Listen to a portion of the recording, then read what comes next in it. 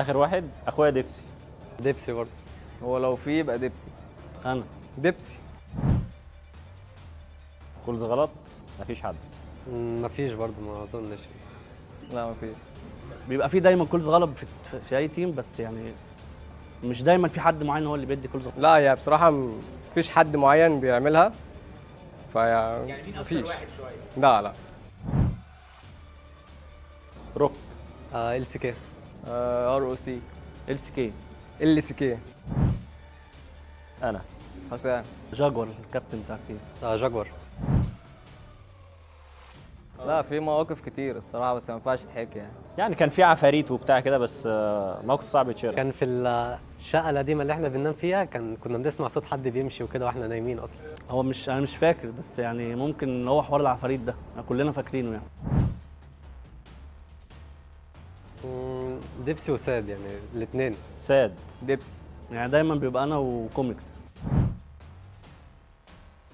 اذكى واحد كلنا. حسام. ممكن حسام. ديبسي. جاكور. وديبسي. في لقطات كده بيعملها حلوه بصراحه. ديبسي. ديبسي. كوميكس. من 2011. 2018. 2010. انا بلعب من 2012، بس يعني كنت بلعب فور فن. ابتديت ان انا العب سيريس من 2019. كبطولات وكده من 2018، بس لو قبل كده من 2014 تقريبا. اتليست توب 4 ان شاء الله، في الاول يعني بلاي اوفس ان شاء الله توب 1 توب 2 ان شاء الله يعني. اهدافنا ان احنا نكون توب 1 ان شاء الله. بنجهز ان احنا كل واحد يعلي الانديفيدوال ليفل بتاعه، زائد ان احنا بنحاول نعلي التيم بلاي بتاعنا ونحسن البلاي ستايل بتاع الفريق. هدفي ان شاء الله توب 2. التجهيزات اللي احنا نحسن الانديفيدوال بتاعنا والتيم ورك والحاجات دي كلها. اهدافي ان شاء الله ان انا ابقى في التوب 3، وان انا العب كل التورنمنتات اللي بتبقى في السنه يعني في كروس فاير ويست. هدفنا ان شاء الله يعني بالميت يعني نطلع تاني ان شاء الله سكند، ونجهز له ان احنا يعتبر لازم نشتغل على نفسنا ونشوف الميستيكس الحاجات دي كلها. انت مش هتعرف تحقق اي حاجه من غير المجهود اللي هتطلعه عامه. كلنا عندنا نفس الحلم فعايزين نحققه، فبالتالي لازم نعمل احسن مجهود. بنشكر طبعا الفانز بتوعنا، وان شاء الله السنه دي هنعوض الفانز بتوعنا عن اللي حصل لنا السنه اللي فاتت. شكرا لوجودكم، انتوا بتحمسونا وان شاء الله تكون احسن من السنه اللي فاتت.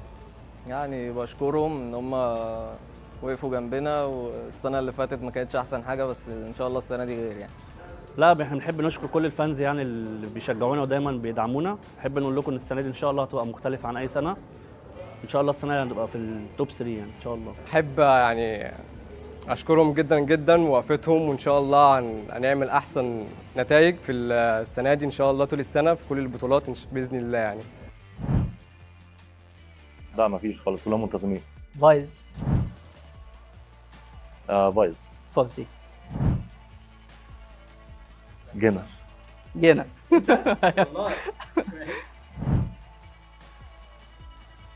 فورتي. فولتي. فايز. انا. مانس. فولتي. من 2010. 10 سنين، وانا بدات العبها بشكل محترف في 2021، وانا سبت الشغل عشان اركز عليها في 2023 اصلا. انا كنت شغال وكنت بلعبها كده في الفن، بعد كده في 2023 بدات اركز على الجيمنج.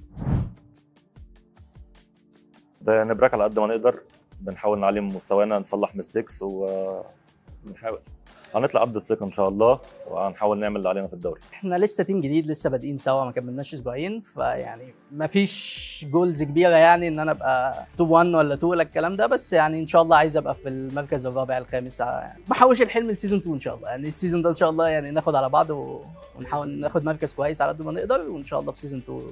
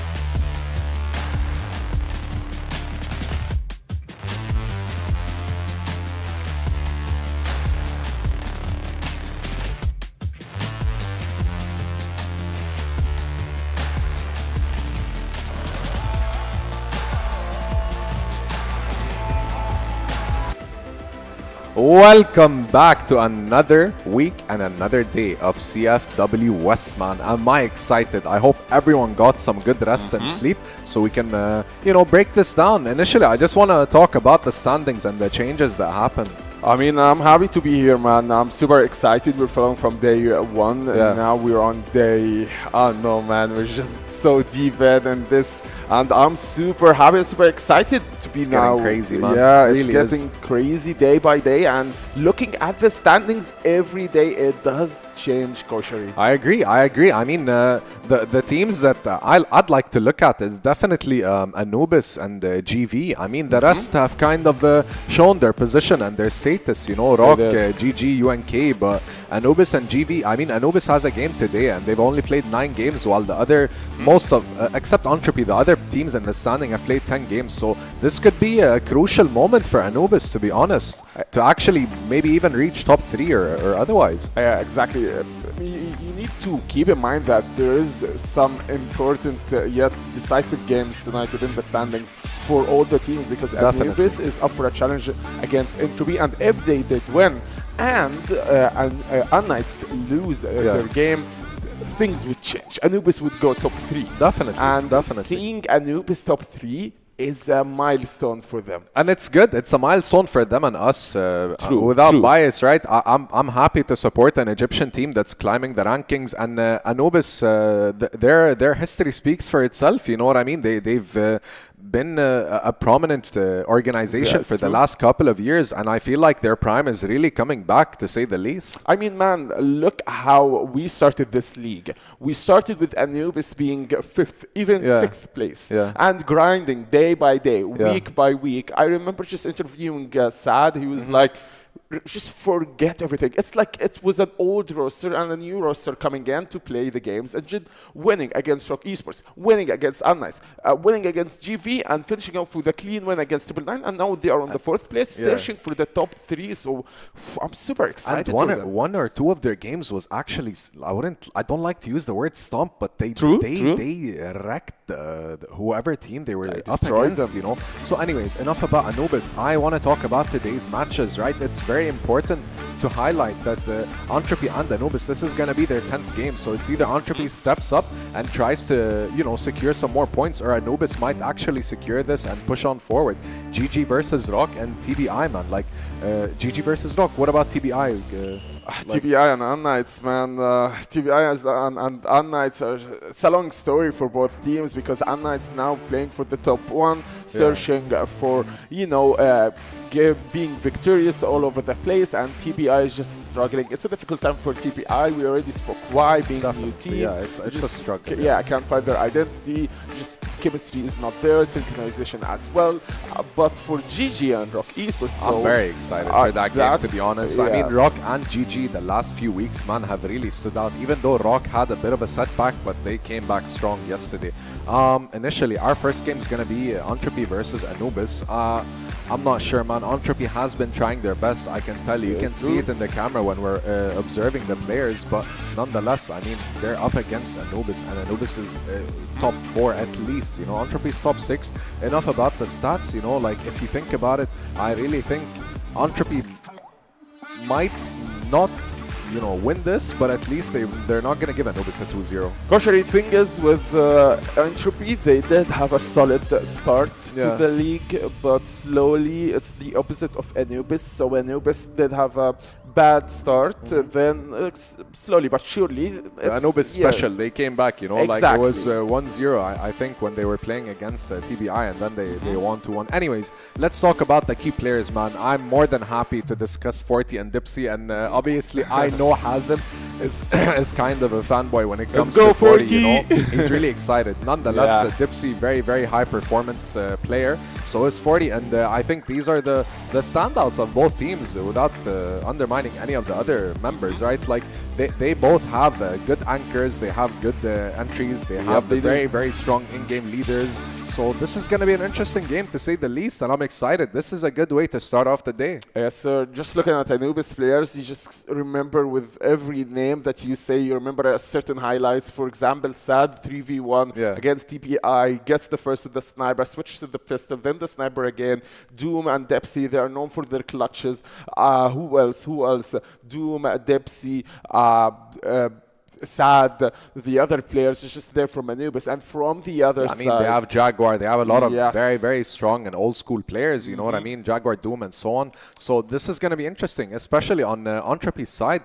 Man, I really respect their roster. Some of them have been around for years, you know what I mean? And they do have a lot of potential. But as the casters highlighted last night, like some of these organizations are really struggling to find their rhythm and cohesiveness within each other, you know? I think that this would change within the split too.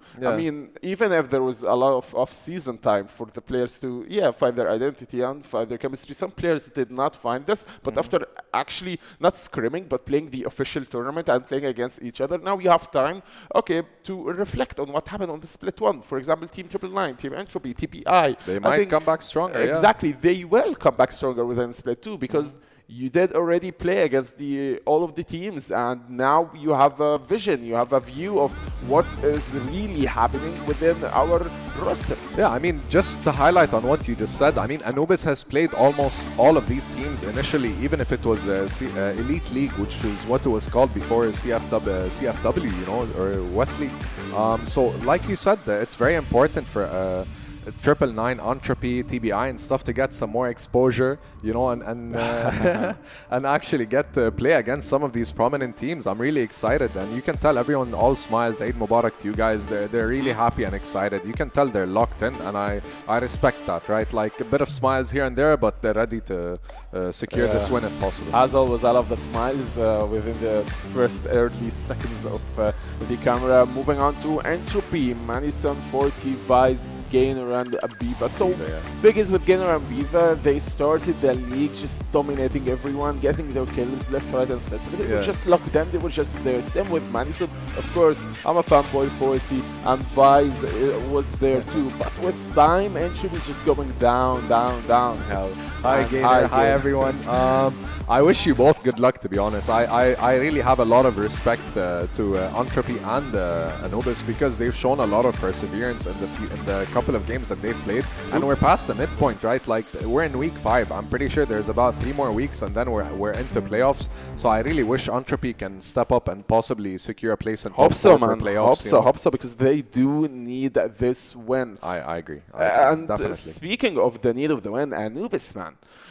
So we have GG versus unKnights, GG versus ROC, the next series. So whoever wins this series, especially if it was ROC Esports, that would move GG down a bit, because GG is now number 1, and Anubis would move in a bit after possibly second or third place. You never know. It also depends on the point system, because I've done a bit of homework, but the point system isn't always only about wins. It counts in rounds and a few other elements, you know. So I'm excited to go into this game, to be honest, and I'm sure our audience is too. This is going to be an interesting game. I saw both the face cams. I think they're going to give us one hell of a show. I 100% agree, man. I think it's not boring to watch, because the standings are just on fire. Yeah. Because winning one match just moves you more and more within the league. Anyways, why don't we go to the map draft?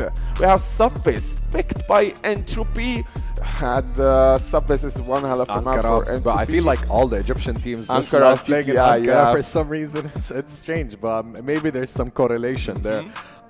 Port as a decider, that's pretty interesting, you know. Subbase is going to be a good pick, especially if it's for Entropy, you know. I've seen them play this game comfortably, or this map, sorry, and even if they had a few losses there, but the times that they did have wins, they really performed. Anubis did have lots of wins on Black Widow, and I think this is one key factor that helps them within their winning streak. Now banning Black Widow and Compound for Anubis will affect Anubis roster. Yeah, I feel like Mexico's just a random ban at this point in all the matches, for example, just to avoid it becoming a decider, you know. But Eagle Eye was banned as well in Compound, which makes a lot of sense, because I think this was targeted specifically at the ARM players, which is Dipsy and 40, because they're really good at sniping as well, or even Sad, because at some point when you're playing defensive side, it's kind of normal to play double, even triple ARM and you know, hold sides and make sure that if they're going in for a trade, trade now, you're losing 2 people. Exactly.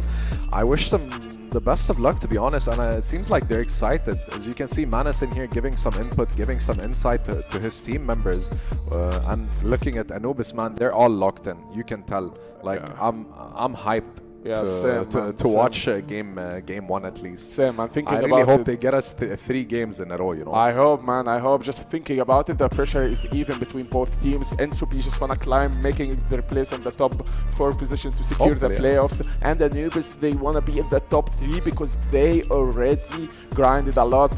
They've been through a lot, winning against most of the teams, and they wanna continue their win streak. So some would say the pressure is only on Anubis because it's a winning streak, and Entropy has been losing for some time. But yeah, Entropy do want to come back to the league. And I think they can. I mean, I don't think there's a single player on Entropy's side who thinks they're not good enough to be in top 4, possibly higher than that, you know.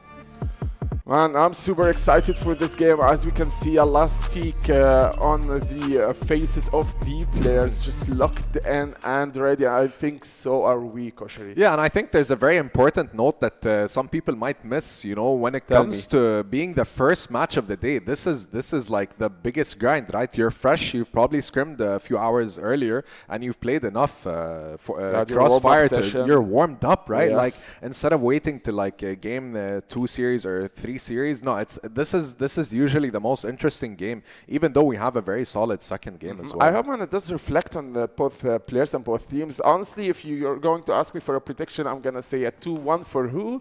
That's the surprise for the show. I'm not sure. All right, we're gonna have to wait and see. I'm waiting for game 1 to start, and let's take it away to our casters, Neo and Elfish Gaimin. See you.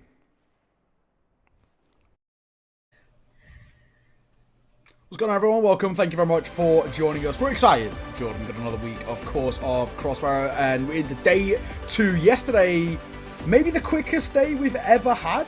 It's actually probably worth mentioning. It was a 4-hour broadcast, I think, roughly. Yeah, I mean, that was the fastest day of CFWL that I think I've probably ever done. Fastest day of Crossfire that I've ever done. Look, that goes back a long way. I can't really remember that far, so maybe I've had faster days, but definitely in CFWL over the last couple of years, that was an insanely fast day. But we're right on into the swing of things here between Anubis and Entropy. So let's see if today is going to live up to those expectations as well.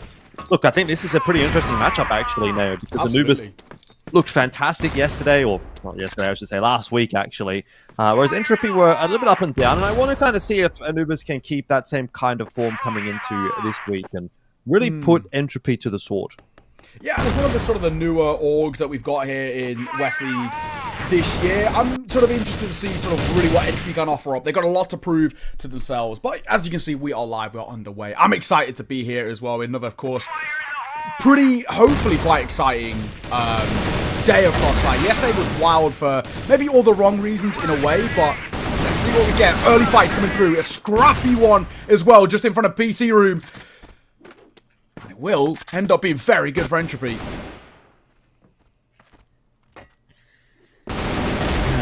Comics, looking to try to equalize the numbers somewhat, has got himself a nice little kill there on Tavise, and there is another one in from Sad, so if this kill could be picked up, which it is, now it's all open. Oh my god, Anubis have just plucked that round out of nowhere, and all of a sudden, Entropy are left reeling. Felt like they had no real right to winning that, not from a 5 versus 3 situation in favor of Entropy, but yeah, real credit. Done very, very well there. Not overthought it. Isolated fight, I think, excellently. And speaking of isolation, there's Dipsy getting caught in the early part, but we already know Anubis can win rounds from the numbers disadvantage, so it's not the end of the world just yet for them. Very good tale. I mean, you know, when we're looking at this game, I think it's safe to say that expectations are that Anubis are the favourites. I think we'll eventually be having these weak moments and these slightly, I don't know, it just feels like they go missing at times. I think it's probably the safe way of putting it. Anubis have a really good opportunity to punish and actually make a really decent run themselves. Yeah, just got to make sure they stop losing players early on in this round. Yeah. Same as last round, same kind of problem for Anubis, losing those couple of opening picks. They definitely cleaned up the previous round, but this one maybe not quite so easy now that Entropy know what's going to be coming for them. Sad's going to still be looking for something, though, with that Orm in hand. He's 2-0 for the map so far, down below half HP. Makes his job a little more difficult. Well, Gainer. Looking towards mid. Not a huge amount on offer, though. And still, for the most part, with a minute left to work with, a pretty quiet start. Flash will come over. There's a lot in terms of blinding, but nobody reacts off the back of it. No push forward to claim some space. So, Anubis, kind of the question, I guess, for us a little bit is sort of what is the plan now for them? Where are we going? What is the idea? As we're inside of that minute mark. We've got decent control, sure, but it looks to me like if they want to go towards an A finish, it's whether they can push 40 away.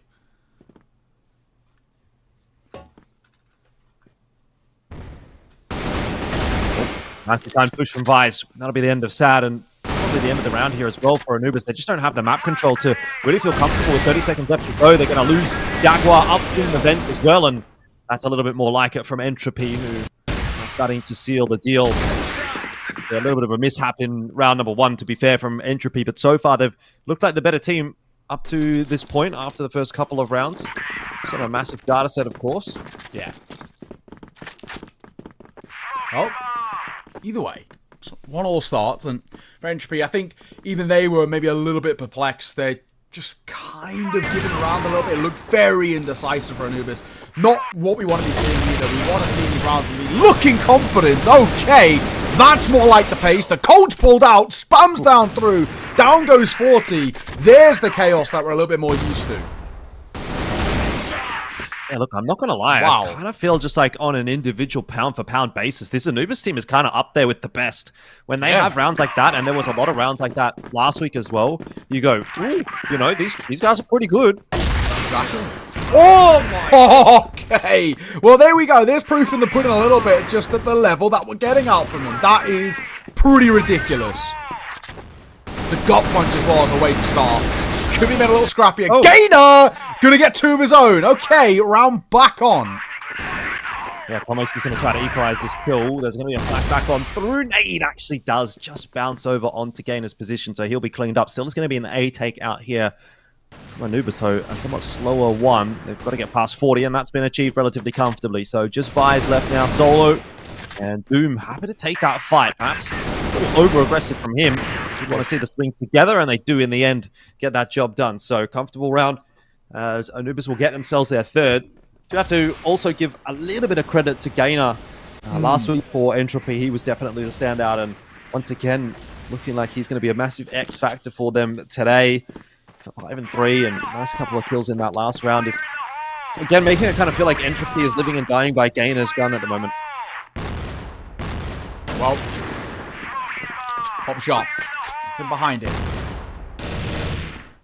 I mean, honestly, Anubis, the pace that they're setting as well, it's pretty sick to see, it has to be said. This is a kind of awesome showing in the early part here, and kind of what we want to be getting out from Anubis. They're a side who we've already kind of spoken about there, actually really punching up with the big hitters, the big boys, and they're sort of showing their level, I think, right now, and in this game, they should be winning, and they're actually winning 2-0 every day of the week, and they are starting to prove their worth. Madison does get a kill, but he is now low, so it's going to make his life very difficult. Pop Flash to come around this corner. Doesn't catch 40, and he will catch a kill. Yes, we are back to 3-on-3, but timer is ticking away, so still favorable for Anubis. They're going to give him a little bit of a tickle as they try to work their way into jail. Entropy are taking this one very slowly. I know that they've got some time. Madison is going to lose his life, and without any recourse from 40 or Beva, so problems are starting to arise. There is that one kill coming through, but time becoming a bit of a factor now as well, and Comics, he just has to sit and tie. Just hide, tuck, do whatever he needs to do, because all this now it comes down to is whether or not 40 can sit the defuse, and that's just never going to be allowed. Doom is going to peak and going to win the round for Anubis. That is 4 now, and Anubis are looking formidable right now on subbase. Yeah, they're quite quickly getting through this as well, aren't they, Anubis? These rounds are excellently played so far, and again, you know, a bit of a joy to watch in terms of how they're approaching things. A lot of confidence, not a lot of respect being shown to. That is sort of what we want to be seeing. So far, so good. 4-1 Entropy. Need to step up a little bit. I actually would like to see a bit of proactivity from Entropy. Get into the fights. Back yourself. So show that you've got sort of this individual level to really be able to sort of throw your weight around a bit.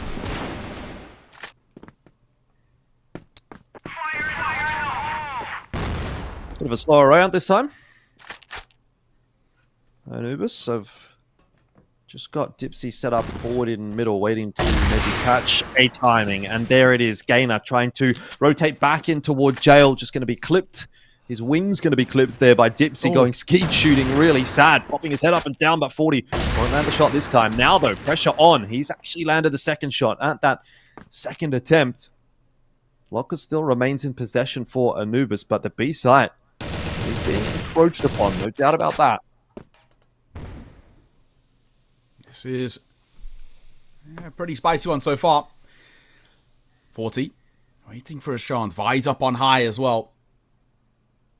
They've got a pretty good idea of sort of what the setup is looking like. He's going to get out in front with a Colt. Does so well. And the shot behind it with the arm too. That is crisp. Oh my god, what a shutdown. All down to one man of Bevo. Surely no chance in hell. Yeah, you wouldn't think so. That was very crispy indeed. And again, it just reminds me of the conversation we were having a few rounds ago where you look at it and say, man, these Anubis guys are kind of cracked. Like, they're kind of switched on.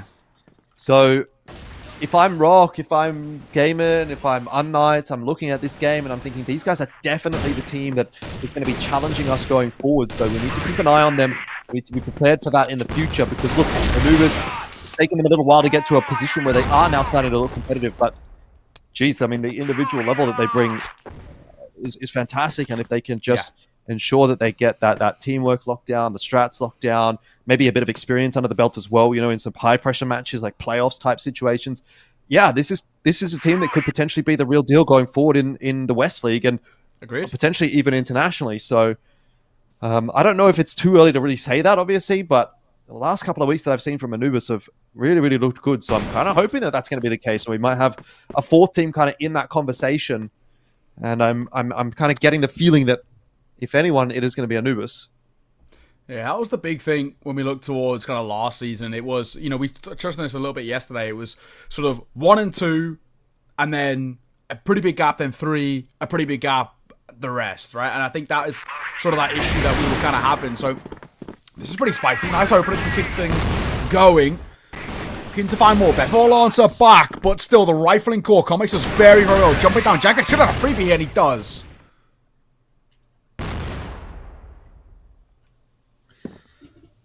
I mean, this is not even looking close, is it? No. It's just an absolute walloping. Very similar to the games we got to see yesterday. A couple of them were super one-sided, and I'm kind of astonished that that's the case because last year in CFWL, it's actually been very, very close, but this year it's feeling like there's quite a discrepancy in some teams, and it's not as if we've got like any new teams really. 999 obviously being one case, but that's a conversation point there. Gain is going to try and do something in this round, but look, I think it's moot point to be fair. But you know, we've got 999. Okay, fair enough. They're getting battered a little bit. That's expected. They're a new team, right, into the league. But everybody else, you know, even TBI, you know, we've seen a lot of those players around before, and yet it just feels like there's some super one-sided matches coming out this year so far. So I'm not sure what that is a result of necessarily. Right here, Sad. He will fall, but a quick trade that comes through. Pretty effective stuff there. 3 versus 2 now. Nice shot coming through from Anderson. That's a little bit more of what we want to be seeing as he doubles it down. Okay, this is better for Entropy finally. A little bit more like it. I mean, I guess you're going to sort of have this live by the sword, die by the sword type game from Anubis, then obviously, in some cases, those rounds are not going to quite go your way. And a bit of aggression shown out there from Entropy as well. Does pick themselves up around, but it's still a lot of work to do here. And Anubis have far and away looked the better team in this matchup so far. So I'm definitely feeling confident for them. Jaguar go forward early. The smoke hadn't quite bloomed there. And so 40 able to pick up a couple straight through the smoke. That's big though. Good grenade in. Skills coming through now as well for Comics and Sad. But trades are there for Vi's.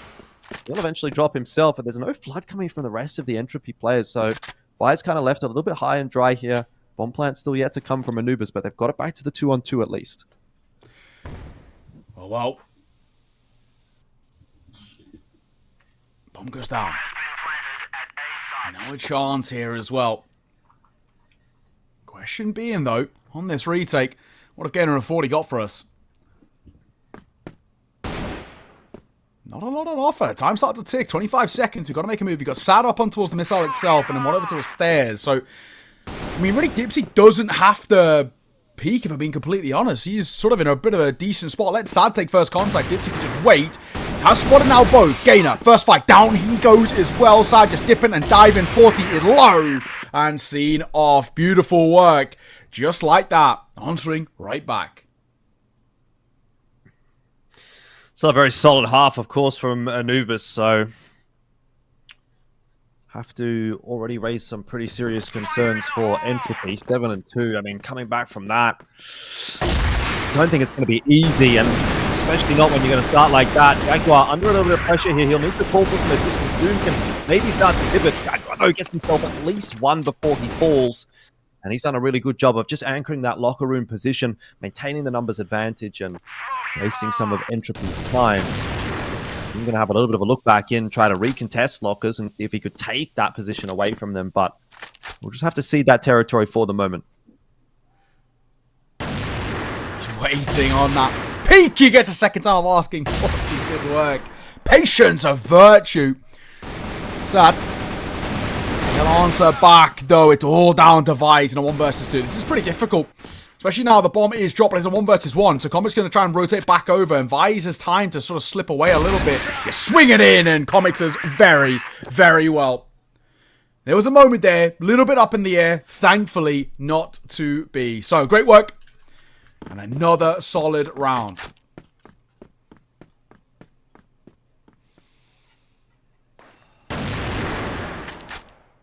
Okay. Wise and Bever have just started off with a killer piece, but then again, straight up, Sad and Doom get one back. So it seems like the action will not be slowing down here at all on sub base. We're going to get another kill through from Dipsy, and now it's 3-on-2. So a bit of a wild round. Info given here for Dipsy. He's going to stick around and take this fight. It's ballsy, it's messy, and he probably should have just backed up a little, but Doom has received the comms that this is going to be a push over towards A, so he's well set up and prepared now for this 1v1 that he's put himself into. A nade could actually get this done if 40 were to try to plant, but Doom just happy to take it slow here and change up his position. 40. None over towards missile itself. Not a huge amount on offer just yet. Oh, saying that, that's a big find from Doom. And again, I think this is now once where we're getting to the point that every close round, it's actually only really going one way. In these 1v1s, in these 1vx's, you're seeing just the, I think the caliber for Anubis, which is maybe just at least kind of a yard ahead. And this is the, unfortunately, kind of what Entropy season's actually looked a lot like, right? It's just been quite consistently like this. Jaguar for a double. Bever will answer back, but still, numbers advantage taken early. See, looking for more, and he's going to get it done. I mean, this is starting to look like a 10-2 Neo. I can't really fathom how fast these last couple of days have been. But it doesn't seem to be changing in this Anubis Entropy game. Look, at the very least, we can hope that ROC and Gaimin Gladiators, which is our next matchup, should probably be a close one. But even then, the game we thought yesterday that would be close is not being close at all. So there's some surprises still potentially waiting for us. But man, this map so far has just been absolute dominance. And I think it's kind of a go next angle for Entropy. I think you're right, dude. It's been a pretty brutal display. No two ways about it. But all credit, I think, you know, Anubis, again, like we said, showing their class. Once again, back into the numbers advantage for them. 3 versus 2, and they can pump the brakes a little bit. They're not really required to do all too much. Doom spotted him out. I'm worried. Doesn't need to fight here, Doom, as well. You can actually just fall back and wait for the support. What he's going to do. Oh, I love it.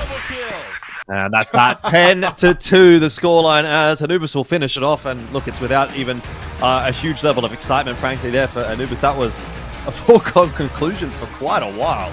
Yeah. It was, you know, I said to say it was actually a really brutal display. And again, like you said, Anubis, this is a side who are, you know, quite comfortably a step ahead right now of Entropy, and they're showing exactly why. The caliber that we get out with the side is it's pretty unfathomable. And unfortunately, I just think Entropy are in this spot right now where I don't think they have the individuals actually to be able to step up. Anubis, if they want to play quick, there's very little that Entropy can actually do. And unfortunately, that might be the tale of this series a little bit. One-sided affair. I don't know if things are really going to change towards map movement. So if I had to make an assumption, I would say that they wouldn't, right? This is just how simple things have been. But without further ado, we're going to throw it back over towards the desk as they break down that very quick map. Thank you so much, Neo and Elfish Guy, man. That was a bit expected, no? I wouldn't say expected, right? There's always multiple elements to game one, obviously, but I really think just Anubis is just playing super good. I think the only element that did help Entropy or went to Entropy's side was the map pick. I think, in my opinion, they did win the map veto. And being the first map is Entropy's map, I think that, did help them. But at the end of the day, it's not a map game. It's more of a momentum game. It's more of I can get this amount of rounds in this amount of time. And that's what happened with Anubis side. And another thing, Doom and Depsy are just controlling the game.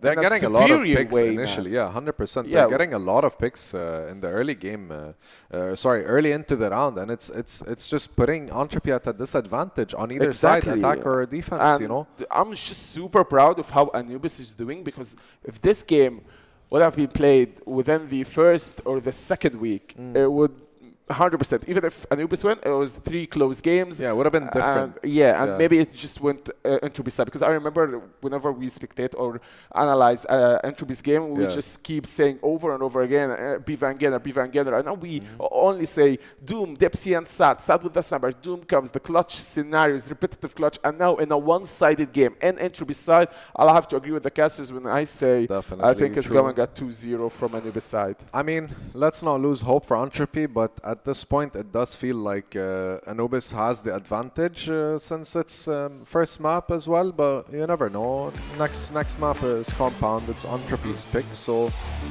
things might change. And the KDA, I feel like 40 and Beva and Gainer stepped up, but Manison and Vise were kind of like the informative players on both sides, you know. Yeah, I mean, it's a controllable game by comics. At the end of the day, it's Sad with the sniper, he comes down. When it's defenders, when it's the defender side, and Anubis are playing on the defense, he knows the angles. Even if the map is picked by Entropy, you can tell that they are playing a better team game than Entropy. And thing is, with Entropy, one player can perform and the others won't. And maybe it's a 40-day, maybe it's Piva and Gainer doing most of the work, but the disconnection is still there. The chemistry is absent. And the big question is, when will we see the early Entropy? When will we see the first week or the second week Entropy? Or even the question is, was it Entropy or was it the other teams that adapted and just progressed within time? Yeah, it makes sense. Everything you just said, that with Entropy, it's kind of a give and take. You don't know which games they're going to have like their key players perform and which games it's going to be vice versa, you know. So sometimes you might see that Vise and Manison are having a really good game and 40 is not stepping up. But for example, game one, I really feel that 40 and Gainer did try their best. You know, they had a lot of early picks, a lot of good kills initially, even a double kill, but that was on Anubis' side. I'm not sure, like, obviously I want the best of 3, but I have to say that Anubis is just simply outclassing him. Yeah, and you just have to respect how they play currently. And moving to Compound, to Ankara, sorry, which is the map picked by Team Anubis, I think it just gives them the chances more and more, and it raises the win rate of their team. And I think once Anubis do win Ankara, if that happens, and they do progress and move to a better position within the standings, judging from the next game would make a big difference still. I mean, it makes sense, right? Like, Anubis is kind of contesting the top 4 at the moment, while Entropy, I'm not sure where they place. They're 6th, if I'm not mistaken, but in order for them to get 4th, they really need to win this game, and it just doesn't seem like they're getting there, you know? I think their chances are slim, yes, but doable. Think TBI, in contrast with TBI chances are super slim. Even, let's be realistic, it won't happen, but with Entropy, they still have a chance. And it makes me question myself, like, why are you guys not trying hard enough, not doing your best? Because I know the real potential of Entropy Gaming, and it's not this at all. True. I couldn't agree more. They have a lot of skill on their hands, and they're more than definitely capable of competing in this series, in this league in general, yes. you know. But at the end of the day, to say the least, I just feel like just looking at the cams, you know, like, and they're both locked in, but just maybe today or Anubis is just playing slightly better, but that doesn't mean Entropy is not going to fight back. I mean, circumstances do change, and even if it's we're going to Anubis map, I still have hope on Entropy, and I think if you know Vice 40, the rest of the boys just look enough, they can move us to the third map. I mean, that's what Super we want, slim, right? We but want a doable, show, man. and a show is what we're gonna have. Let's take it back to our casters, man.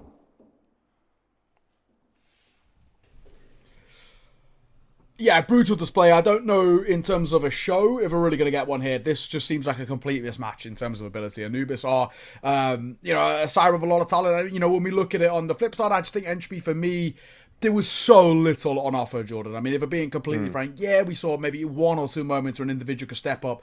Gainer, for example, I think is one to mention, but as a team, I just really don't think there's that level there at the moment. I just think Entropy are, you know, it happens. You are just kind of a step or two behind, and I think I don't know, something's got to change, and I don't really know how you then bring it in towards map number 2. They just couldn't get anything going. Yeah. Now, I'm glad you brought your thinking cap today, because I have to agree with all of your takes, but let's see how things do shape up here on map number 2. You know, it can make a big difference from one map to another, but the way that started, maybe it won't. Dipsy, nice opening kill onto Gainer, one of, again, the standout players for Entropy over the last couple of weeks. Is a pretty hefty loss, and now Madison's kind of given away his position, so Sad will be on the hunt, no doubt about that. Ekwa having a bit of a look and catches Vice. 40 also spotted out. That's the C4. That's the C4. He's just lurked out with the C4. I mean, this round is over. It feels like a very questionable decision, if we're putting it lightly. What is the idea behind that? Sure, if you leave another player sort of has the lurk, it would make a lot more sense. But yeah, not to be. Dude, good work. And seen off as well. Perfect in the end there. And again, sort of what we want to be seeing. This is showing, again, a little bit of that level, a bit of that class as well for a side who have, you know, a hell of a lot on offer. I mean, my God, what can you really ask more of this side right now? It's pretty substantial. No two ways about it. And yeah, I'm very, very worried. I just feel like it's going to be absolutely more of the same. In saying that, Dipsy's gone down early in this round, so maybe we'll get something out from Entropy here. It's actually not a bad call to just sort of walk into B right here. Do have Comics over toward A. He's hopefully going to go look for some information, but even if he does, it's going to come through a little bit too late. B has been left completely open. That's a great read from Entropy, and they'll get a bomb plant down as a result. He'll take that. Question being, though, what's the post part looking like? They struggled a little bit in towards map number 1. Nice find as well in that rotate by Sad. Madison goes down, so numbers now level.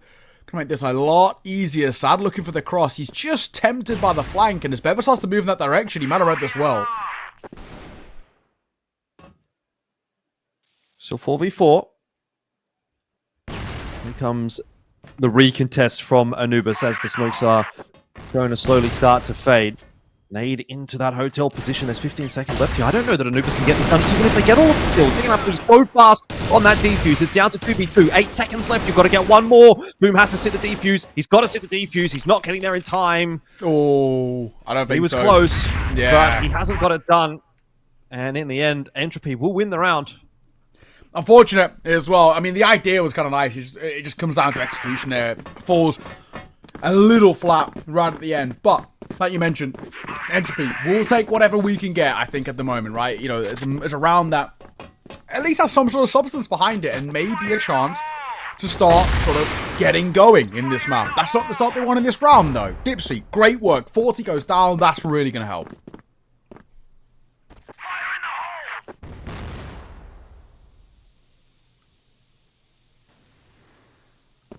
All right. Things have slowed down pretty substantially now. And a bit of a change up as well from Entropy. First couple of rounds, they were very heavy in towards mid through the beacon into B. Now, though, quite a default spread. 2 players watching for the flank. 2 players now trying to probe into A. They've lost 40. So advantage Anubis for the meanwhile. But it doesn't look like Entropy are going to go anywhere too quickly, too soon. And wisely as well, Anubis are actually looking at what's happening on A, recognizing there's nothing really over there anymore. So this is not anymore an A hit. Gainer. Moving through mid. Madison advised. He might come and join him. At least Madison will. Again, comes down to what's the play behind this. This looks like a split on towards Comics' position. So he's going to be tested. It's going to be a little awkward. He's probably going to try and get one and get back on towards side. Buy time for the rotation. They've stacked these sites. There's one. That's the bomb spotted too.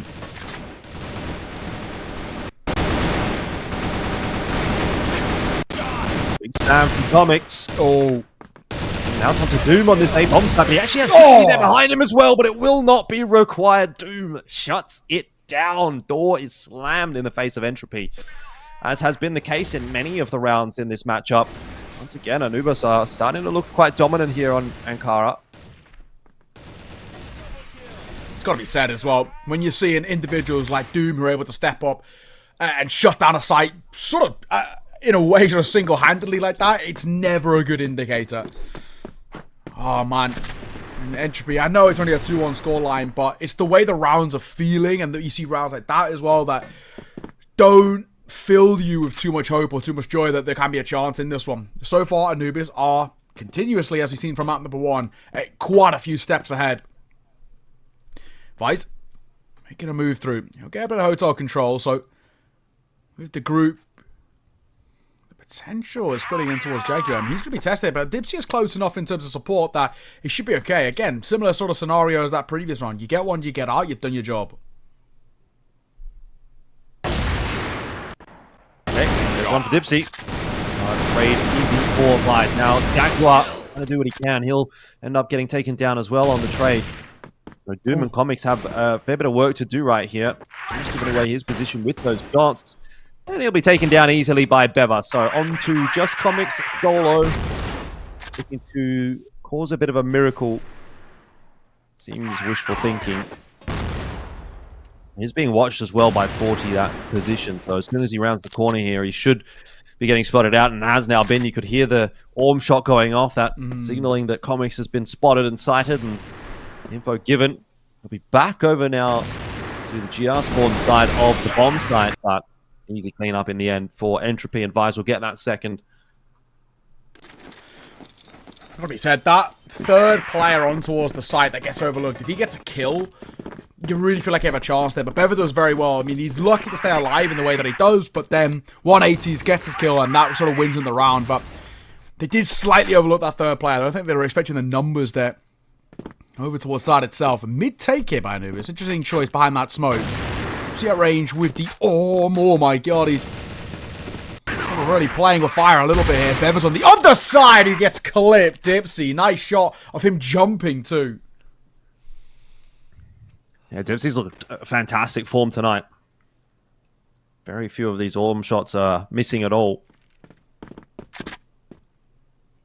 So Entropy going to default back into that mid take that we saw earlier on in the half, which traditionally did lead them to go toward the B-bomb side. And this is, again, what seems to be happening.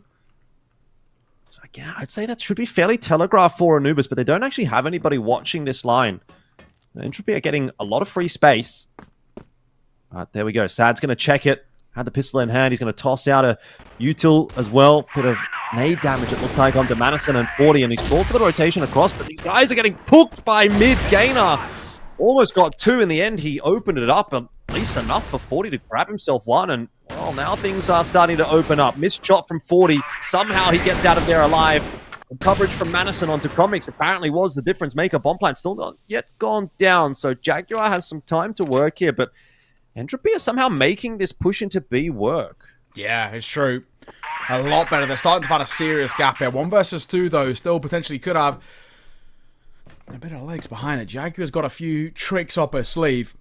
He's moving his way forward behind that smoke. He's trying to isolate fights, and Michael making 4 now. Spam with the M4 through the box. Isn't able to find the target he's looking for, but he does get his shot. Now 1 versus 1. Bomb is planted for 40. He's trying to find this kill. Jaguar. Time is running out, but he makes it work. What a 1 versus 2 to be converted. Anubis, that's a big round. Yeah, that is a big one.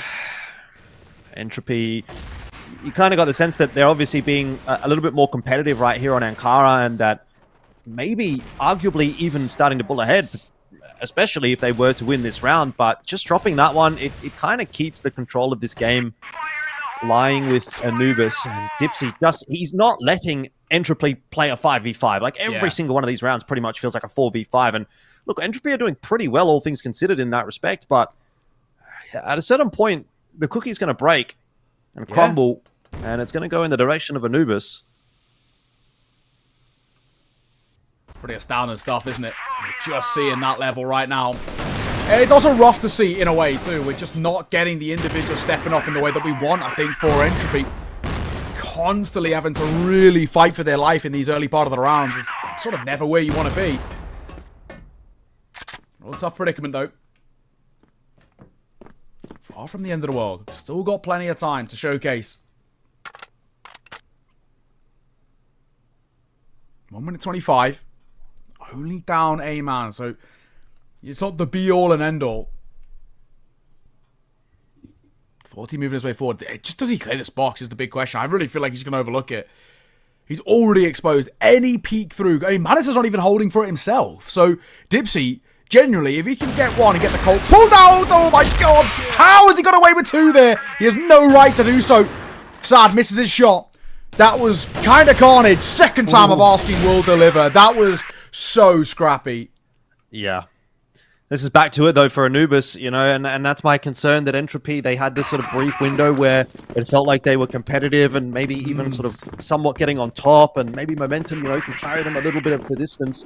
But if that momentum shifts back again in the direction of Anubis, which I think it's hard to argue against now after having seen those last couple of rounds, is Entropy going to be able to dig themselves back out of this now 2-round deficit hole? Well, potentially with a good call over toward A, they might be able to. There's only one defender here, Comics, and he's playing very forward. So he's cooked. He's up the creek without a paddle if they decide to hit A, which it really does look like they're going to. It's just a case of the timing, whether or not they do go ahead of the rotation from Anubis, and they will. I mean, Comics has just got to try and get at least one here. That's the best that he can potentially hope for. He won't even be able to do that. Jaguar's going to drop on the rotate too. That's just a massive failure of the setup from Anubis. I'm not sure what's prompted them to have just the solo hold on A. Look, obviously, Entropy have been going B quite a lot in this half, but that's egregious, leaving A like that and not doing anything else on the other side of the map. That's what kind of gets me. Yeah, they're being conditioned big time there, and it's sort of not worked out in the way they would hope. This retake feels like it's pretty unlikely. Doom takes a little bit of tag damage. Same to be said over towards Manison, but time is running thin. 15 seconds. Manison will get caught.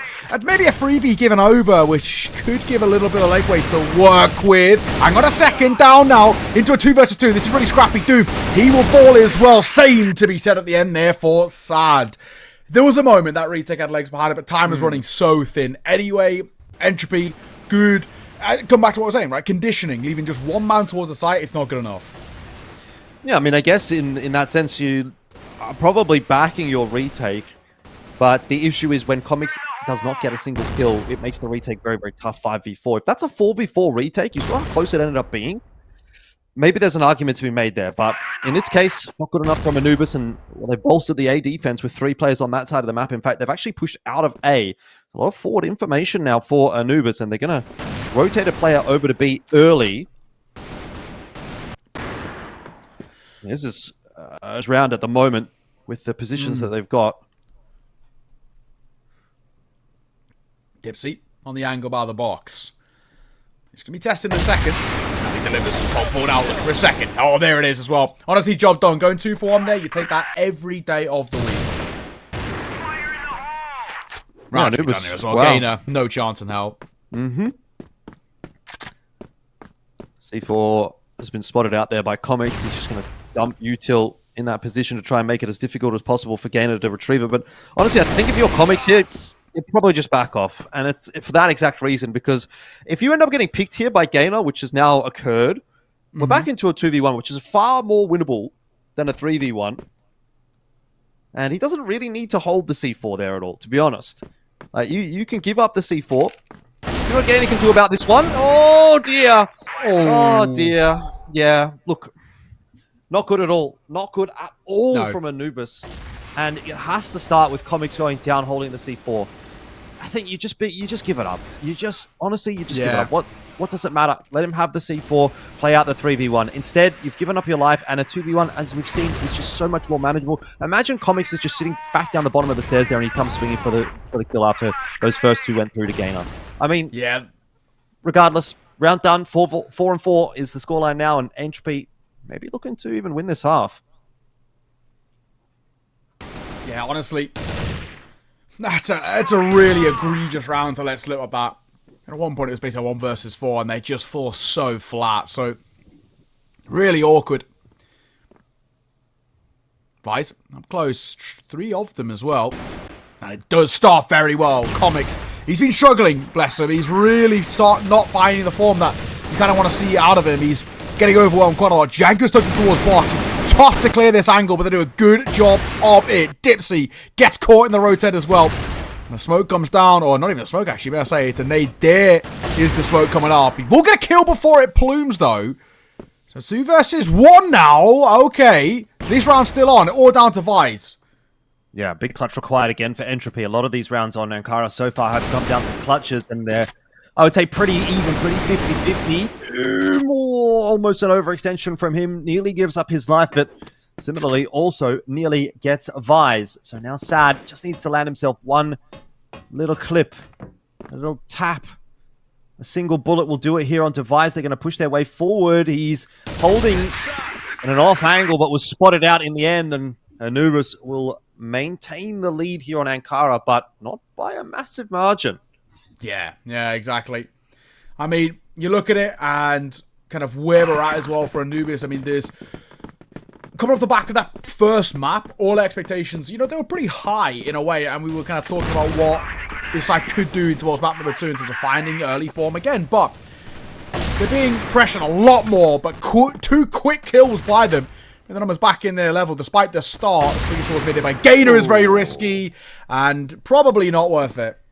Yeah, how's that falling apart so quickly for Entropy? They get the opening pick.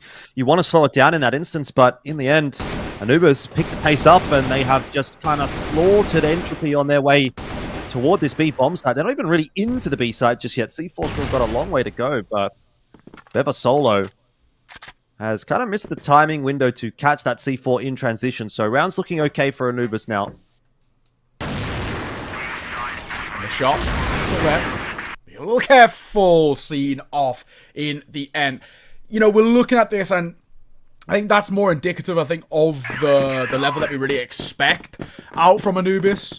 But, oh man, I still have a lot of reservations, a lot of, sort of question marks really about what we get out of Entropy. That's kind of a nice start from Gainer. We've sung his praises quite a few times. Nice little one-tap. Still sticks around, still alive for now. Doom being pressured, and Doom will go down to the hands of Beva. Yeah, nice kill. Entropy are definitely looking a lot more solid here than they were on Subbase. I have to give them credit for that. Just don't know if they're going to have enough to keep up with Anubis. 2-round lead here. Beva being spotted for by Jaguar. If the timing goes well, he'll drop. Now we're all of a sudden back to a 3v3, and you have to sort of intuit that could be the A site opened up. If Beva's that far pushed forward and he goes down, you just book it straight into A. It doesn't seem like that pickup has been made, though, by Anubis. They've obviously now lost Comics in the B-Con. I think they really could have grabbed that C4 and just hightailed it to A, assuming that Beva was the sole defender, because you don't typically have multiple members on that side of the map when you have that much space. True. Pop shot and a miss. Dipsy and Jaguar. Not a lost round already, but it's sort of tough in this spot with how low Dipsy is. We've got to be given a bit of a freebie of a kill here. Gainer feels like he might be that first fight. Oh, he has been spotted. I don't know if Gainer spotted Dipsy either here. So that's a bit of information to be gained with. We're now moving together. Jaguar going to be sent out first with the rifle. That makes a lot of sense. Time ticking. 45 seconds. Vice going away from where Anubis are heading, this actually could work in their favor. Well, definitely work in the favor of Anubis, at least to get the bomb plant down. And if they get it down at the perfect time, it's actually going to be quite a long rotate here for Entropy, who are now all the way on the A bomb site. They've got a plant now. Look at this. That is actually perfect timing from Jaguar. It's going to take a good, 10 seconds to get over to this site, particularly if you're going to clear things on the way. You probably have to clear GR spawn right here. You have to clear middle. There's not actually going to be that much time for the potential retake, or at least certainly not as much as you would have liked if you were Entropy. Dipsy, close on the line here, has to hit himself a shot. Get the freebie onto Gaimin. Can he get any more? Yes! Headshot coming through onto Manison. And now Vi's just going to tap that defuse. Pulls out the peak from Jaguar, but now time working against him. Jaguar needs to only hide, and he's aware of that. There's no time for Vi's. Painful for Entropy. They just made the wrong move by going all the way over to A. If they would have just gambled and stayed in mid, hedged their bets, that extra couple of seconds would have made a huge difference. Yeah, it is actually really unfortunate. Just as they were starting to move through Hotel, Vi starts to rotate away. It's such a brutal thing that works against them, but taking every opportunity that they can get. 7-4. Anubis are 3 rounds away from the 2-0 to kickstart the day, and you know, there's no argument to it. Of course, it would be deserved the way that they've been playing, but Entropy, there's been a few more signs here in towards map number 2, which make you believe that they've got, some ideas up their sleeve in at least some way, but it's tough. No two ways about it.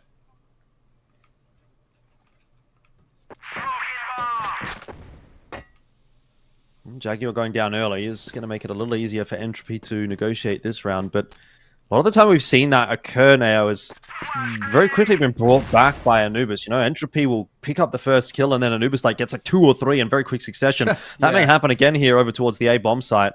3 players setting themselves up on the behalf of Anubis, but now that Dipsy's been dropped, it's going to take some serious trading to get this one back into position for Anubis. Bever, a double, never mind a triple, and that'll be Entropy to win that round.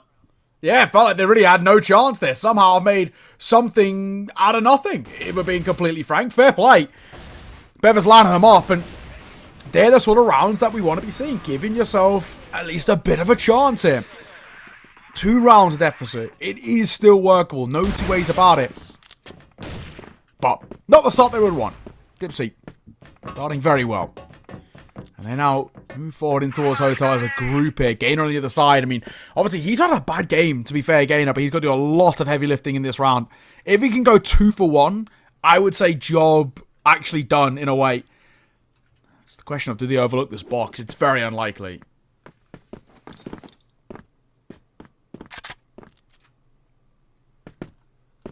Bever might need to repeat his heroics here, and he is just being watched like a hawk by Sad. And he just misses his timing on the jump, but won't miss his shot.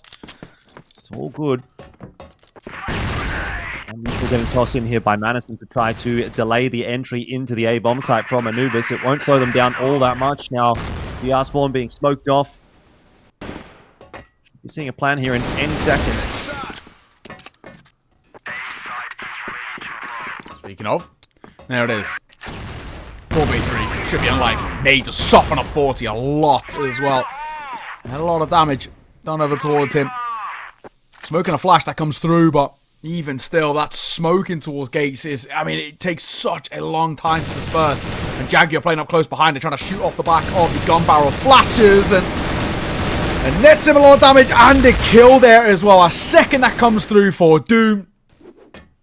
And that is that 40, no chance. He's just getting out of there, saving the KD. I don't even blame him. Yep. Yeah, this is very quickly spiraled out of control. Entropy were in the conversation for a while on Ankara, but at the 8-5 scoreline now that we find ourselves, I do find it difficult to imagine that they're going to be able to pull this one back. Credit where it's due, they were better on Ankara, but they were definitely not up to the task today against Anubis. Yeah, you're right, man. Unfortunately, this is the sort of game that we've come to expect at Anubis too. It's sick, right? This is a side who we know we've got a hell of a lot out from them. We know they're a side with so much to offer up. And it is also sick as well that we're seeing, you know, we already kind of touched on it, a few more teams in the array.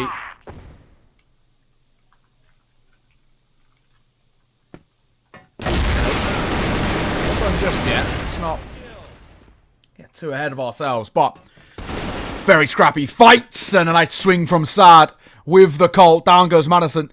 Still a tough round, but I get proactive here. Dipsy, it works against them. Clipped by the Colt, and Gainer finds the last. Entropy not just going to roll over and die. Yeah. All right, well, it's good to see some fight in them still. I respect that. But quite a bit of effort still required for Entropy to even just bring this back to an even numbers scenario at 8 apiece. Pushing out on a side of the map. You do have 40 that's ready to get involved once again. Dipsy has been a big difference maker for Anubis, is on the other side of the map right now, just waiting for a push out of B, and that one is not going to come. So, shots coming through from Dipsy. Always look at it as well. From our perspective, it looks like you can't see anything, but they've always got these ideas in their head. Nice opener. Vise, him falling early. Not a bad guy to find. He's been trying to create a lot of space for Entropy, and that'll help just dropping him. And I don't think he can wait, because a second will just walk straight into his loving arms.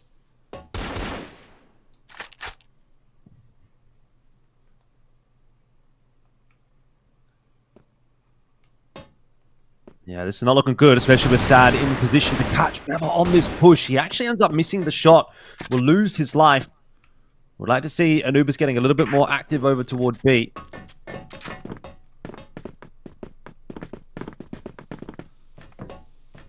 Things are feeling relatively unlikely now. I don't know, man. Unfortunately, even for Entropy, these rounds where they're making them a little bit closer, I don't have the belief as a whole that they can pull off the recovery required. 2 rounds here and 4 rounds in total to get this map. It still feels quite unlikely. Doom going to play up close behind this pillar. Got just a pixel to work with on his right-hand side, but he's actually just waiting for contact to come through from his teammate. That's when he'll make his move. 40, tagged up, swinging past. Bever doesn't clear properly. At range, 40 will fall to into the 1 versus 1. Sure, but Comics doesn't need to peek. Just buy some time is all he is required to do. And he's doing exactly that. Playing around the box. I think he might just have enough time, and he does as well. So, really well done by Madison. Right down to the wire, but with a second and a half to spare. Keeping themselves afloat. 8-7 now the scoreline. And Anubis may have to try to change things up a little bit here. They're going to go faster, it seems like, and they are going to go straight into a setup from Entropy, but it will work perfectly. Anubis got 2. The flash was good enough. Fires and Gainer just could not see a thing. Luckily, 40 is there for the quick pickup of the angle, and he'll grab Jaguar, so it's not all awful for Entropy. Madison also very quick across the site, now been spotted out by Dipsy. They've got to do their due diligence here, Anubis, and not lose their heads. They should just slow it down. They're going 1 by 1. Dipsy will drop.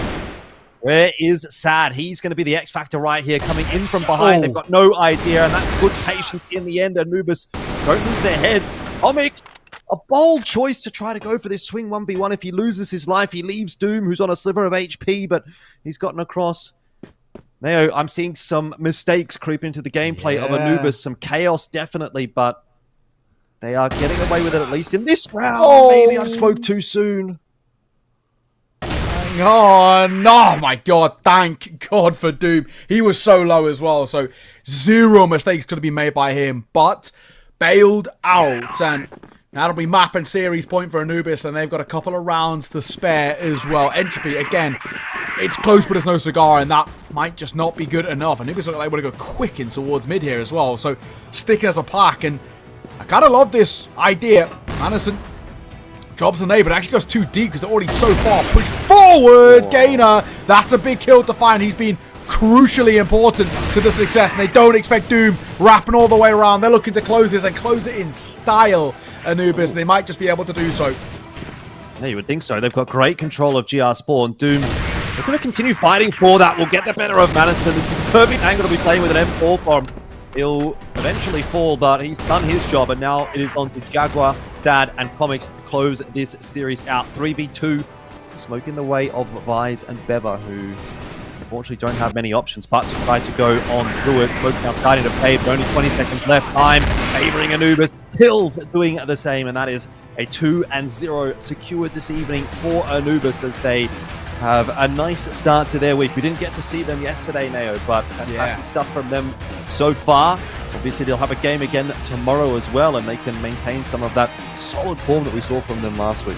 Yeah, a side that are actually looking really, really scary and are offering up a hell of a lot here in Anubis. And they are a side that we have to keep an eye out for the rest of the season. We know they've got some nice tricks up their sleeve, and that was sick to see. And the hope is that we can get, that buzzword that we always talk about in terms of consistency for them. But unfortunately for Entropy, it was a little bit better in towards map number 2. But off the back of map number 1, we never had that belief that this could go towards a third. It always felt like it was going to be closed here. And that is the case. So, credit where it's due. I think, there was moments that were better from Entropy. I think Gainer had a lot to offer up. And, you may be looking at it and say, you take the small silver linings or whatever you can get. But in the end, Anubis, pretty sumptuous 2-0. And that's what we want to see. So a great start to them. We're going to throw it back over towards the desk. We'll see you guys for game 2.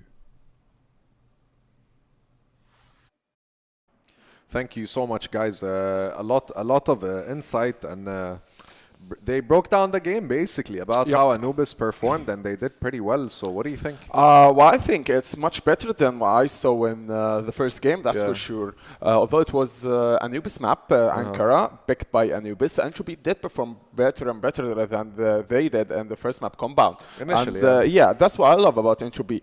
And it's a love and hate relationship because they start slow and they start how can I say, steady, but not the best performance. And once they just get used to it and warm up everything, they enter the second game. Okay, we're doing good, but at the same time, you have to look towards the Anubis side, who are already warmed up, who won the first game and ready to win the second game. Thing is, we've already seen good plays from Entropy side. Manisel clutch on round 6, and Biva a double kill here and there. Gainer had some plays, 40 as well, but from Anubis side, it's your normal Anubis. Comics just playing around, sat with a sniper. At the end of the day, it's just the better team getting I mean, victory. if you think about it, first game the gap was bigger, but 7-10 for Anubis. This game pretty quick, and I wouldn't say a walk in the park, but it's just another day in the office for Anubis, and they were extremely successful to secure this win. Exactly. That they really need, especially to reach the standings.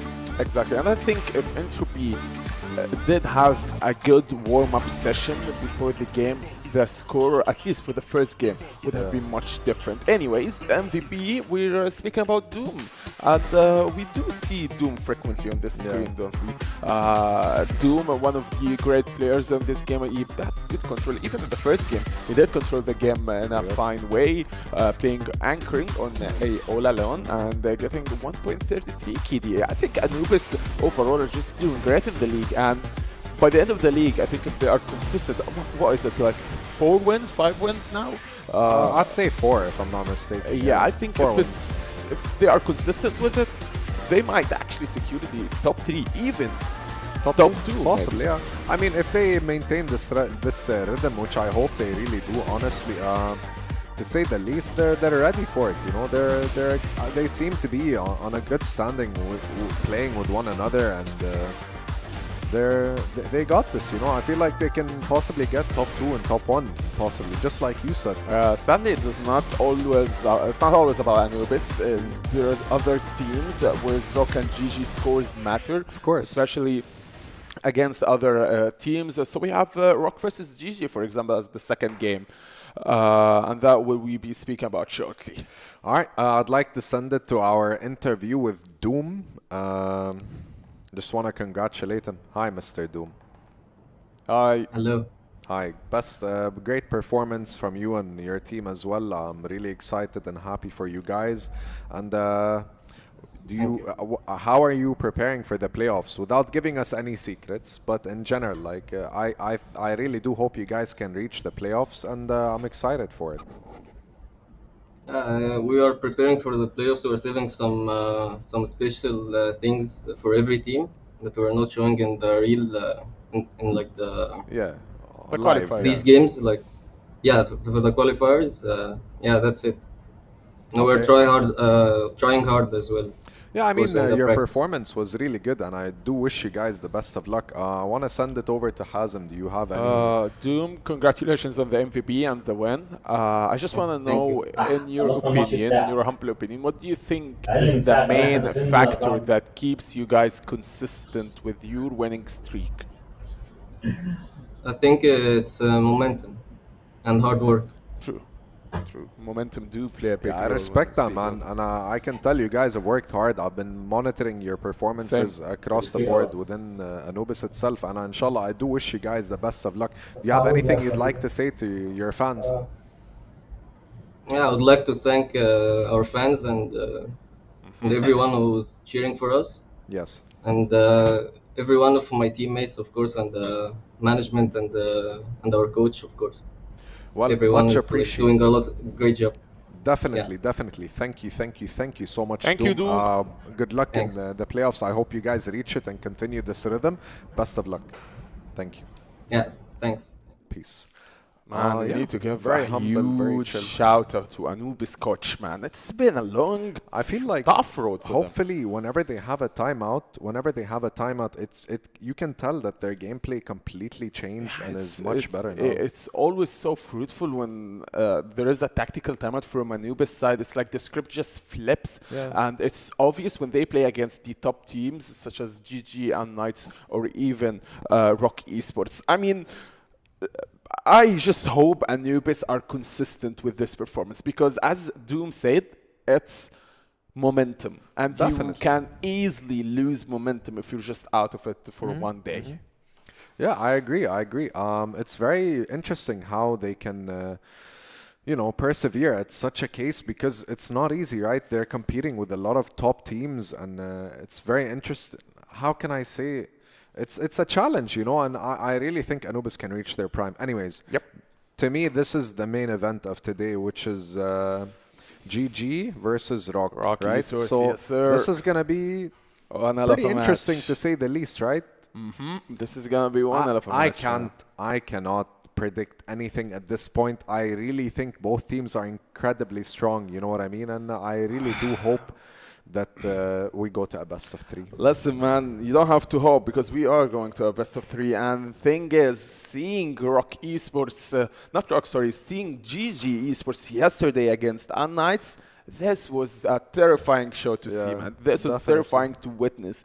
Should we speak about the knife from Flex? That was just a flex by him. Should we speak about the continuous win streak, the 10-3 game, the first game, or the second game that went one-sided as well? I mean, GG are on a new wave, man. They are just giving us the new wave, doing insanely good.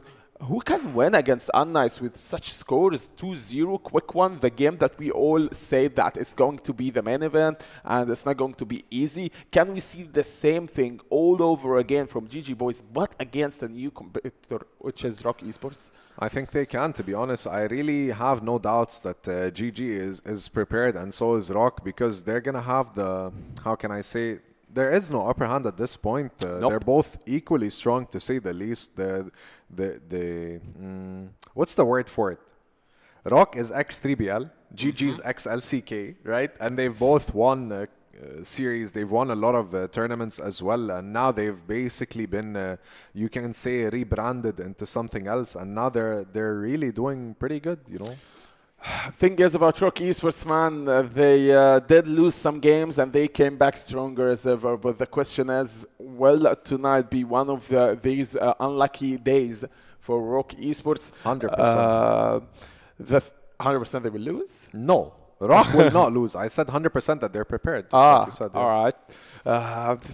What about GG, man? What do you think about GG after seeing yesterday's performance against unKnights? They absolutely destroyed them. I'm part Turkish, so I'm definitely a little bit biased, right? So I really think GG plus they have a Portuguese player, which I'm pretty sure is Lion Claw, and they're very strong. This region has been outstanding, especially in FPS games across the board, not just in CrossFire. They're really good at doing all these things, and they have cohesiveness. They know how to play. True, and the level of chemistry and synchronization between the guys, if it was ROC Esports or GG, is just huge. And it's there are two of these organizations that you see and say to yourself, okay, he's number one and he's number two, and then say, no, GG is number one and ROC Esports is number two. And it just changes all over the place, man. Day by day. I stopped looking at the standings for a while because when you think about it, the standings don't matter until the last week, which is really playoffs, like at the corner between playoffs. So once you reach that point, that's when the standings do matter. As for now, it really doesn't matter at all. True, since not only the top three do change, but the last three as well, and then the half, the fourth becomes the fifth. Yes. And you see Anubis is climbing, then you see ROC Esports losing 2 games, going to the 3rd place, now jumping again to the 2nd place, and now competing for the 1st place. First place currently, as we are speaking, is GG, and then unKnights, and then ROC Esports, if I'm not mistaken. And by the end of the day, this would change, because one thing I love about the West League, and I keep saying this, is how the levels are close, man. It's just super close. ROC Esports do have their players, their key players, in my opinion. Snare, one of the best snipers ever to come to the CrossFire world, not only in the West League. I think Snake and Slayer do add some impact, in my opinion. They are the golden duo that you need to anchor any site. Moving to Horus, it doesn't need any explanation from my side. We already see his impact in the game. ROC Esports are just, every player has his own, can carry his own weight. Every player knows his own rhythm, can find his own rhythm and identity within the first early rounds about the game. And that's for ROC Esports. But for GG, man, it's another story. Flex, who's already comes with the sniper, him and Spoxy. We sometimes find these 2 snipers just playing around. Someone's covering A side, other covering B side, and Leon Chloe there for any lurk possibility. Who else? Design. Just a scary day whenever you play against GG. I mean, I don't think either of them are intimidated whatsoever, man. Like, we spoke to Spoxy the other day, and he did say that when it comes to the matches like this, they are definitely prepared and good to go, you know. So I'm excited. Like, both rosters, phenomenal players individually, great chemistry across the board. And I'm really excited if they're going to be able to... I'm curious what the map picks are going to be and who's going to take round 1. I'm very sure we're not going to see Ankara, because Ankara, it's always a go-to for TBI and the Anubis. Whenever it's just Anubis or TBI playing, especially TBI, the first map is Ankara. And compound, go Ankara, and then sadly they do lose on Ankara. That's for a TBI situation. I mean, Ankara is a special map, to say the least. I would take my guess that probably ROC is going to either pick Eagle Eye or it's going to get banned. I think GG's smart enough to have done their homework, and they're going to ban specific games which can reduce the aggression from ROC on specific maps, you know what I mean? Here you go, first place, second place, the gap is not that big, 80%, 792, 788, it's almost equal, to say the least. But then again, we're going to see our key players now, and it's going to probably be Spoxy and Snare, and this is like the clash really of the titans, you know what I mean? It's do you see what's dirty? It's a dirty gameplay that we're gonna see. Do you see what's the difference between ROC and GG? It's just like 7 AP, man. That's scary to even notice how close these teams are. Whether it was ROC Esports or GG, the levels are just close. And you said before saying anything, you just said and noted that the predictions, you just can't predict who's going to win. Always depends on game 1, you know. Game 1 is going to be super interesting because if you think about it, if ROC gets game 1, I'm pretty sure GG is going to get the next game, hopefully, for either team. And I think if GG gets game 1, then ROC's not going to stop. So I really am hoping to entertain the audience here. And we get to see some aggressive play styles and stuff like that. That's going to, you know, make the show more entertaining. I think when the levels are close, it just become a matter of how did I wake up this morning? Like, did I wake up a bit sleepy, a bit tired, with a headache, the small changes that comes to the game itself. Anyways, moving to the most important part. It's an Eagle Eye pick by GG. Yep. I mean, it's kind of crazy because I think ROC plays just as aggressive as they are scary on Eagle Eye. They really like to play this map Eagle Eye because on defense side, like just the util alone, we've seen across the weeks there's been multiple frag grenades that instantly like get a kill or two at least, you know. It's very impressive, to be honest. Sub base, yeah, makes sense, right? They like to play it on the BL side, especially because there's so many angles you have to secure in order to take the.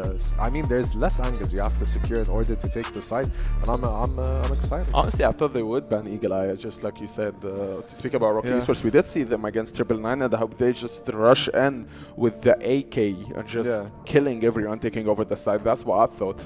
But clearly, Eagle Eye respected by Team GG, and now we're going for sub-base. For the bans itself, Ankara was banned because they know ROC Esports would take it, just as TBI and Anubis, and another ban Port. I thought Port was going to be the decider, but no, Compound is the decider. Reaching Compound is a middle ground again.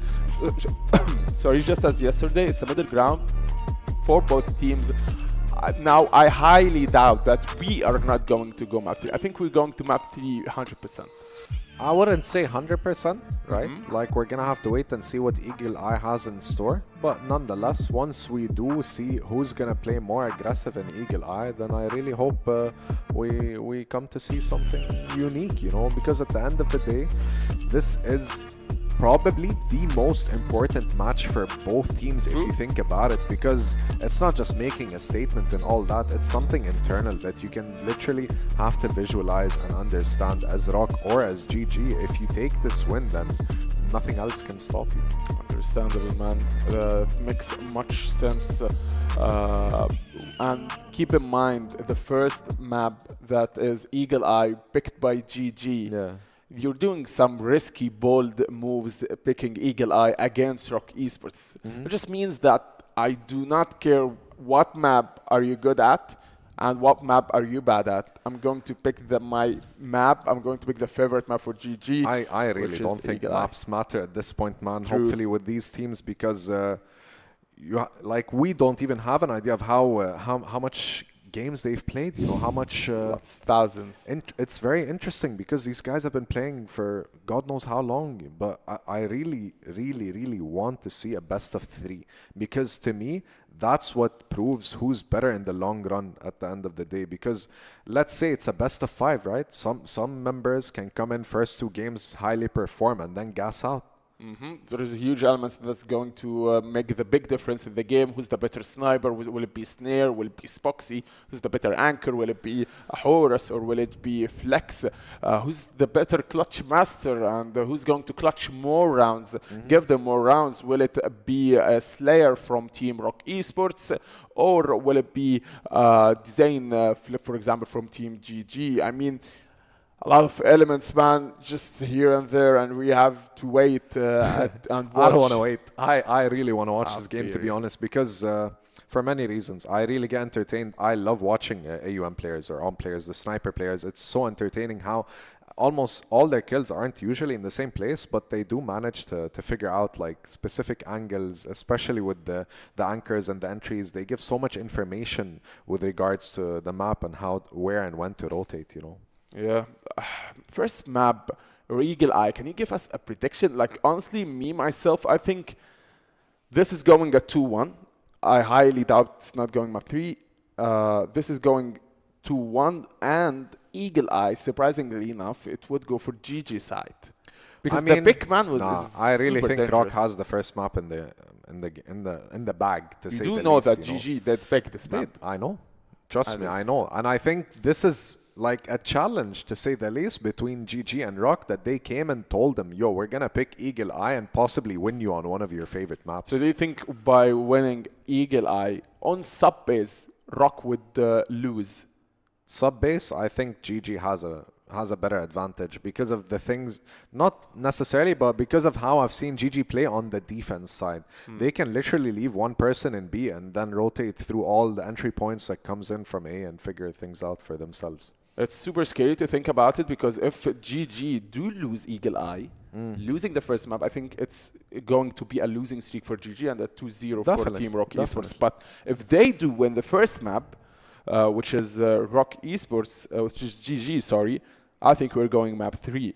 Thing is, unKnights I wish there's a map 5 at this point. Honestly, I cannot stop and have enough Crossfire at the end of the day, because it's really something that it enlightens me in a sense, because I learned so much, even though I don't play the game as much as I used to back in 2016. But honestly, it's very, very, very good to watch some of these top teams, not just in this league, in any league in Crossfire, because just watching it alone, you learn things, and the meta's constantly changing for such limited resources. To Man, say you are the least in entertained. Crossfire, You are always entertained. Yeah, and I like that. Yeah, it's not always about, it's not about Crossfire, but it's more about any FPS gamer.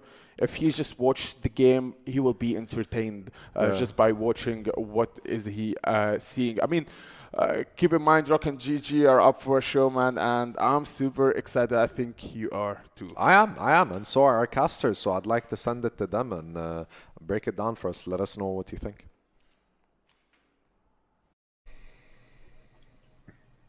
Thanks, guys. We're looking forward to this one. This is a real clash of the Titans. Now, I'm going to start with just talking about the veto a little bit, Jordan. We've kind of discussed it a bit in our own kind of pseudo green room, but the Destiny very surprised by the Eagle Eye pick. I don't. This is the only ever been Gaimin Gladiators map. There's not a single team in CrossFire West League in the last year and a half that have played Eagle Eye as much as Gaimin Gladiators. It's, you know, this is how veto should be, in the sense that you pick for yourself. You shouldn't always sort of pick for your opponent. It does really work against you more often than not. If you're really trying to meta game and say, what are they weak on? Are we slightly less weak? That's not the way to go about it. What is your most confident map? What is your best map? If you're Gaimin Gladiators, it always has been Eagle Eye. So that doesn't actually surprise me really at all. Now, does that mean it's going to go their way?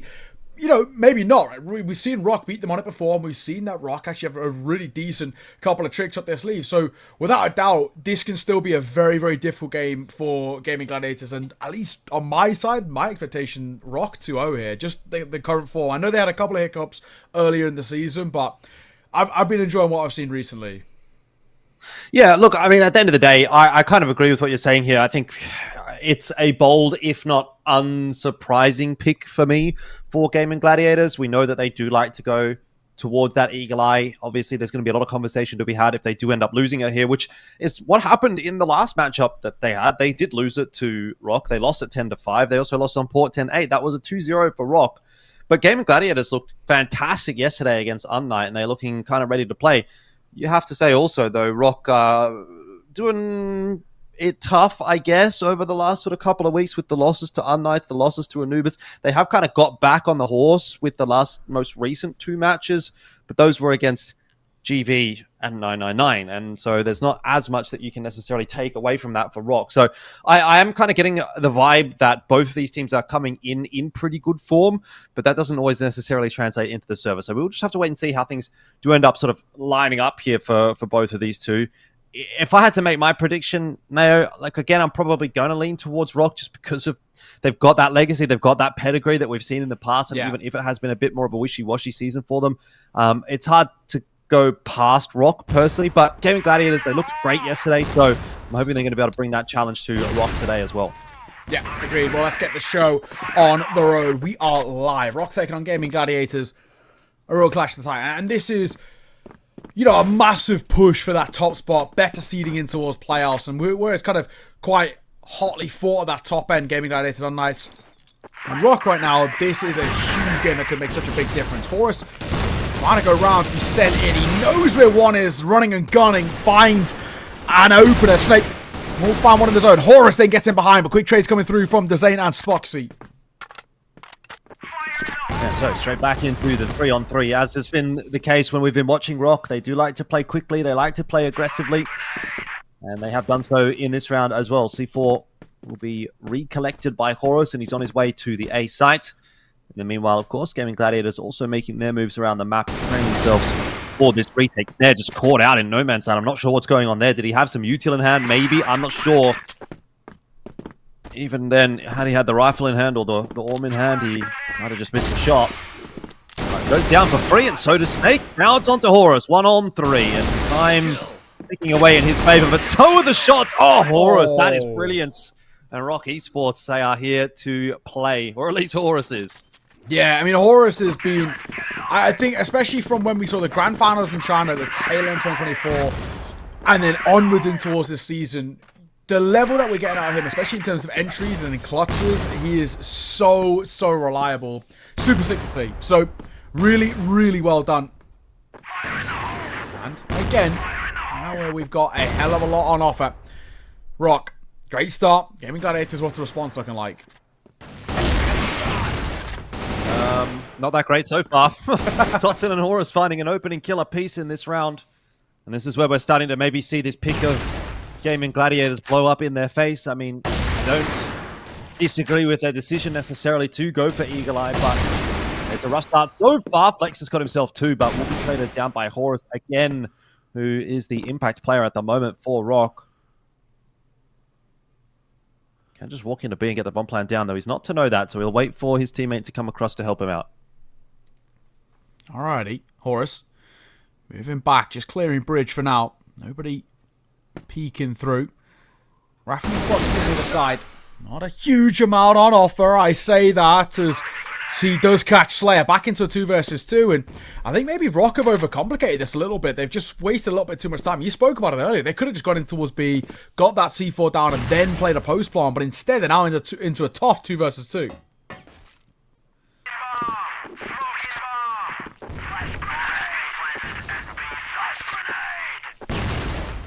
All right. Still going back and forth.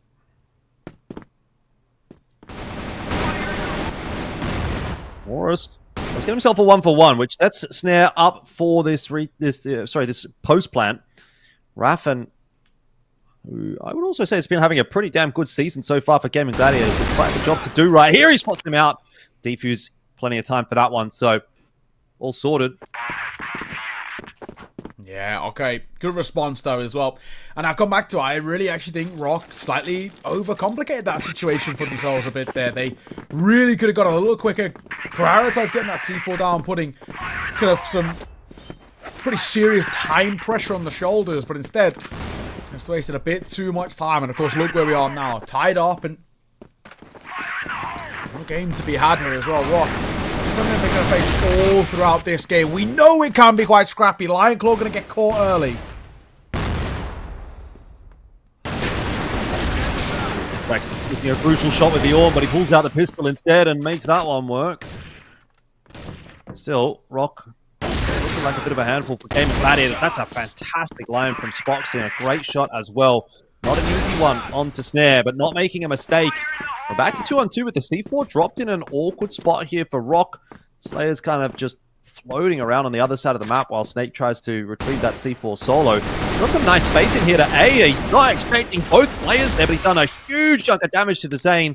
And of course, Snake is just going to go and plant over on B, knowing that he is safe to do so. Yeah, now this becomes a little difficult when you look at the Zane. I mean, just how low he is.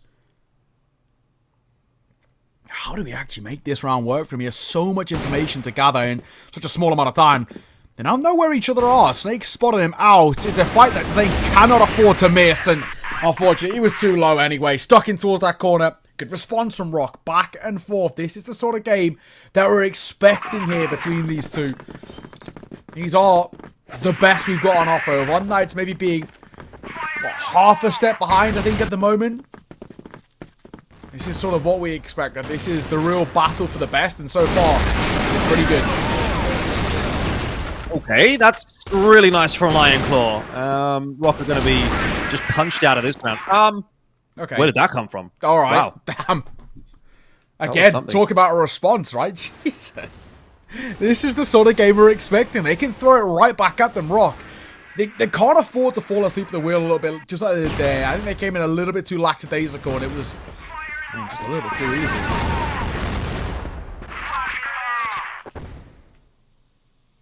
Yeah, 2-2 the scoreline right now. It does feel like a pretty evenly matched game. Started well for ROC, but Gaimin Gladiators are starting to accelerate their way into this map now. Not showing any fear in this matchup against Gaimin Gladiators. Is ROC as they start to push forward. Slayer's got himself 2. I just don't know what to say. Again, it feels like one of those matches which is really going to come down to big individual plays on both sides. Yeah. I think also, you know, for me, it really feels like at the moment it's about minimizing mistakes. Quite a few of them creeping through, and it's a bit of a tough watch at times. Cannot afford to be falling as flat as some of these times have been. So, again, where we're at, still plenty of time to kind of get back into this game, and you're not too worried just yet, but yeah, we've got to be very careful.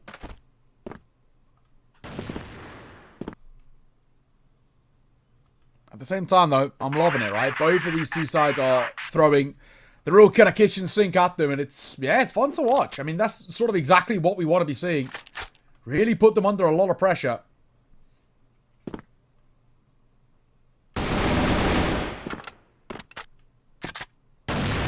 So 2-on-2. Not around that Gaimin Gladiators want to lose, but Foxy to ramp up nicely, sets it up for success, and Dezane will get it done. So Gaimin Gladiators pull ahead. Maybe arguably, though, this is the expectation in a way. This is, like we said, this has always been Gaimin Gladiators' map, and this has always been a map in which they've been able to show a lot of prowess on, and do you feel like we're seeing it here? Just that level, that ability to really step up and kind of take over in quite a big way. We know it's part and parcel of what has made Gaimin Gladiators a scarier team this year especially. So, yeah, so far, so good. Obviously, a couple of worries that come through from ROC. We know they've had their inconsistencies. We know they've had maybe a couple more errors in this season, maybe, than we would have kind of traditionally expected. And potential seeing a little bit of it here. Can't afford to slip up. Gaimin Gladiators, they will punish every day of the week.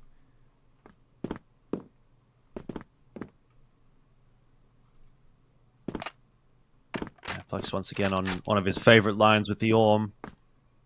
Getting a little bit antsy. He's going to have a bit of a peek, but will cost him his life. At least he gets himself the 1-for-1 there. Yeah, you take the small silver linings, honestly. Let's not forget about Lion Claw. He's waiting patiently for his moment to strike. Just sitting on the opposite side of this bridge. Horus. He is going to check it. I was going to say it looked like he was going to check it. Just the way that he was moving, slowing down. He was prepared for that angle, and so Lion Claw will go down. Potson does drop the C4. Horus still fighting for his life on this B bomb stat, and needs a bit of backup. The rotation still coming through from ROC. But Horus playing the safety of the glass window. Will ensure that Spoxy can't get anything done, and that's the bomb plant down now. Raffen tasked with a 3-on-1 retake to give Gaimin Gladiators a 2-round advantage. Yeah, it feels kind of unlikely. Has to be said, and that'll be that. There'll be Owen and a response back once again, and this is sort of what we're, I guess, prepping a little bit to expect towards this game. And we're starting to get a little bit more used to the back and forth, the kind of constant amble between the two of them. It's tough to deal with too, because in a game where there's not a lot of consistency on offer, it's really tough to kind of get your mentor in a spot where you're like, okay, this is how we win, or this is what we need to do to find success, because there's not been a huge amount really on offer just yet. Yeah, tough predicament, but slamming through. Not a huge amount on offer.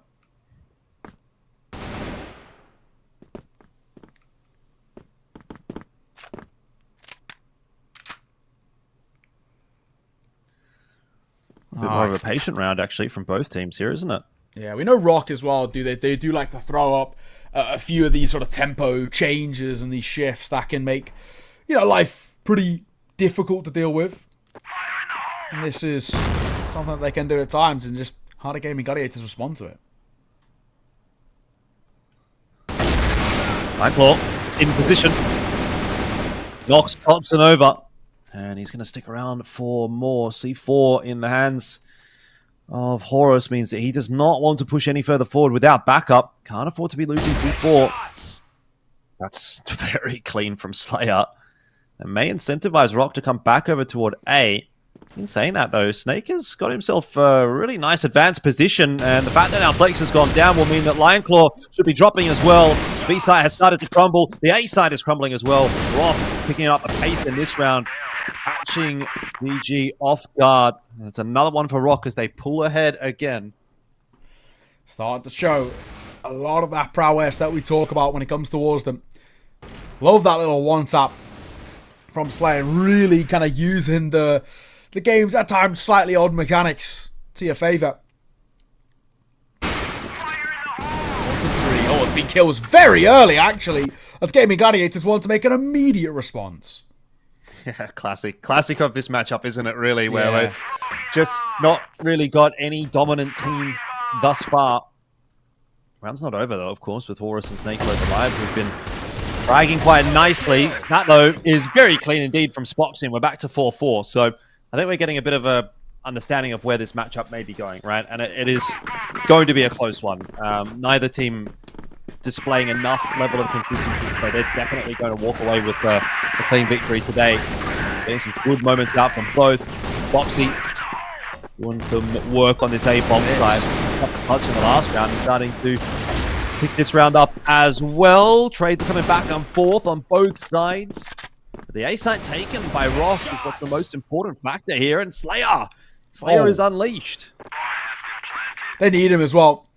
Zane's in behind. Slayer's actually in a bit of a tough spot. The nade should soften him off a lot or see him off, and it will. He was actually stuck really, unfortunately, actually a really difficult position there because there isn't really too much thought about how do I actually escape from this. It happens. Unfortunate. Charlons are back on towards Flex though. Still little janky 1 versus 2 to Zane. Should be caught at the cross, and he is. Great work. Making sure again that those doubts are dispelled a little bit. That's more so what we want to be seeing. So a slight lead, very right? close first half. Yeah. Exactly. I think though for ROC though, it's actually pretty good to see where they're at in the sense of that they are actually putting a lot of pressure on Gaimin Gladiator on their map pick. Oh.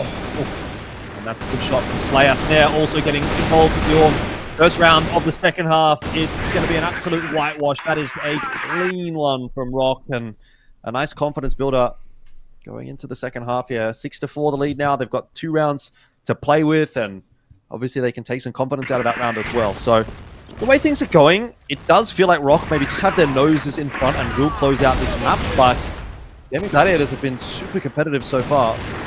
Yeah, also as well, when you look at it in terms of even that opening kill, right, that's a position that Flex loves to play in, so it shows that there's been a hell of a lot of prep and a lot of, I guess, you know, counter-stracting looking in towards this side, right? What are the expectations of Gaimin Gladiators? What are the positions they like to play? I mean, that's an exact kind of proof in the pudding of it. It's that higher up angle is very commonly part of their playstyle, and it's good work. ROC, 2-round lead, very nice buffer zone to be part of, and I think now puts themselves in a position where I think they can start to actually flex their muscles a little bit and say, we still are the best. Don't get any doubts here. And that, you know, that has been the case for a long, long time. It's always been a bit of a one-man army in terms of who is the best from the West, especially internationally, and yeah, we're seeing it here. 3-round lead now as well. That's a big margin to work with. Slayer's on the push, and you can see he's got a lot to say while he's making this push as well. So information that there's not a whole lot happening on the B side of the map, at least according to Slayer. We know that there's a few players waiting for him on the other side of the smoke. He's can't afford to be going down here. A very risky position for him to be playing. If he drops here, that's the entire B side of the map opened up. I prefer to see him just back up a little bit. This is, I think, a much more safe position, and even moving all the way back into Hotel. I do like that re-smoke. It's going to cost Gaimin Gladiators quite a substantial amount of time, but he was playing with his life for a moment there, but I think this is a great setup now for Slayer. He's shown some presence. Gaimin Gladiators are going to have to wait that smoke out. But sooner or later, once that smoke starts to fade, ROC is going to have to think about starting to rotate players back off toward B, just in case Slayer goes down. True. It is that sort of high risk, high reward. I think maybe to a degree that's sort of what we're wanting from ROC, where we're kind of currently are. And I say that, scrappy fights that come through, and Slayer falling. That's going to change things now quite drastically. Mm-hmm.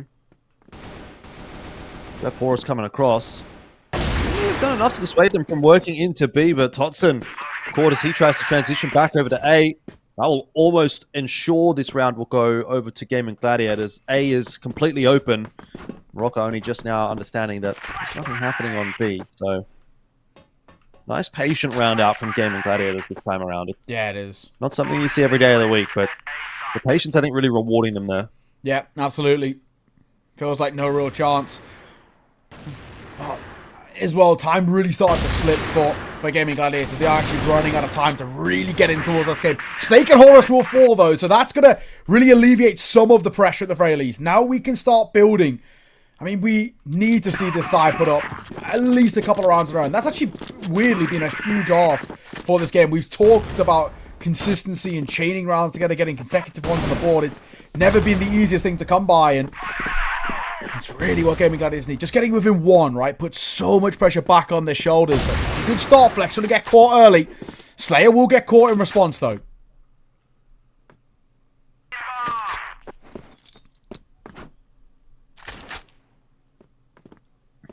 Yeah, 4v4. This round very much hanging in the balance.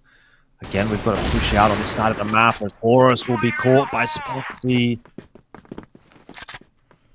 ROC seem desperate for information. And aggression this time hasn't worked out for them. Snare on his way back over to B. He's made the correct call to put himself in a position to impact this round. His timing looking very nice indeed if he just has a look to his left. But he'll back up and play a safer line. And so in the end, don't get anything. There's a quick flick onto Lionclaw. Has to be careful. Zane looking for the trade. Snare wants to peek around the corner and see if he can pick up more than just the one. Snake's been spotted down the bottom of B as well. The bottom of B long. Snare is still in a position to do some real work here. This is kind of scrappy, but again, sort of taking these rounds.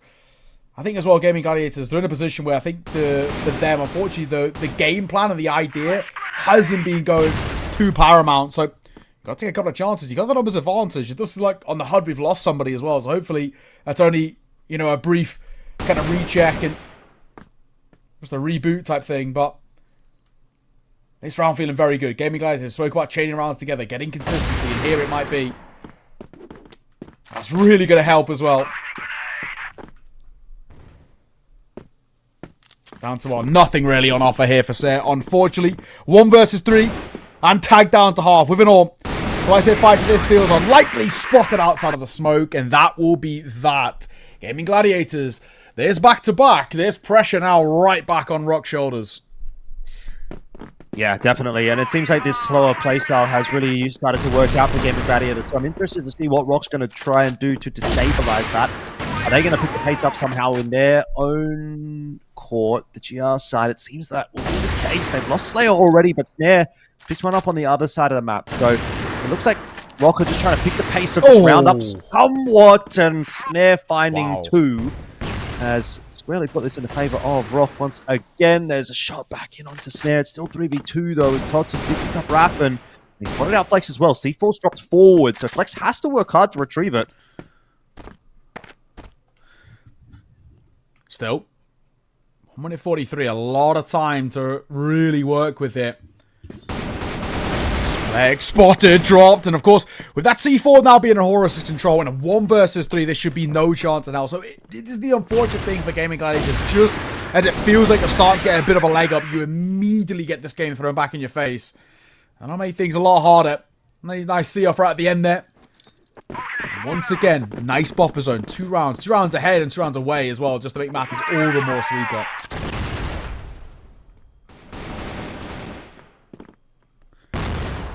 Flex is waiting again for aggression out on B. Flex has died a couple of times in this spot, right? He needs to be careful. He is trying to really get that kind of opening move and be the difference maker. The only issue is if he falls, it's a lot of space for the likes of ROC to work with.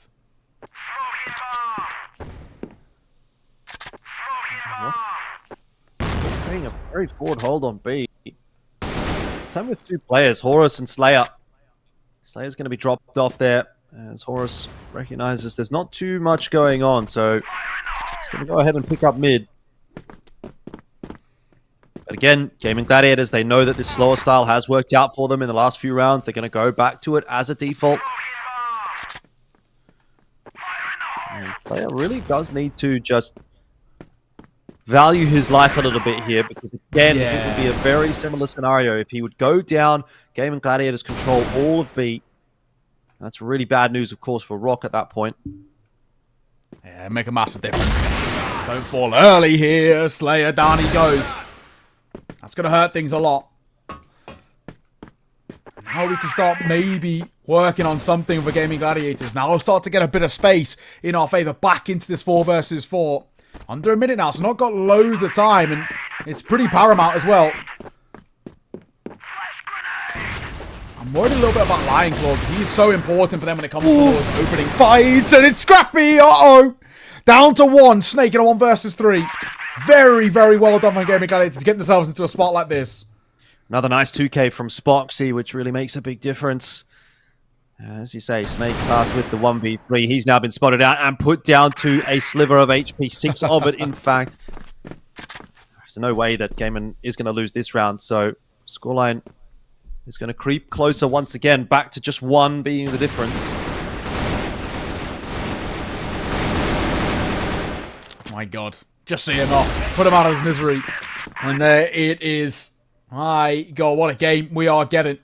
It's been back and forth from the very beginning, and it really thought when we were in that, 7-4 scoreline, that actually things had finally been rectified a little bit, and ROC were finally showing a bit of their class, but unfortunately, this game has not been as easy as ROC would have loved, and Gaimin Gladiators now starting to show a little bit of their own repertoire. And this is why we talk about this map being such a strong part of their pool, and why it wasn't a surprise to me that why they've picked into it. Yes, it hasn't been fruitful out the gates, but we're really seeing in the second half a little bit more of kind of their true colours and what we expect out of a side of their caliber.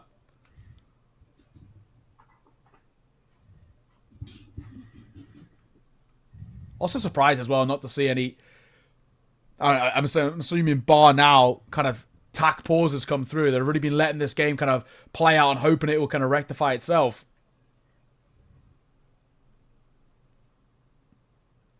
I'm assuming this is a tack pause rather than tack. Yeah, I mean, this would be the time for a tack pause, if it was. Judging by the fact they're talking, that's sort of my go of it. Yeah, I'm assuming you can talk in a tech pause. Sometimes you can't, depending on the game, but... Yeah.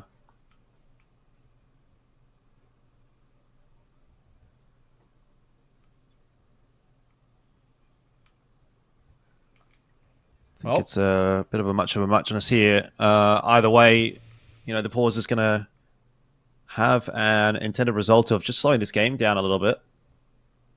Question is, I wonder whether that works in ROC's favour at all.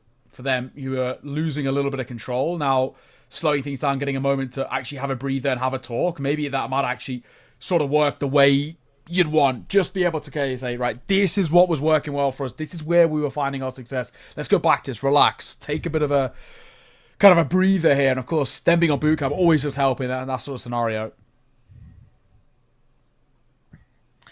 Yeah, lots to say though. I mean, both of the teams, like you can kind of see ROC. Okay, fist bump, so it must have been an attack pause here. But yeah, look, Spoxy was talking a lot for Gaimin Gladiators. You saw Snake and Horus kind of turning around to have a chat here as well. I think both teams really recognizing how important this matchup actually is for one another, right? This is basically the battle for first place in the group stage with ROC and Gaimin both sitting at 8-2. You know, the future going ahead for the rest of these teams is sort of like, well, ROC know, you know, we're going to probably beat the rest of the teams that we have to play against. Gaimin more or less kind of know the same thing as well. So this is like the deciding match, more or less.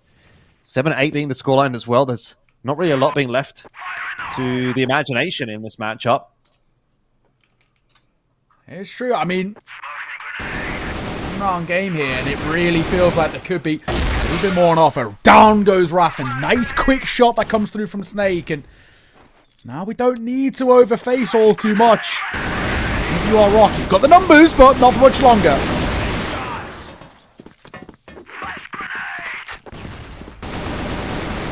Snake could still do a bit of work here, though, just dancing around inside of that smoke. He wasn't initially spotted out, but Foxy will catch up with him.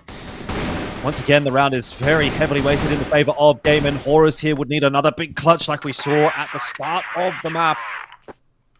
That could be enough to get ROC back in the conversation. It would put them up to 9-7. So 30 seconds left on the clock here. Very doable for Horus, but the spin will come through. Well timed by Spoxy, and Gaimin will equalize. ROC have fallen asleep. It has to be said. It started so well for them as well. The opening kill that catches Raffen. It's a lot of information gained too, and it all falls flat. 8-all.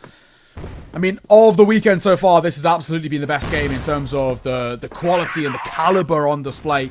It really is kind of a shining light of why these two are and also have been the best that we've had out of the West League, right? They've been so good in terms of just a couple of levels ahead of the rest. And unfortunately, where we're at as well, it feels like it's hard to actually find a differentiator between the two of them too. Brilliant work. And I'm worried for ROC more so because they've let a lead slip. It actually puts a lot more pressure on them rather than Gaimin Gladiators on the other side, who are thinking, all right, you know, we've come back into this. We're in the form right now. Let's carry it on. Definitely be seeing an overtime brewing here as well, but Gaimin Gladiators, the way that they're going, if they put this to 9, you kind of get the feeling that they're going to get it over to 10 as well. This blacklist side has been so clean in that round. Was fantastic. Yikes. My God. One more round for Gaimin Gladiators to take Eagle Eye. Their map pick. They are, I mean, I've been saying this something yesterday as well. They are the best side in the West League when it comes towards this map because they just play it the most. It's every single time it is their pick, and ROC are really feeling it now. If any series is ever going to have a 3-mapper as well, it would be this one. But at the moment, ROC, especially in the bulk of the last sort of 5 or 6 rounds, have really felt like they've been asleep at the wheel.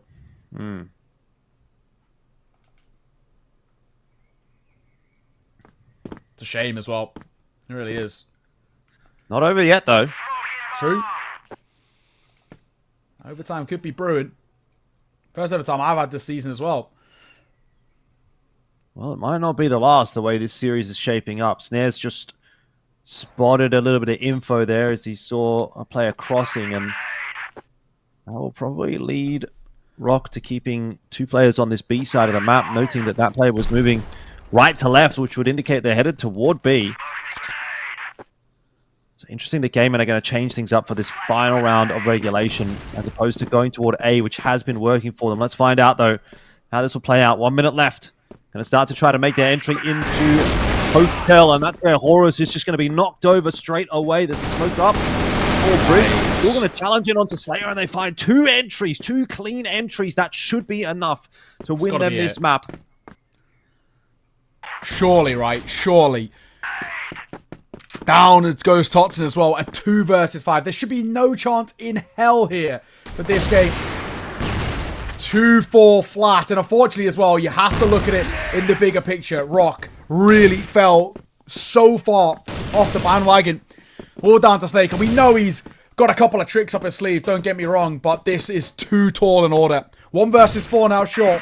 But it should be done. And it will be. Gaimin Gladiators, my God, for them. I think you got to look at the longevity of this side and the real showcase again in terms of how good the Eagle Eye can be. That was a beautiful display. Yeah, solid stuff. Obviously proving to us exactly why they did go for that Eagle Eye pick when there was some questions around it. But looked fantastic on it yesterday. Looked really, really good on it on the blacklist side, especially here today. Some super, super clean rounds. And there you have a victory for Gaimin Gladiators. But it's only one piece of the puzzle here for the series. True. They've got a lot more work to do. We'll have to see how the rest of this series does play out. We obviously were in a position where we were kind of expecting potentially 3 maps. Don't know if that's going to change that conversation at all, seeing that that first map has gone the way of Gaimin Gladiators, but we will throw it back over to the analyst desk to hear their thoughts. Thank you so much, guys. Yeah, that was very impressive from both teams, to be honest, but very close game. What do you think? Honestly, man, who can stop Spoxy from killing them? Who can stop this demon, man? He's everywhere. He's not only on the A side, where there's defenders just opening the scope, waiting for kill after kill after kill. He's both on attack or defense. His KDA is 2 KDA 2.0. The man is on another level. I think if there is a limit and an end to Spoxy, this game would have gone to overtime and would have ended to ROC Esports. But this guy, Roy, is just insanely well played. And in my opinion, whenever it's him and Snare plays, it's a matter of who's the better sniper. who can get the victory for us. And the thing is, with an FPS game such as CrossFire, it's all about the first blood, no? It's all about the entry, and whether it was Snare or Spoxy, that adds a lot to the game. And in this specific game on Eagle Eye, it was Spoxy map. Although Horus from Team ROC Esports did manage to add a lot of impact. I think he had 17 kills by the end of the game, which is insanely well by him. At the end of the day, when you have a sniper like Spoxy just covering most of the angles, you're just gonna get the win. And the amount of clutch rate that Team GG has, it's just insane. Whenever it's Flex versus Snare and Slayer, for example, you can tell that Flex can get it.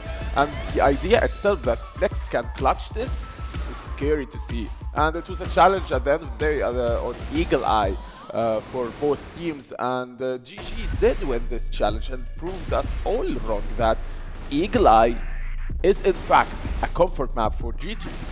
Yeah, comfort map for both teams. I really think just GG played slightly better. They persevered in the end, and I'm excited. What about you? Like, what do you think is going to happen in the next games? I mean, man, we're jumping into ROC Esports map, which is sub-base. Thing is, I expected if GG wins this map, it's an automatic win for ROC Esports because it's not a one-sided game at all. Oh, definitely not. Yeah, vice versa. It's going back and forth, back and forth, back and forth. I even thought ROC Esports would win the game. By the way, ROC had the advantage all over the place until, from the start of the game until it was 8-7. Then it's over for Team ROC Esports. GG just went round after round after round. Yeah. I think if Horus keeps the same scenario, keeps the same performance, you can see in the highlights is 14 kills, and we see more of Slayer and Tutson. I think it would go 1-1 and we finish it off in compound. But now there is this risk and there is this possibility of Team GG just ending it all because the head start is just massive on a series like this. When you have a head start at this style, in this shape, you're just so confident and so super ready to just hop in the next game and win it all.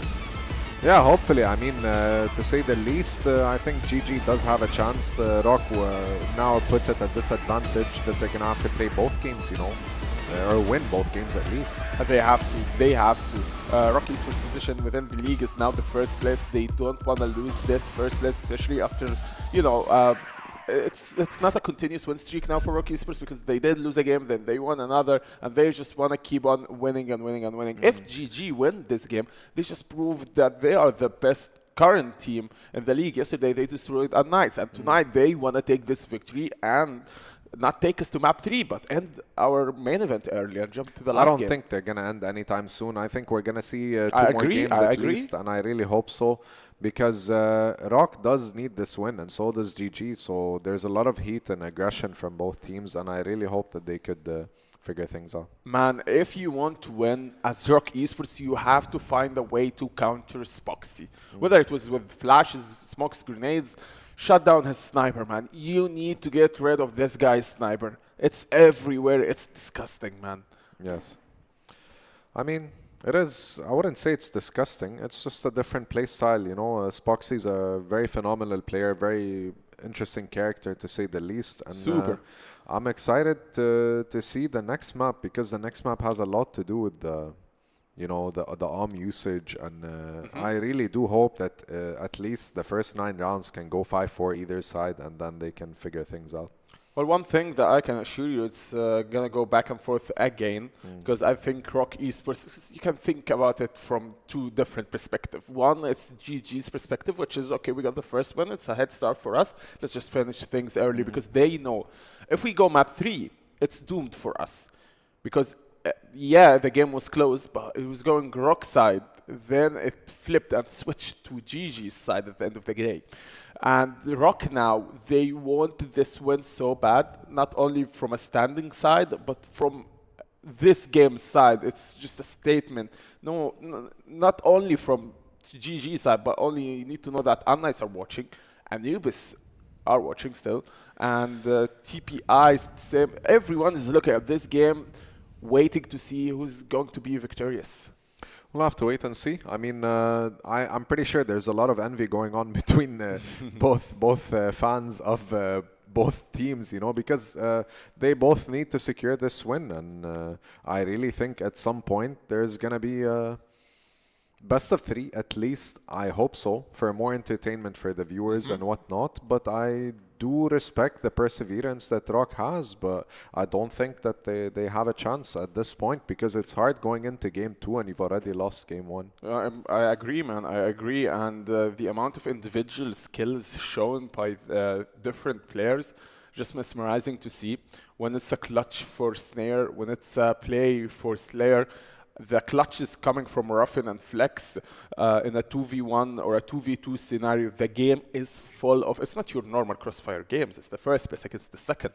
So the amount of 2v2s and the 1v1s that we are seeing and witness just peak Crossfire, in my opinion. Yesterday, yeah, unKnights were playing against GG, but I wasn't entertained as I am right now. I think you would agree, because one game was I was entertained, to be honest, because it was a very close game, to say the least. The thing about Eagle Eye is the maps finish, the rounds finish pretty fast. Yeah.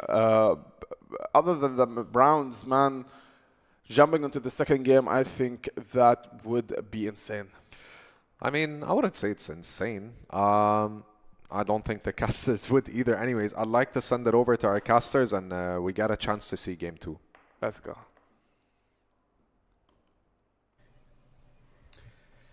Alrighty, I don't think there's too much to worry about just yet. That was Gaimin Gladiators map pick. It's expected that they win that, right? And that's the way we've got to look at it now. Now we head in towards map number 2. It's ROC's pick, right? And they will come in as the favourites with a lot of confidence up their sleeve. So I don't think we're in a position where we need to be too worried just yet about ROC. Sure, we could talk about them falling a little flat by their standards, but I think we always hold incredibly high regard for this ROC team because we know what they've done internationally. We know how good they've looked and represented the West League. So them dropping a map like this, it can be damning at times. I'm not too worried just yet, though. I generally have some pretty high hopes for ROC heading in towards map number 2. It's just whether we can sort of see it, right? And I think now is a good time to sort of prove to yourselves, I think, a little bit that we can dig deep ourselves and we can show, a real level of class here. So don't get too worried. I think Gaimin Gladiators was great by them, but they're now really going to be tested on their opponent's map pick. Yeah, it is one of those things, though, isn't it? Right, where ROC have been, I think, a little bit up and down. I mean, look, obviously, we still have a lot of respect for this team, but the fact of the matter is that they have been a little more hot and cold this season than we would have hoped. And even in that last map, right, like they looked like they were in a pretty good spot to close that out. And then just this massive string of rounds comes through from Gaimin Gladiators. And again, they sort of just go cold when it was really most important. So to say it's impossible for Gaimin to win this next map and close this out 2-0, I think would be a little bit silly. Obviously, I think, have quite a bit of confidence still that ROC are going to be able to contest in this one. But I don't know, man. I mean, we've already seen ROC drop a series to Anubis. We've seen them drop a series to unKnights. So is it impossible that they could drop a series to Gaimin Gladiators 2-0 today? I don't think so. I think there's a world definitely where they do need to be a little bit careful going into this map. Yeah, and Gaimin Gladiators, they've shown us they got a lot up their sleeve as well. A lot of kind of nice pocket rounds. And, they were talking a lot on the desk about Spoxy. I think it's a very good person to highlight. I mean, they are the best team when it comes to this double orm. A lot of teams do bring out the secondary orm, but they don't have players. I think to the caliber, Flex could be a primary orm player himself and still be very good doing so as well. So this is, I think, is the real difference when you look at this Gaimin Gladiators team. They've got maybe a bit more depth when it comes towards the roles that they can kind of flex with a little bit. So it's been a sick game to watch so far. I've been really, really impressed with what we saw. And Gaimin Gladiators, they dug deep, and that's a very, very good sign. They've got that mental fortitude. They don't kind of fall flat. They didn't kind of roll over and die, which a lot of teams, I think, do against ROC because they are so difficult to play against. You lose, a few rounds in a row, and you start thinking, yeah, maybe this is the end here. So credit to them. Didn't fall flat. Didn't completely kind of crumble when it mattered most. And I think the big thing is can we get Gaimin Gladiators that consistency out for them again? I think if they can, they do end up putting a lot of pressure onto ROC, who I don't think always deal brilliantly with it. We're live though. Map number 2, sub-base. Here's where we're heading. And a good chance as well for ROC to come back. This has been a big map for them. And, well, it's a big start as well. Flex getting caught. Yeah, Flex just trying to, again, sort of play that enforcer role that we've seen him do quite a bit on this GR side. He always likes to sort of be pushing, probing, doing whatever he wants to do. And probably wanted to get off to a pretty good start in this map and put that pressure on ROC early, but does give up his life. And so ROC get a nice start. Don't try to do anything too untoward as a result. They are going to slow things down. pretty substantially here off of that opening pick. Alrighty. I'm close, Raffin. Not always the easiest angle to hold. Of course, he's sort of holding both and expecting a swing on that left-hand side for him. Oh, good timing. Can he get two? He can. Colt pulled out. He can't get the third, but honestly, going 2 for 1 there is pretty big. Yeah, it is. Lay up.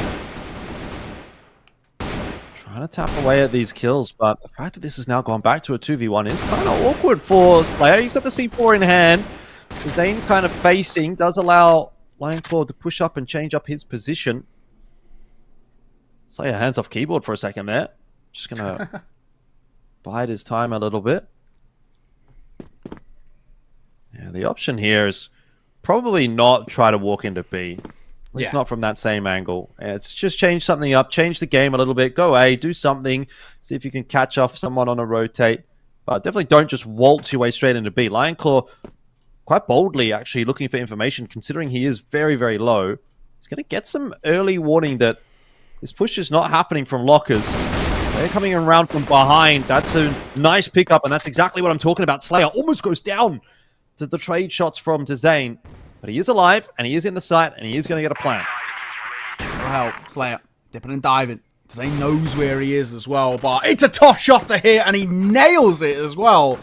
Never easy trying to catch a head on top of that missile, but Dezane does super well, and that is the start that you want to be seeing. Really, really good work coming through.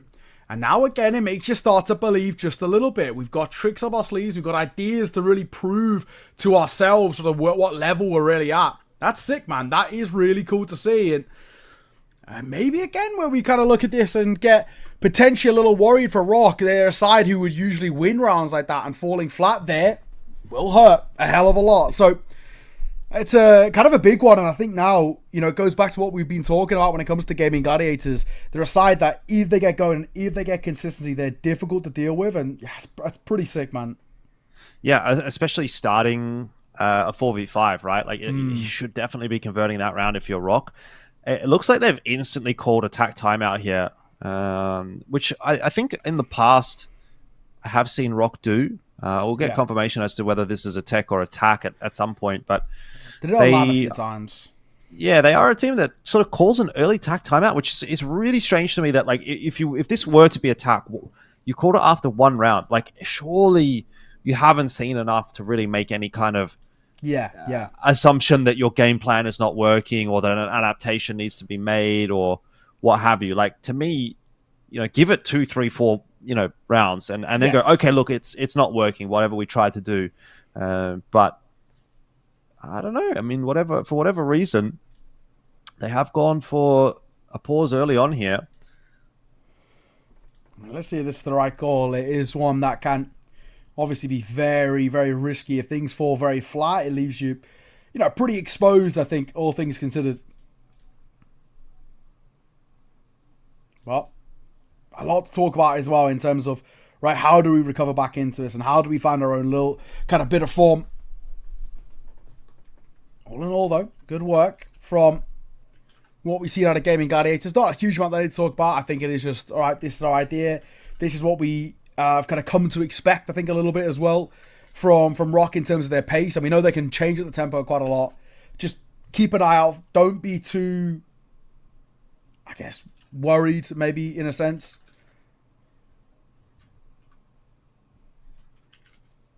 But either way, so far, so good.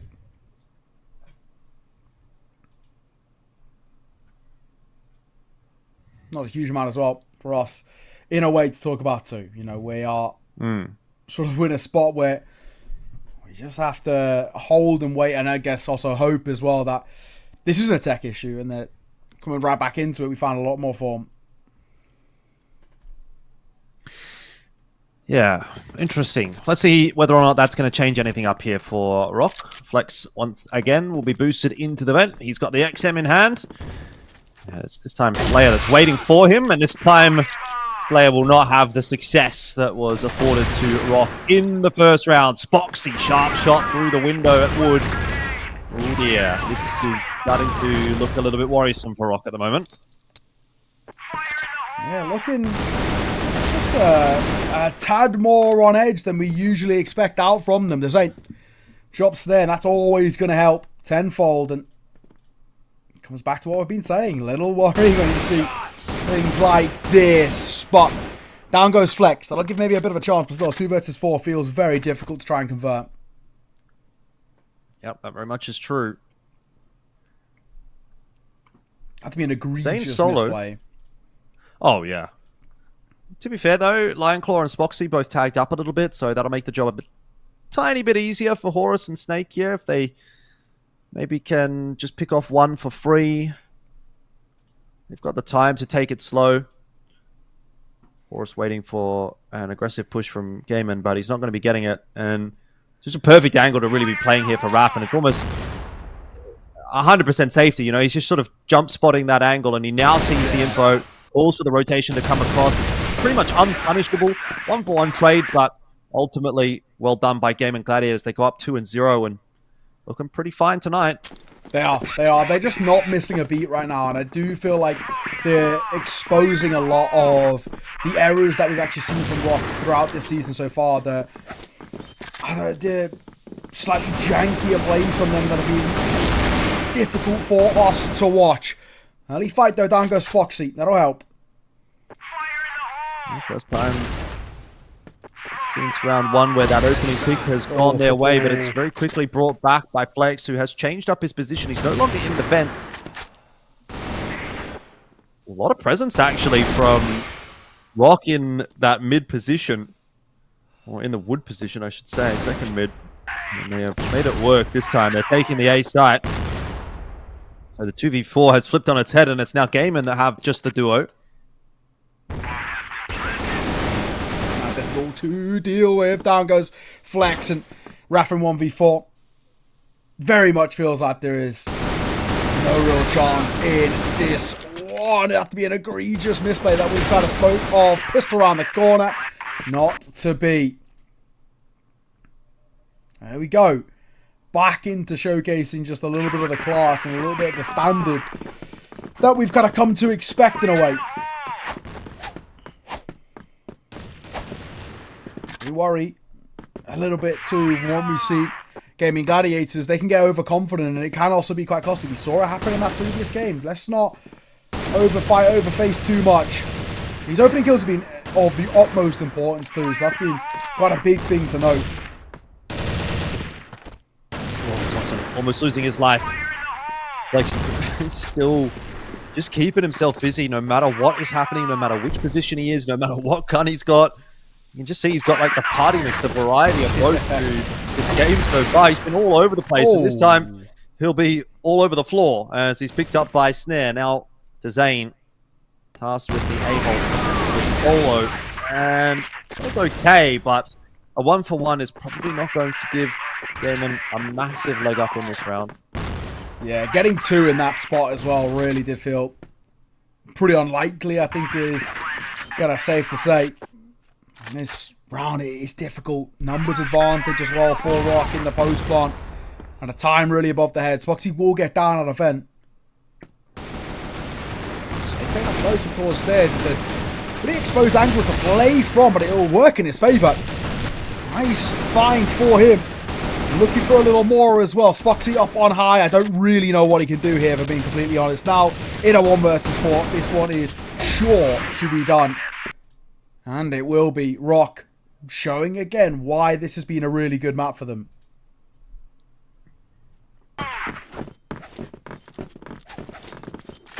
We saw them play this map a lot on the international stage too, and actually to a lot of success. So it's sure a lot of tape for Gaimin Gladiators to go off, but ROC have got that experience. Yeah, look, I'm not making an assumption one way or the other, to be honest with you. I'm just here to watch along for the ride. That's a nice exchange for Horus, but having lost a couple of players earlier on in this round, ROC are still at a deficit. Right out the gates, 2 minutes still to go. So 30 seconds into the round, and 3 players already down very, very quickly. Flex, though, will get just caught in transition. And again, Flex is one of those players who he's always busy, right? And as long as he's alive, Gaimin are either liable to pick up an extra kill or drop a kill themselves in the form of Flex going down. And in this instance, it'll be the negative for Gaimin Gladiators, but it does only just do enough to bring it back to 3-on-3 here for ROC. Timing looking pretty good, though, on this A hit, as Dezane is a bit more interested in having a look up into the window. Try and clear that one out. And he's given up A, so Bomb Plant's going to go down. Dezane now copying that across to the team, and again, they get a chance at a 3-on-3 retake. Horus trying to get ahead of the play there will give up his life, and all of a sudden, this starts to look GG favored. Yeah, you're right. Feeling a little janky. Down goes Totten as well. That's going to make it very difficult. Should be impossible, and is. Nice swing and a nice find. Gaimin Gladiators respond well, and they do a pretty good job again of just showcasing a little bit of their class too. We know they've got some nice tricks up their sleeve, and there exactly here it is, right? So ROC can't afford to fall asleep at the wheel basically at all throughout this game, and you know how difficult it can be, of course, for them to really get going. So 3-2, Gaimin Gladiators, small lead, but one that really feels like they've got a lot to work with here.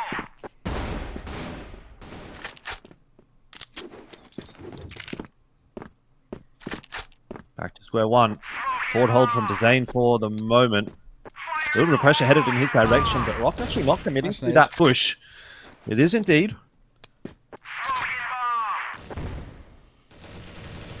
That'll always help. Just soften them up in the early part. I mean, of course, it doesn't do a huge amount of damage, but enough just to reassess that stairs push. Smoke towards the top end of it as well. It'll keep them slowed down and at bay.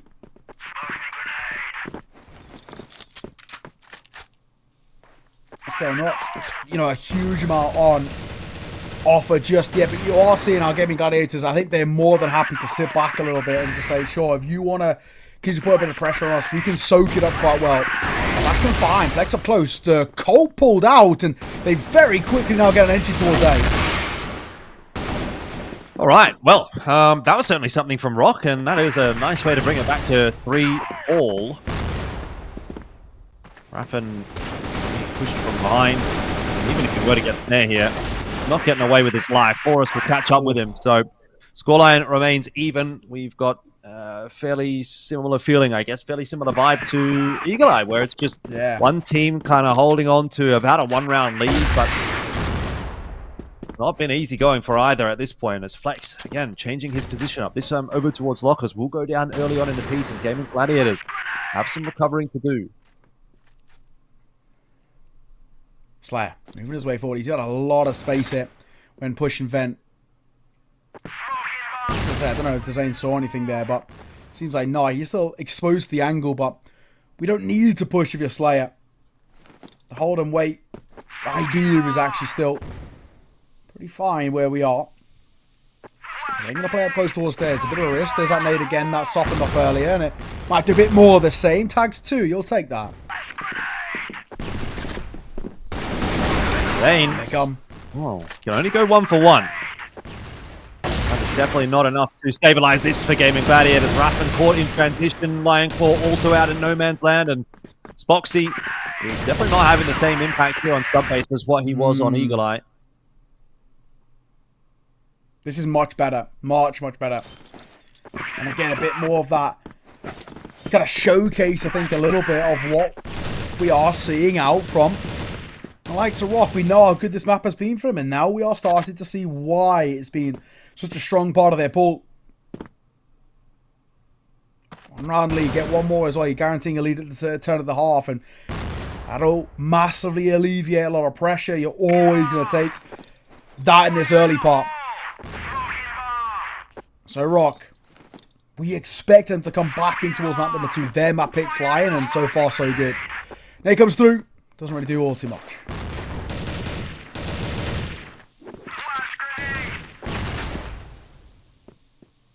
Spoxy maybe trying to look for a way to get involved in this round a little bit earlier on than he traditionally has been. He's doing a lot of these retake situations, but here, opening kill from him. Let's have Lion Claw ready to swing as well if he were to go down. This should be a trade, and it is.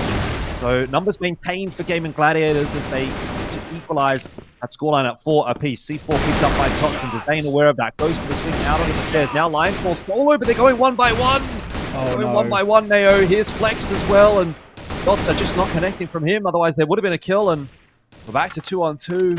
Had the numbers getting Gladiators, and now Raffen will take matters into his own hands. Jumps on top of Slayer, drops him. Totson, though, has the bomb. He can plant it, and this could be 5-3 for ROC. Yeah, it doesn't actually need to fight in the early part here. Now, 2 versus 1. Play off the trades. Even it feels as well like sending Raffen as a bit of a human flashbang. Not the worst thing in the world. Play the try and trade here. It's a little scrappy. They're tagging right through the missile itself, and that will be a nice response. And a bit more of what we want to see from Gaimin Gladiators. That'll help. Yeah, once again, brings it back to 4-on-4. And a fair bit to play for in this final round of the half. A lead at the half is nice and beneficial, of course. And Flex, again, getting involved early. But this is where I want to caution step back maybe from Flex. I can see him get the opening kill and then give up his life immediately afterward and kind of make it a moot point. Dezane going to have a bit of a look here. He's got to be very careful with Horus's position. It could be even covered by the barrel of his gun. He does get Snake before he goes down, but Horus very quickly scaling into the site. So it's map control lost for Gaimin Gladiators, even if they hold on to the numbers. Yeah, this is a little dicey.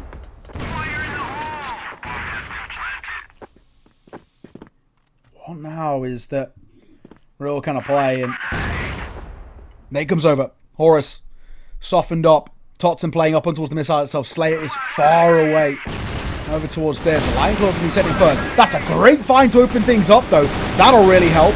Flex now trying to support. He does well with the Colt. All down to Slayer. One. Oh, he makes a good effort of that. You have to give him credit. Just didn't have the numbers to be able to compete, unfortunately. Yeah, that was a little too close for comfort, I would imagine, but it's all good in the end as Gladiators holding on to the lead here, 5-4. For a second there, it kind of did look like ROC was going to be able to pull it back into their favor. But again, just a super, super competitive map, and quite eager to see how this second half is going to play out as well. Yeah. It's been a pretty interesting one thus far too, where we've had very similarly towards that first map in the first half of the first map where it was back and forth and they were really kind of throwing the whole kind of kitchen sink at the window. We're seeing a lot more of it here, back and forth, and Gaimin Gladiators being made to work for a lead and for each and every round. And I think that's still where there's that kind of feeling, I think, internally of, yeah, we know there's still more to kind of offer up for ROC just yet. They're not quite at the level that we kind of want to be seeing out for them. But even still, only the first half. A slim lead, sure, by Gaimin Gladiators. I'll take it all the same. Yep. Now heading to the BL side. Spoxy playing a dangerous game, but that's a great flick. Fantastic from Spoxy. And an opener is huge for Gaimin Gladiators, particularly if they can convert that into the first round of this half. Just getting the 6-4 lead really feels like it gives you a bit of wiggle room. Nate, go ahead and grab himself a kill alongside Horus. So there was, for a brief moment, something back in there for ROC, but again, Spoxy being that stalwart for Gaimin Gladiators. He's going to start to work his way into A. Nobody out onto the site. Slayer going to be eating a couple of flashes in his face, and Totson tossing one in as well to slow Gaimin down. Does let Slayer out onto the line. He's going alone. And Gaimin Gladiators not interested in a bar of it. They're going to follow Flex toward B. Yeah, that's the right call. This should be fine now. Bomb will go down momentarily, and a long old rotate for ROC. Really good spot to be in now. And unfortunately, a really worrying position too. Spoxy's going to play all the way back as well. I kind of love this, because he should be able to catch Slayer in rotation too. He's going for the long rotate.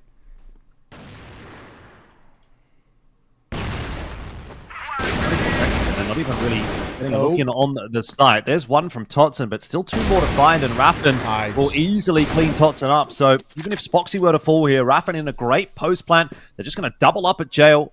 10 seconds left on that bomb timer, and I don't think Slayer has got enough time to win this round. No. Certainly not if a bullet's in the side of his head. So Gaimin Gladiators do take the 6-4 lead.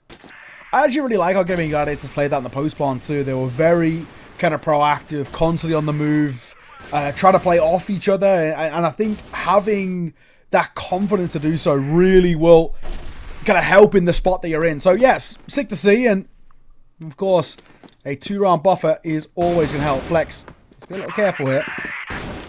Oh, he spots Slayer. Oh, what a shot. What a shot.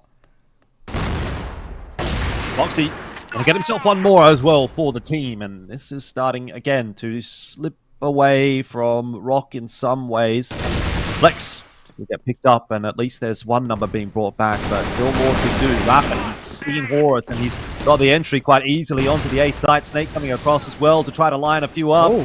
Surprising, doesn't get traded quickly there at all, but look, there's numbers here for Gaimin Gladiators, and they should be able to get this one done. It's a bit messy, but Lionclaw gets there in the end. Yeah, a little scrappy. There was a moment there that could have felt, or could have been a little bit more awkward. Thankfully, it wasn't the case.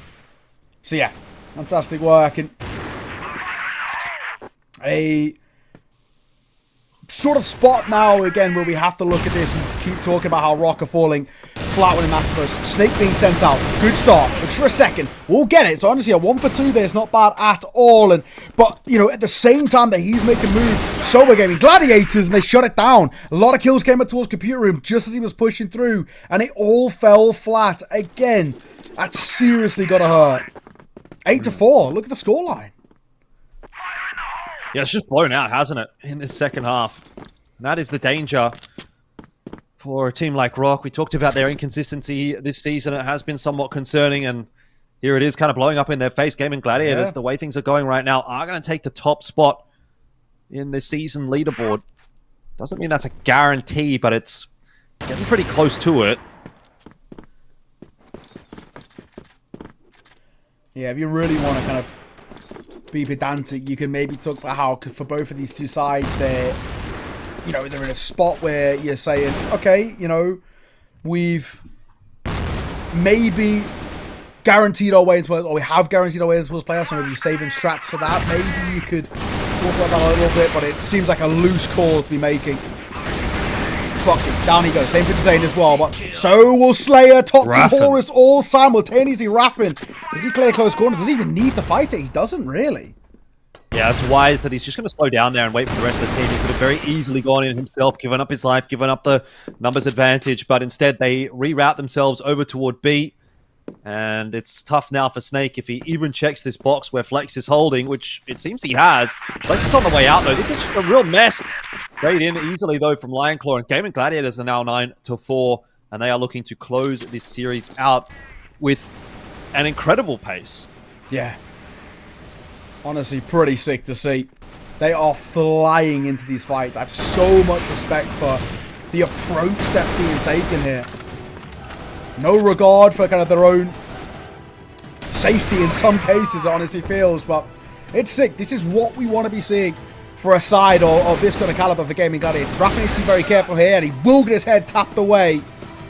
Snake, 1v3. Oh, sorry, 1v4 turned 1v3. Maybe you can make the argument of 1v2 how low Lionclaw is, but it still should be impossible. He's also a known quantity too, so he's taking some messy fights. At the same time, the bomb will go down back into the 1 versus 2, and Lionclaw low, so we have to be a little careful here, Gaimin Gladiators. Snake's still got HP.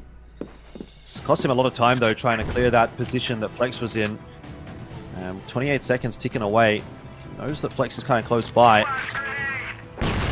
He wants to try and take the fight to Flex first. Flex stuck in the corner. It does not work out at all. And Gaimin Gladiators will finish it off. That was an absolutely insane series. But Gaimin Gladiators throwing down the gauntlet at ROC and just saying, well, we're on top, buddy. Yeah. Honestly, a real masterclass being shown there by Gaimin Gladiators.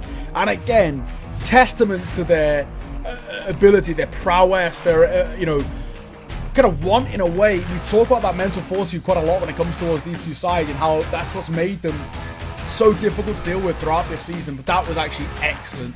The approach and the kind of the way in which Gaimin Gladiators were able to piece through so many of these rounds. It's so difficult to deal with if you are ROC. But if we're being completely honest, they also felt incredibly flat. They really looked like they were struggling to get going. They were struggling to kind of find the form that we expected them. And the big question now is I know we want to make these arguments to talk about saving strats to playoffs, and it is something that does get brought up quite a lot. But that was just a gross, underperformance from ROC. They really didn't get going. You can maybe talk about how they were saving something here or there, but it honestly didn't feel like it.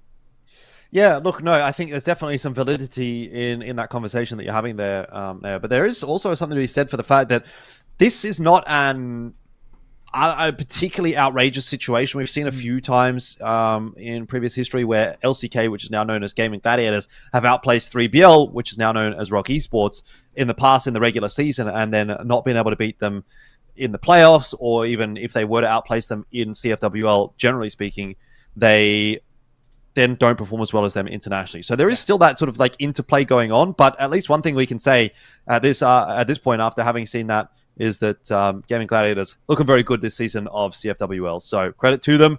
Time for us to take a short break, then we'll be back for our third series of the day. So don't go too far away.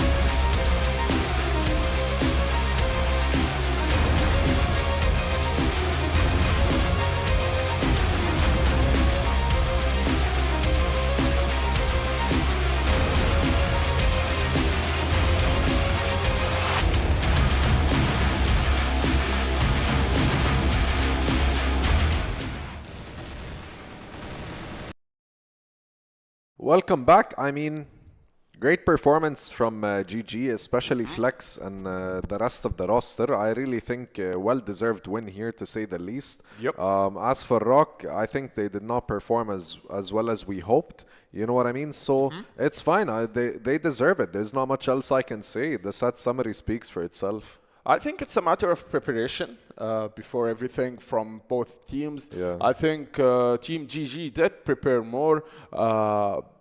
Judging from the first map, it was going back and forth because it was Eagle Eye. We know how team like ROC Esports do play on Eagle Eye. They always know its angles. The snare knows where to snipe, how to snipe, and how can I get my first blood on first entry. Spoxy, yeah, was better on the first map, but coming through the second map, Sup is, okay, I thought that even if GG do get some rounds for them, I think at the end of the day, ROC Esports would take this map and go for map 3, but no, against all odds. And surprisingly enough, GG did play against the top 2 places in the West League, and they did win against them 2-0, 2-0. The unKnights and ROC Esports. And thing is, it's the same performance, almost perfect from Team GG. It's like Team GG is on a new level. I think you would agree with me when we say that GG winning against T9, then winning against ROC, then unKnights, and before that Anubis, they are just unstoppable right now. They remind me of ROC Esports 2 weeks ago. Yeah, I mean, they played insanely well. I don't think there's any bitterness between both teams or anyone in the top 4, especially since they've played together a lot and you know, they've reached a nice conclusion. Yeah, Spoxy, God bless him, man. He's an incredible player, very well-rounded. What else? A strong KDA. He was a very, very solid performance today in both games, and I really hope and I wish them all the best as well. I'd really like to see this team in playoffs and possibly qualifying to something more and to show us as well like the former LCK that we're all used to and love. So yeah. I mean, we did interview Spoxy yesterday, and he was like, okay, I think we are going to reach top 1 and stay there for a bit. I think we're going to be consistent in that place. And after Anubis win and now GG win, I think it gives them more space and more, you know, being the intimidated player and team within the West League. Thing is, what's coming for the rest of the boys? I'm super excited to see how a team like GG will perform within the playoffs. I mean, will they be as consistent as they are right now? Will Team Anubis shows GG surprise, because the most consistent teams right now are Anubis and Team GG. Yeah, I mean, I don't think like the aggression that we've seen is relative, you know, because the way I see it, the top 4 teams are probably here to stay, including Anubis. I really hope so. So, inshallah, like, I don't know what else to say. I'm just excited. I really want to interview one of the boys in GG and have a little conversation with them and try to understand, like, what their game plan was, at least for this game and so on, you know. It was nasty what they did. Yeah. It was insane, to be honest. And I think we do have an interview to show with Flex, if I'm not mistaken. Yeah. Hello, Mr. guys. Flex. How are you? Hey, King. I forgot how to say hi in Turkish, but hi. I'm very proud of you guys and your performances today. It was very exceptional, to say the least. And how do you guys feel like going into the first, like winning this game, especially in week 5? I mean, it's whatever. It's just a group stage game for us. I think we are not like them, like winning a group stage game and then going to interview saying we will not lose any games anymore, and then getting humbled by Anubis or something. It's they need to learn from us and be more humble in the interviews, especially. I get it. I mean, you're just prepared, you know, you're not undermining any of the other teams as well, which is pretty good, to be honest. Like, I guess most people in top 4 right now, their aim is just top 4, you know, and just unfolding their cards in playoffs, hopefully. Do you have anything you want to say to the fans? And also, I want to ask if Hazem has anything he'd like to ask you as well. But let's start with the fans. All right. Well, to the fans, always thank you for supporting us, and we'll keep doing our best. Perfect. Perfect, man. Very well, Perfect. very short, very understanding. What about you, Hazem? I want to congratulate you, man, about the win and Spox about the MVP for sure. So what's next? What do you guys have prepared? Like, how are you guys prepared for the playoffs? What do you guys think of the playoffs? The main thoughts? What's going on in your mind, man? Yeah, well, we will prepare for every team, respect each team equally. So, but we'll just prepare our matches and do our best. That's it. I think every team right now is in a good form, so we'll see. Yeah, perfect. Thank you so much, Flex. And I want to wish you and your team as well good luck, and I'll see you soon. Thank you. See you. Take care, man. Thank you, man. The guy's confident, man, and he's ready for the playoffs. I'll tell you this. Definitely, and so are we, man. I'm excited about the playoffs. I'm excited about working here and being close to all of you and interacting with our audience as well. Let's start talking a little bit about the next series, or the next match for that matter. Yeah, finishing the main event, in my opinion. We're now jumping the final event. It's TBI versus unKnights. I mean, we've already spoken a lot about TBI. Penguin, Hunt, King, Dirty, even Avon, and Booker. Even coming in, Booker going out, and it's been chaotic with TBI, especially the losing situation. They've been on a continuous losing streak. We don't want to highlight this a lot. We just want to highlight the winning streak coming from Team unKnights. I mean, they did lose yesterday against GG. That broke their winning streak, but now they are eager to win this game. They need this win by any chance, because now, after being on the first place, GG came on top now, being on the first place, ROC the second, and unKnights the third. Yeah, I mean, unKnights, I'm pretty sure are just going to sweep this under the rug, to say the least, because I really think that TBI has a lot they need to work on, to say the least. Yeah, they're a solid roster nonetheless, but they just don't have the cohesiveness, and the positive energy is definitely lacking on that. Here's our key players, ladies and gentlemen. Alucard, of course, the sniper, the demon, in my opinion. So, man, we do have in the West League some insane snipers, don't we? I mean, all across the board, in all regions. Like the Omens, it's not as hard as people think, especially the way the mechanics of Crossfire works, that to get a no-scope or a quick-scope just takes a few years of practice. But I think that's what these two members have, at least. That's true, that is true. We did see Alucard in lots and lots of scenarios where he's just insane with the sniper, clutching some rounds for the boys from Team unKnights. Moving on to Team TBI, yes, they do not have a lot of wins. I think they are just on one victory, but in their defense, they have some talented individuals, just need to be executed correctly. And I think that's the main points that TBI missing. I think overall, we would see TBI, and that's just my humble opinion, we would see TBI dominating Split 2. Yeah, I mean, it's pretty interesting to say the least, you know. There's always aggression between top and lower teams, and it's just how it is, you know. Maybe Dirty can step up, maybe Alucard. I hope they're both having good days, at least, to say the least about it. But it's very exciting how this is going to play out, you know. Another peek on the TBI roster. We've seen this roster play a lot, and the plays are just intense and superior to watch. Here's Hunt, the guy with the experience, and he's even subbing to Booker, Penguin, King, and of course the one and only, the guy that clutched lots of rounds, but sadly wasn't victorious yesterday, aka King. There are the boys, of course, with the same smiles. I don't see the Penguin had an Ohm yesterday in his hands. I don't see it. The model, the game toy. Oh, the toy, yeah. I mean, that's fine. Like, they seem pretty prepared, to say the least, and I'm excited to watch them both perform. Both teams perform, but I'm pretty sure, if I'm not mistaken, like, all bias aside, I have some friends who are in TBI, and I'm pretty sure that unKnights will probably win this. Yeah. I can't agree more, honestly. Especially after losing yesterday, I think they just need the win.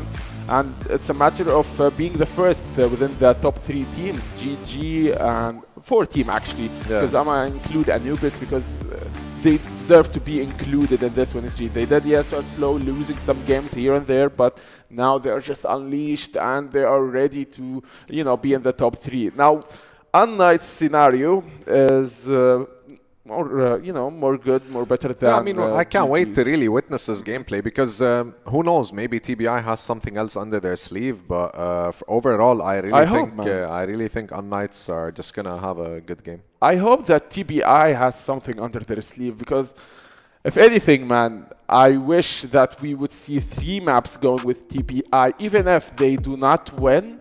I want to see it going back and forth, back and forth, back and forth. And here is the map draft, and no Ankara from TBI, but Ankara from the unKnights. Port is interesting. Maybe TBI is trying something here, but I'm not sure if it's gonna work against against the unKnights because they're very experienced when it comes to games like this, or maps like this for that matter. I mean, Ankara makes sense, right? If you can hear me. Compound, pretty interesting. I don't really think it's gonna go to compound, but I do. Let's just be real and be honest. I really think Port is gonna be going to unKnights, and then the next game is probably gonna go to unKnights as well. But I don't want to discredit TBI. Who knows? Maybe it works out for them. I hope even on Ankara, even if it goes to unKnights side, then we see a close game because Ankara is a favorite map for TBI. Though they do lose on it frequently, but they just want to see a good game from their side. Hopefully not a stomp like what happened with TBI yesterday, and not be a one-sided game for their side. Speak about both teams. Here's a last final peek, their cameras and their statistics. I'm super excited now for this matchup, and just wishing to see more of TBI. Yeah, I mean, we're gonna see more of both actually, and I'm really excited as well because if you think about it, there's not gonna be much challenge today. I cannot lie, to be honest. Avon's in the roster, he performed pretty well, and we're gonna have to wait and see because I'm really excited to just watch this game, even though it's our last series of the day. But I do hope it's a best of 3. Coming close to playoffs, man. We're just 2 more weeks, if not 3, and then we are speaking about playoffs, and I'm super ready. unKnights and TBI, man. Yep. Let's take it away to our casters. Thank you, guys. Yeah, cheers, guys. We're looking forward to getting underway to the final series of the day. I have no doubt to my mind that this is going to be a very swift 2-0. TBI. Damn, bro, you've really done it to him. I can't believe it. There's no way this is going 3. TBI, unfortunately for them, they just cannot compete at the moment, Barnes. We've already touched on this, and then this has been a similar story for a year and a half now, where there is a sizable gap. There's the top 2, then maybe unKnights just in behind in that 3rd place, and then a pretty sizable gap, and it has been the case. Sure, Anubis did a lot better this season, but outside of that, there isn't competition in terms of the level, and I think that is going to be the case here. This should be, one of the more swift 2-0s that we had. TBI have had a couple of moments, but I don't expect glory here for them. No, I definitely have to fall in line with your take on this situation as well. I'd be very much leaning towards unKnights myself as well. I had a quick look back at the result that the 2 teams had last time they played this season. It was 10-7, 10-7. So not a terrible accounting of themselves there for TBI in that matchup, but they still did lose that series 0-2. See how things are going to kick off here, as Dirty has managed to creep in past the watchful eye of Pietro, or perhaps it was not a watchful eye, as it was unfortunately the end of Kiko's life in this round. So unKnights, bit of a mishap to start things off.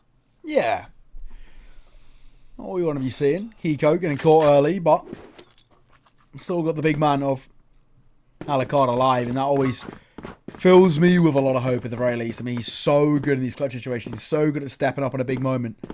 Pietro playing a little bit of a non-contact sort of spot. He's just jiggling for information more than anything. For now, it is all down to whether TBI can capitalise upon this numbers advantage. Penguin trying to get forward as Ginger as that first contact. Beck will be the first 2-4. That's going to help, but there is Ginger coming alive in his own regard as well. So they're up on towards site, which will help. But it's not exactly easy to fight for as well. I say that. Avon and Penguin will combine. Yeah, points gone down for TBI, and Alucard put in clutch situations quite a bit this season. That one, too much to ask for. So first blood will be drawn by TBI. Not the end of the world, though, for unKnights. they'll look at that and say, you know what, don't worry about it. Yeah, nothing really to sweat about in this early part. You have to be completely frank, but I think just opening kill and then Nomads' advantage, they just couldn't bring it back to a decent spot, and of course they left sort of Jinza alone over towards A. It's not always the easiest for him. He did a decent job going 1-for-1, but you needed more, unfortunately. So, TBI, you get an early start like that, and it's always going to help alleviate quite a bit of the pressure, but, you know, a lot more that has to be done throughout this game to give us hope is the safe way of putting it. I think for TBI, they really have to put up quite a lead before I start to believe. Yeah, don't blame me for that. But I'd imagine this is also going to be one of the slower games that we see this season. Yeah. TBI not necessarily known for their pace. unKnights definitely not known for their pace. So as you can see, time just going to be wasted away, more or less. But ultimately, it looks to be a B push, a B setup right now for TBI. Got that extra rotator coming across though. unKnights well aware that this is coming. Good flash out onto the side. Alucard will miss his shot. Rifle's not getting involved just yet, but Alucard gets a chance at a second, and he will pick up Hunt with that shot. Plant a long way away for TBI right now. They have to clear out this site first, and they are not really doing anything, actually. They're kind of just powering away on the side of that usually leads to a death sentence, and that is exactly what will happen. And no, it's one of the cardinal sins of playing attack FPS, isn't it? Executing out onto the site and then just staying still, because while you may have taken some space, you haven't taken all the space that you need. And that just allows time for the rotates to come across, and that's exactly how unKnights undid that round from TBI. Yeah, precisely. Credit where it's due though. Really, really good round to be taken. And of course, unKnights as well, proof in the pudding of just their level too. Kiko gets one, but a very quick response. Jinza still up close here, so King might not know about it. Jinza's able to play a bit of trigger discipline too. It could be pretty important.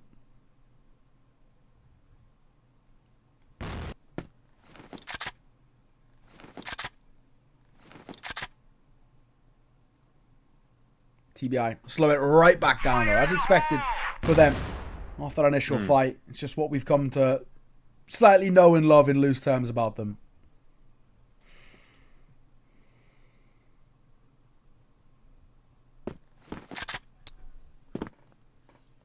Yeah, slow and steady wins the race. Smoke getting tossed in for mid, but there's not really a whole lot of presence from TBI over there anyway.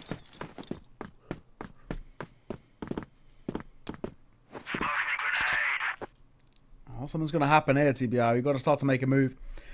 They're really waiting and hoping that mistakes will sort of come to them, but it's so unlikely. I mean, unKnights are not the type of side that are going to push forward and give you these freebie fights. It just doesn't really happen like that. TBI have got to be the ones to set the tone, and I feel like for them at times a bit of a faster pace is maybe the way to go about it. I like this from Jinza. This move through, Hunt could be in a bit of trouble here. Does he get cleared? Yes, he does. Effectively jumping down, sees nobody else in towards mid.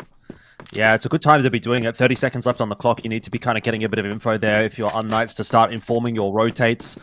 And he's been able to pick up control of middle, get the kill, get the numbers advantage over for unKnights. And as you can see, they know exactly what's happening. They're very well prepared here. And TBI, one thing to play the rounds out slow and then kind of do something with that. But frankly, I don't think they've really done anything on that blacklist side. They haven't really taken any space. They haven't really prevented unKnights from still controlling the map on the GR side. And so if you're going to play this slow, you kind of need to be ensuring that when that push does inevitably come, you're going to do something about it. Either you're going to get the kill on that pushing player, in this case it was Jin, or if that player does get a kill quickly on one side of the map, you're ready to push out on the B-bomb side, for example, on that timing and sort of negate the numbers in some way, shape or form. But TBI just not really doing a whole lot at the moment on that blacklist side, particularly in that round. It gives unKnights the freedom to just play that round exactly how they'd like it to be. Yeah, absolutely. Just made it a little bit too easy for unKnights in that one. So, 2-1. Back into a lead as well for unKnights. I mean, obviously, it'll put us in a pretty good spot for them. Big expectations throughout this game in terms of what we expect and the level we expect out from them. And of course, the big unfortunate thing is that, again, it's for TBI. You've got to really have something quite brilliant up your sleeve. You want to make them feel uncomfortable, and so far we are not seeing it. Hunt, he'll flash himself in, but Jinza gets out. Smartly played.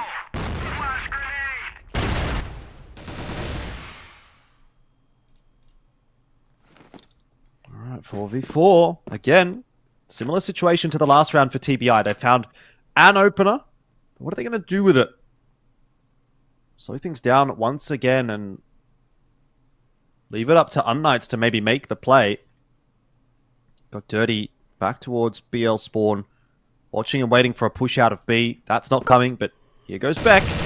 And he's seen Hunt, so info given that there's some player progressed towards the A site. You'd be putting 2 and 2 together here if you're unKnights and assuming that this is potentially going to be an A hit with 30 seconds left on the clock. So Beck's going to go hunting for a little bit more information. He's going to try and clear out long, and he's done a great job of that. This is such an insane position to be playing from, by the way.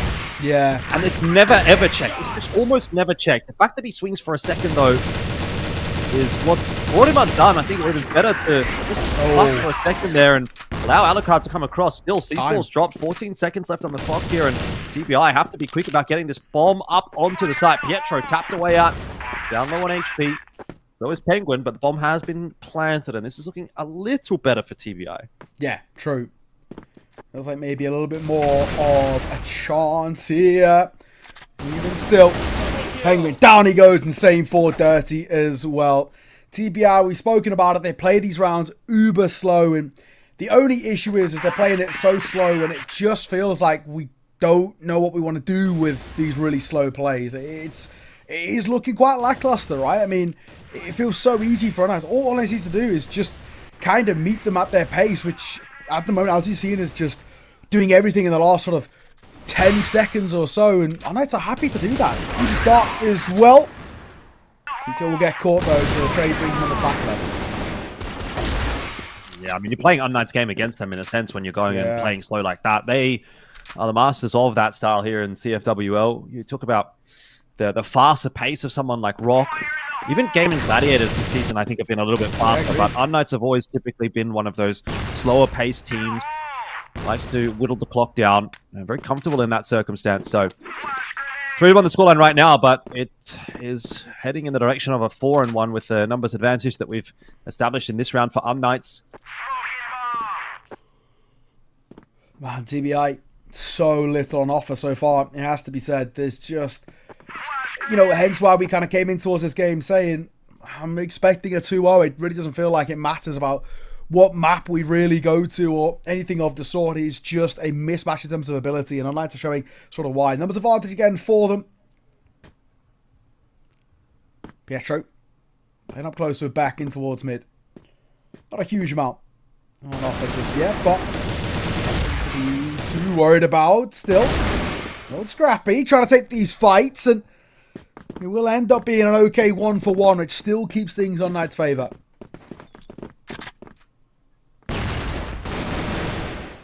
And that is not going to work out for Arvin at all. He's just running to the shooting gallery.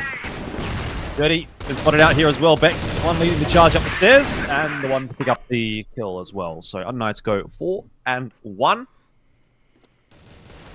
And this game is progressing about as expected, to be honest. Yeah. Not really anything out of the ordinary in this match so far. It has just been a real brilliant display, and again, a lot of credit to, you know, what we've spoken about, where these two sides do feel like a bit of a mismatch. TBI are not doing anything to change that narrative. It's kind of tough to watch. I mean, a lot, of course, of high expectations on unKnights this season. They should be making a run towards playoffs, and they should be able to maybe put, you know, a real bit of pressure on some of these top teams. Now, we wouldn't say they're sort of at the level of maybe the ROCs or the GGs of the world, but you never know in playoffs. TBI, though, 2 quick kills. Yeah, that's something. That's a little bit more like it. Don't want to see them slow it down here. I think I just want to actually see them kind of get it together and get a bit of a wriggle on, because if they slow down, things like this are going to happen. Pietro, luckily for TBI, is not going to win that duel. He would have brought it back to 3-on-3. And look, he would have been in a very precarious position, but he might have got some backup. Jin and Alucard in for the clutch here. It was 2v4, now 2v3. They've rotated across nicely to the A side, and another shot or two from Yorm, and this round could also fall by the wayside for TBI. Jin's got one more, hunt down. Penguin up onto the site. We'll bring it back into control for TBI, but for how long are they able to win the duel against Alucard? So, crisis averted, but a little bit too close for comfort. Yeah, for a moment. Definitely felt like it could have been a little funky. Thankfully, it wasn't the case. Thank God. I mean, still, a lot more that needs to be done before we get to a position of feeling comfortable about them, but that'll help. That'll really make things feel like we've got at least a couple of tricks up our sleeve, sure. 2-4. If unKnights get a lead in this first half, you really look at them to probably be able to put off something at least in the region of like 6-3, and that will be somewhat expected too. Unfortunately, it's just been the case when you look at these two sides of the mismatch and the ability between them. Kiko, heading towards the box. He is sort of alone towards the side. I mean, he has one in support, but Pietro, of course, any sort of mid-presence would be tempted to rotate over and help out the likes of Beck, and that could maybe leave that site on the man. So anybody uses that running towards me could drag his attention away. So far, though, not a huge amount on offer. Nice kill from Jin. Start this round off. TBI going to try and go a little bit faster this time around. Great upcut in middle, but they've walked right into a crossfire. Beck, Alucard, Jin, all getting involved in this one. It is just Hunt solo. I'm not exactly 100% sure where they are. Beck will eventually spot him out, but finishing off, and the smokes here causing some kind of a ruckus. Eventually, the swing will come through from Alucard. 3v1 almost secured, but no luck this time around, and unKnights put themselves well and truly back in the lead again. 5-2. Thankfully, unKnights just making that one feel a lot more, again, sort of comfortable and maybe expected to a degree. Swing coming through. My God. Pietro, Kiko do so well together there just to make things look all the more easier. And this is where I was talking about with unKnights. You know, they take a lead, it feels like it's in a very good spot to be able to spiral it onto more. And here's where the 6th is looming. 2v5 feels impossible. Yeah, it certainly does. Dirty. Trying to pick up the scraps. Oh, that's very nice from Penguin. His experience showing. Unfortunately, he wasn't prepared for the third player. So for all the heroics, it's probably still not going to be enough. Pietro will fall. Oh, Beck will fall as well. What's going on here? unKnights in these 1vx's, 2vx's have really not looked good. Alucard's now down to the 1v1, which he's probably not too pleased about, especially now having given away his position. This is just a straight-up aim battle. You normally do back Alucard in these aim battles, but yeah, you're right. He's probably sitting here saying, what happened? How do we all fall so flat? He's going for the big flank. I like this. I do wonder. Is Dirty holding for this? He might have an idea. He does have an idea, Dirty. Playing this actually quite patiently. I have a lot of respect.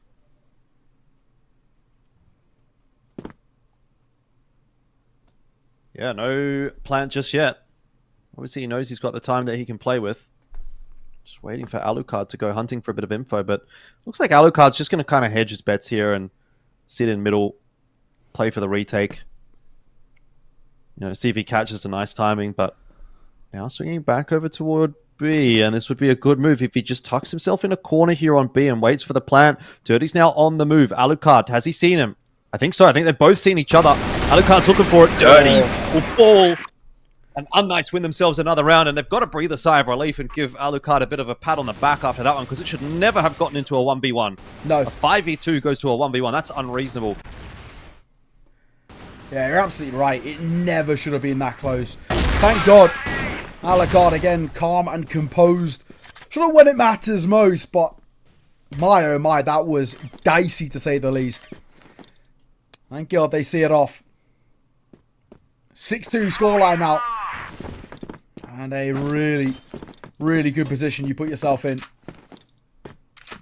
Of course, you have to look at it too and talk about how maybe things are slightly drifting away now for TBI. It's already looking like quite the substantial lead built up by unKnights. But again, expected, unfortunately. TBI, we've not seen enough this season that can convince us that can take down a side of unKnights' caliber, and that's sort of the proof in the pudding that we're getting.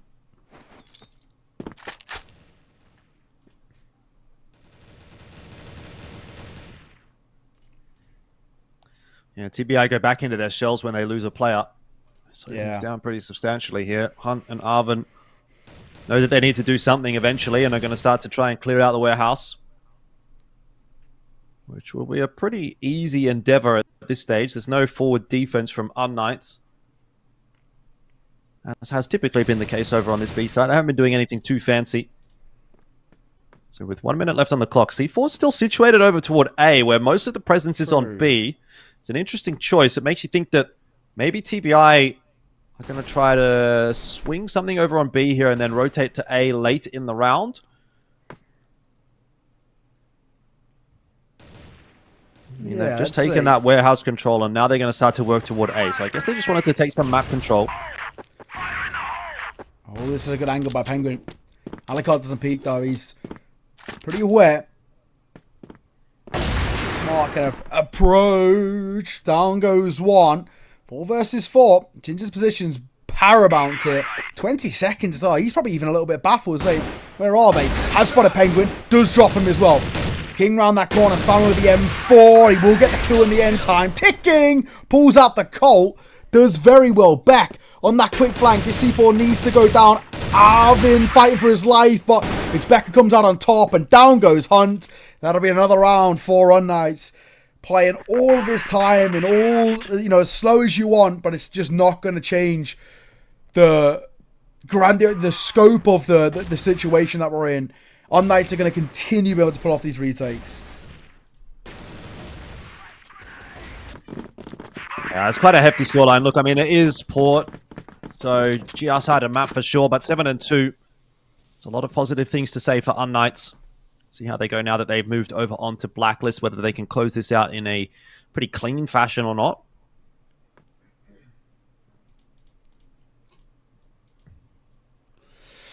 Gotta be said, worrying times for TBI, that is for sure. What have you got for us? Tapping through the smoke, Pietro. Finding too much early, but yeah, you know, as we head back in to the second, I really don't know how much faith I have, honestly. It has been a pretty masterful display and an interesting one in the same regard too, so my worries are at the sort of highest point, I think, for TBI. Especially if they can't find this first round, I feel like it is dead in the water. Alucard, looks like he'll be that first contact. He's just jiggle peeking on that corner. And we spoke about their slow style player. We know that it is part and parcel of just that unKnights side to throw down the gauntlet themselves. So TBI getting a bit of a taste of their own medicine.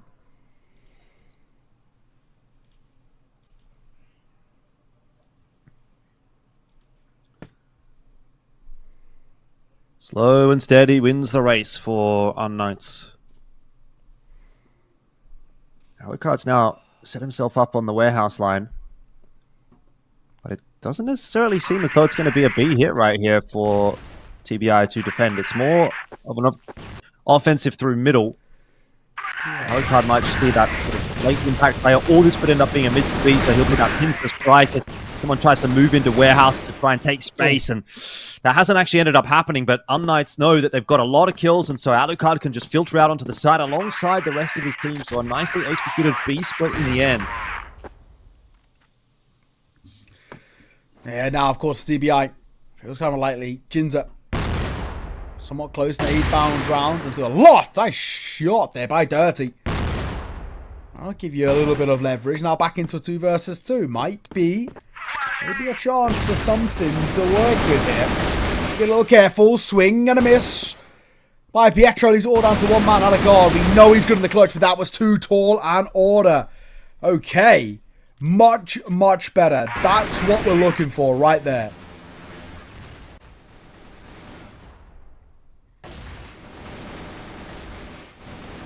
Nice shooting. That is for sure. Bit of a whiff potentially on a few of those unKnights members. It Should have probably been an unKnights round, but gonna have to continue to work hard on this Blacklist side to try to make that happen. This is gonna be a faster play. Look at the flash already over on the B bomb side. It is just Arvin over there. He's completely caught out, and Pietro grabbed Hunting. Meanwhile, it's just a change of pace from unKnights that will catch TBI off guard. They're expecting that slow pace. The whole game has been quite slow, and then they pull that round out, and it's like, okay, boom, off you go. That's a round. In theory. Yeah, true. It should be. 3 versus 3, a Penguin is barely alive, so surely you're feeling like there is no chance in this one, but I'm not going to completely discount it just yet. Down goes Penguin, though, of course, like we said, low, so any bit of nade damage will do a big amount. Dirty, alongside King up close. They've somehow made something of this. Kiko's in behind, though. King going to try and stick the bomb. He's going to try, but he won't be able to get away with it. unKnights, another round 1 for them. Yeah, not much that he could have really done there, to be honest. Sitting that defuse, it was the only play that could have won the round, and in the end, Kiko played it nicely. Again, though, I mean, unKnights in these post plants not looking too fantastic. Yeah. They've been able to consistently get plants, get into sites, but they haven't got the post plants going their way. This time, again, an early fight around the map, and Hunter's going to try and re-aggress into mid. Don't know about that. Don't know about that. He's just given up his life. And now we're into a 4v2, which we can expect to probably slow down a little bit here.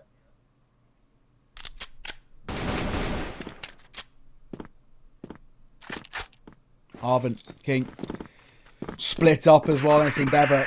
Doesn't really feel like the right call when you're sort of needing maybe to group up a little bit. Can't afford to miss any shots here, TBI. unKnights are quickly barreling down on... I mean, they're basically closing out this map and really setting an early tone and an expected tone too. Arvin will be tested in a panic as well. His nade goes wayward, but he deals a hell of a lot of damage and gets out. Flash pops round. He still knows, still gets his kill as well. Colt pulled out for his third. Arvin's gone huge there as well. Alucard in the back lines. Arvin's still trying to deal with him, but he's done God's work in this round. A 1 versus 1 now. Yeah, I mean, how does it keep coming down to Alucard to have to win these 1v1s? Arvin landing his shots, pistols out on both sides. Alucard needed 1 shot, and he couldn't get it. And TBI are hanging on by the skin of their teeth, but man, it's leaving a lot to be desired. On both sides. It really is. Yeah, I mean, unKnights definitely looking a little scrappy at times. I'll say that for sure, but unfortunately, time of the essence a little bit, and obviously time running out quite considerably too. You've got to get going. 30. I'm going to take back over. Bit of information spread out towards A long, so he's going to come support. And just play on towards site. Alucard waiting for a peek to come towards him. 8 to 4, a lot of recovery is required here by TBI. Bit of consistency though, a couple of consecutive rounds. They might put pressure on unKnights and maybe show a couple of weaknesses.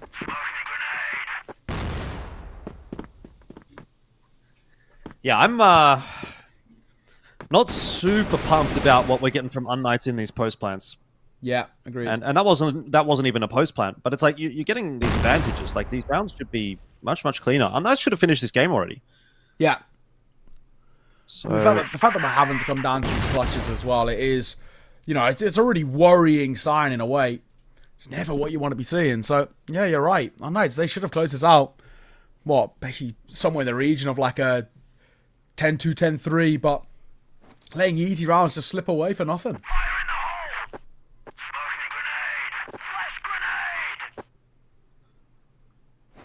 Bit of util getting tossed over toward A, good over toward B. So unKnights pressuring both sides of the map at the moment, but not too egregiously. Speaking of egregious, this is another typical unKnights round. 30 seconds left on the clock. Nothing really done just yet, but a bit of map control taken. They're going to decide to hit the site late. 30 trying to escape up the ladder. That was never going to work. Probably should have just faced and tried to take the fight. By the way, though, the hold so far this time from TBI, not too bad. They've got it back to a 3v3 when the post plant has started. That's workable for TBI, given how they've been on these retakes. Makes you believe maybe a little bit. Kiko up close. Spots one on the shoulder. He's just trying to hit this contact. An A-banking round. He actually had one to use, but opts against the Kiko. Just wants to keep guns out, but probably would be the right call. It doesn't work out for him, though. All down to one man. Jinta, 1 versus 3. Feels unlikely, and it is. And another indicator, Jordan, about these post-spawns looking actually really rough. Not what you want to see at all. Yeah, like what is going on here? Like, this is now, what, 3 or 4 in the half for unKnights, where they've had a favorable post plan. Yeah. And, like, they're just not converting them. Not in the way that they should be. They've only got 1 round so far this half. It was a 7-2 scoreline at the half. You've got something like 3 plants down. And, yeah, the scoreline now is 8-5. So, low-key kind of starting to get a little bit concerned about unKnights' chances of closing this map out, which feels silly to say when they're up 8-5, but it's just the kind of way it is at the moment. Like, they are really looking quite shaky. I wonder if they can just sort of bring this back to basics. No funny business, you know, no flank coming in from Alucard late or any of that. Like, just get him into the pack. Let's all hit the same site. Let's all just, like, make it easy for ourselves and see how that works. That seems to be what they're going to go for here, and it will be made easier by a nice pick from Alucard. Here comes the util over the top. It's just a straight-up A hit, and that player on the side should be a dead man. King needs to be traded here. He's stuck in the corner. Beck making a bit of a meal of it, but we'll get the job done in the end. The push forward from the other side. Pietro making it work out, and this is definitely in the wheelhouse once again for unKnights, but a 3v1, I mean, I wouldn't be surprised to see it happen here. Pietro, don't overpeak, please. Oh, yeah. We spoke about the worries. Arvin, he had a couple of nice moments as well. That quad he got earlier was pretty substantial. Bexing spot as he just dipped his head up looking for information, but now Arvin's known quantity, so Bex is going to fall away. He's given that luxury. Alucard to the right-hand side. Yeah, this is smart. They've just given him a load of space as well, which is actually the worst thing for him. Tap on towards the bomb, but they know they're not committed to a time ticking to 8 seconds left to defuse it, and feels like no chance in hell. He's jumped over Alucard. He might get the kills, but it will not mean anything in terms of the round. unKnights survive a scare there, but again, a post plant that is really ugly. Yeah. I mean, that is much more like it. I think that is unKnights finally giving a bit of respect over to TBI and saying, you know what, you guys have been pretty good on this map. We're not even going to give you the chance. Okay, Pietro maybe. But Alucard able to sort of just back away, continue backing away there, makes it almost impossible to win by the time that he ends up going down. And so, well played in the end, finally, from unKnights. You can sit here and feel a little better. But unKnights have been unconvincing, to say the least. So that's the real worry that I'm sitting with here, is that I just haven't seen enough from them that's made us feel like they've really got, a super solid chance. He's there. 30 on side, gets clipped. Nice shot. Hunt, of course, found one just before that, so it's not the worst position in the world to be in for TBI. King going to try and fight, and he will do a very good job. Quick trade that comes through as well. Outrange, Penguin spotted out. Beck doesn't need to peek, and I think probably smartly so, going down for that lower angle. And obviously AK2 for the one-tap ability. Back to the 1-on-2, and it's not going to be secured for TBI, so the waterfall just comes through for unKnights. Once the floodgates do open up, they're able to pick up those last couple of rounds and close the map out. Was it a great map of CrossFire from unKnights? I don't think so necessarily. Yeah. There'll be a little bit more work to be done there, but 10-5 scoreline is still quite a one-sided result that they aren't going to be too mad about. But there's the game, Neo. Yeah, exactly that. And I think, again, a real indication, of course, of the level of unKnights. I mean, sure, made to work for it much more than we would have hoped or wanted, but I think in the end, really, really nicely done coming through. And I think we've got to now talk about how the TBI get back into this. I don't really know if they've got enough in the wheelhouse, if I'm being completely honest. I said this at the start, I feel like this is going to be a pretty simple 2-0, and I feel like even though there was definitely moments there by TBI, credit to them, those, retakes are actually pretty commendable. Still feels like a lot more that needs to be done to convince me that they can actually pull something off, I think, in this entire series. I don't know. We're going to have to find out. We're going to throw it over towards the desk before we get underway and towards map number 2. We'll see in a second. Thank you so much, guys. Much appreciated the casting and whatnot. I mean, let's just say, very well played by unKnights. TBI, as we said, has so much improvement they need to do. I mean, it's explosive gameplay that came from the side of the boys. And from TPI, yes, there were a chance of comeback here and there, but the rounds just weren't convincing, let's be honest. We did see some even gameplay here and there, coming with a 1v2 clutch, triple kill from Dirty, yes and all, but at the end of the day, when there's a sniper like Alucard just jumping around, bouncing around, killing all, and clutch is coming from Kiku, and Beck just not giving them any room. Same for Jinzer, who's likely the most valuable player, in my opinion, in this He did pretty good, to say the least. Let's not forget that the map is backed by TPI, which is a big element in itself. Overall, as we said, and as the caster said, I think it's a quick 2-0 for unKnights. We just don't want to discredit the boys like Dirty and Avon, who did some insane rounds. Yeah, I believe so. Man, it just, again, it's so hard for TPI to just come back to the flow, not only this game, but the other games itself. I mean, the highlights we can see for ourselves, very, very, very well played by unKnights, very well played. TBI, they did try, but unKnights just, especially Alucard and the rest of the boys, we always say this trio that was replaced by HDZ, and the last one I forgot, my bad.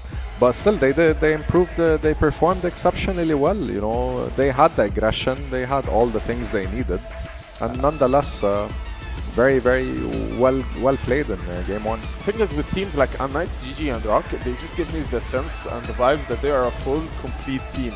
So you have the sniper, you have the one who lurks, you have, and you have also the entry, the guy that can plant PC4, then go out. It's just a complete team for me. While TPI, they just feel like some rounds feel like they are lost. Man. Yeah, it feels like they are either someone at B, it's not just lost, like someone overextending. Even the clutches that happened were rare in that case. There was at some point Avon got the last kill as he was trying to defuse, and there was like 1 or 2 seconds left, Honestly, if I saw Alucard in a 1v2 situation between, let's say, Avon and Penguin, I must say the chances that Alucard wins it is higher than the chances for Penguin and Avon, and this in itself is a problem with the TPI side, that when it's a clutch scenario, not even in a clutch scenario, in the normal scenario, normal situation, they don't play as a team. I feel like, and this is not only from this game, previous game for TPI, they overextend a lot. When they get someone, I don't know if they just feel it, oh, I got a kill, I'm gonna get another one. Yeah, I mean, Dirty tried to perform, but he couldn't. Yeah, and the trades, man. The trades from TPI side are just missing. I really didn't see much trading there. It was just a stomp, It's Penguin dies. When Penguin dies, Hunt goes in, and Hunt goes in with the mentality, okay, he did die, I'm gonna trade myself with him. He dies again, man. Like, it's a double kill for, let's say, Alucard, which is, if you can't, the game itself, it's just continuous trades, left, right, and center. If you can't trade the guy, then what's the point?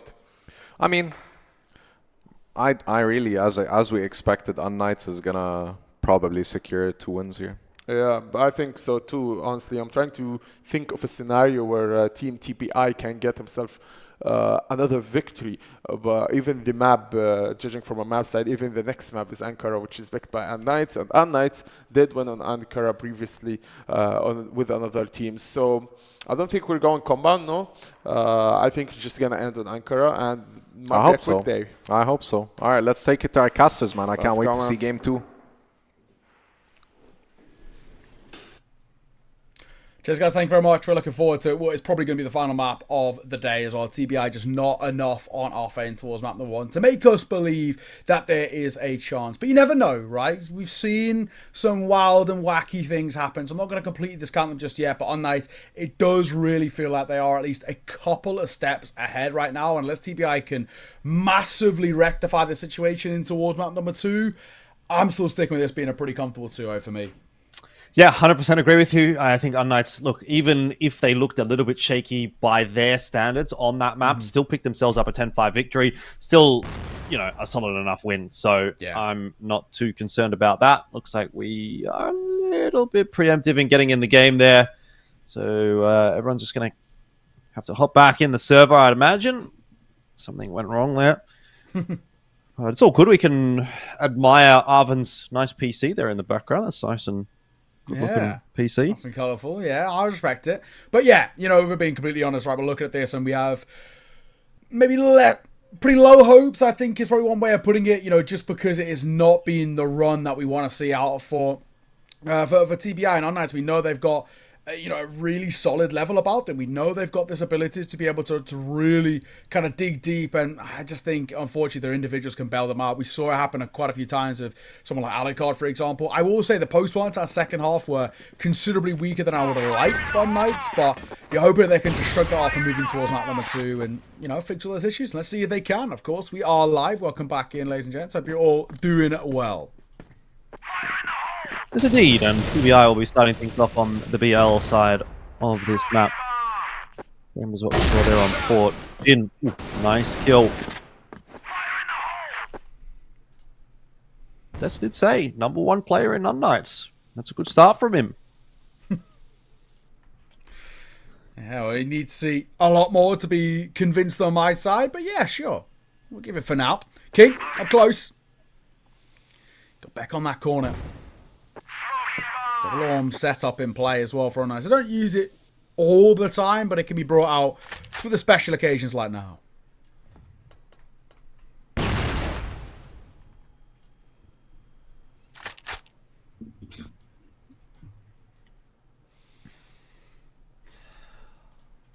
Patience is a virtue when it comes to this series, that I can tell you. And Alucard certainly has a lot of it. He's waiting for this exact push. Ooh, missed that opening shot, though, and he's going to lose his life as a result. And because of that as well, this B side is actually going to be taken by TBI. Beck will have to give up territory.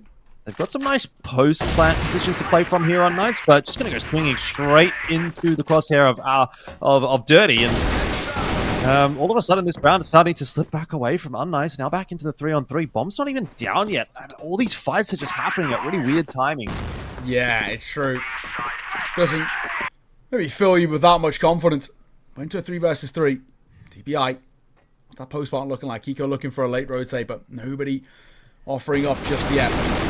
This first fight could be massively important. Jinza. They're trying to catch him spamming through, but it's King who is the one to fall. Penguin up close with the Colt for 2 as well. Looking for the 30, runs low on ammo. Goes back in towards the rifle, and Penguin shuts it down. That is pretty masterful. Yeah, nice timing on the swing coming through from Penguin. You can really see his experience show in a lot of these moments where he, as an individual, is required to multi-frag. He gets a lot of work done. Bit of a messy round, I have to say, from unKnights. The setup that they had, it really relied on Alucard hitting the shot. And the fact that he missed the shot is one thing, but even more egregious, obviously, going down is a huge, huge problem there. So that is an adaptation that'll be made somewhere along the line here by unKnights. Yeah, let's see. Either way, TBI, they started well in towards that previous game, and of course it all fell pretty flat off the back of it, but I think they did start well there. So, you know, maybe some more of the same, potentially, where get a first round, but he's hoping that they can actually chain a little bit more on the early part. Don't fall completely flat as they've, unfortunately, times been known to do so, as we saw in map number 1. 1 minute 25. Nothing out of the ordinary just yet, though.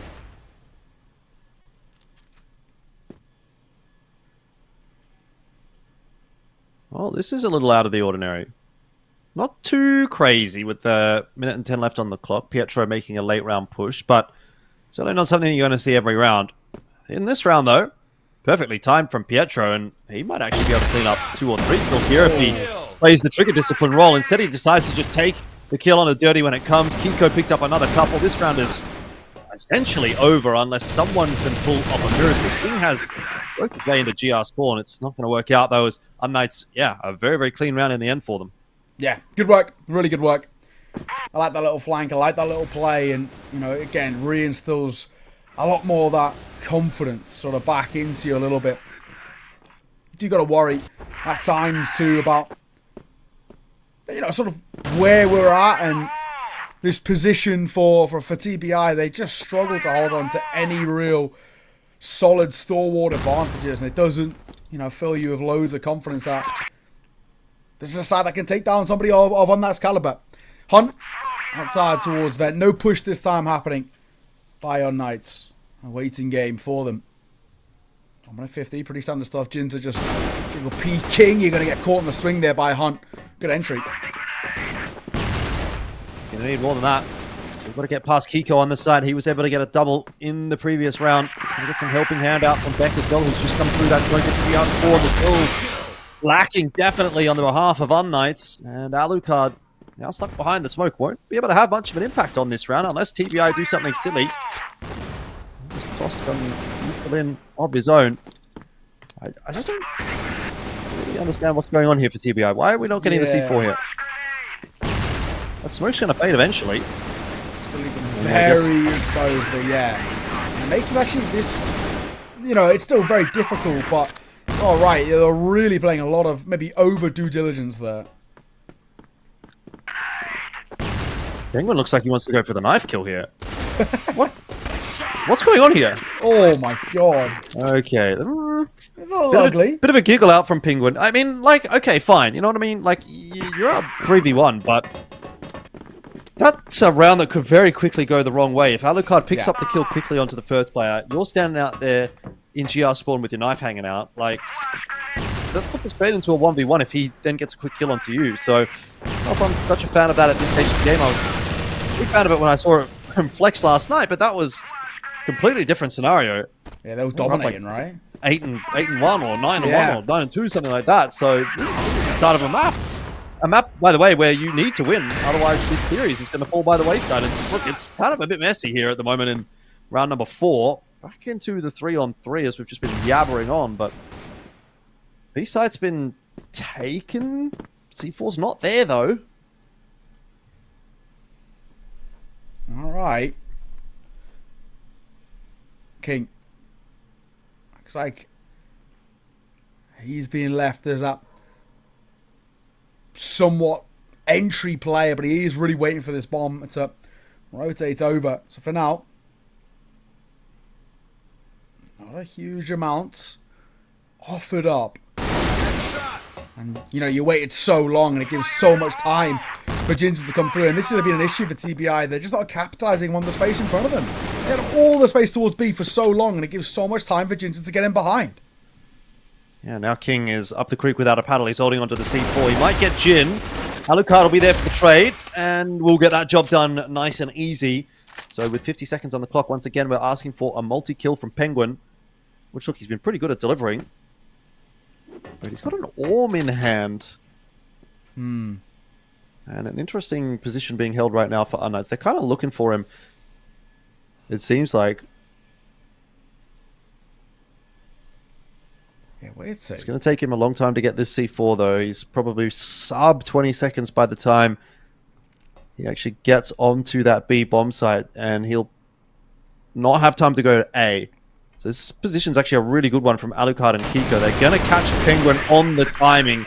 There's nothing he can do about that. The two-man swing gets the job done. Yeah. Good work. I mean, honestly, as well, comes back to what I've been saying a little bit about TBI. I just don't feel like they capitalize well enough upon the advantages that are in front of them. And that one's seriously got to hurt. A bomb being dropped by Ginger into all his hotel. I mean, you're looking at where this side, and maybe if it's a bit of cluttered comms, however you want to put it.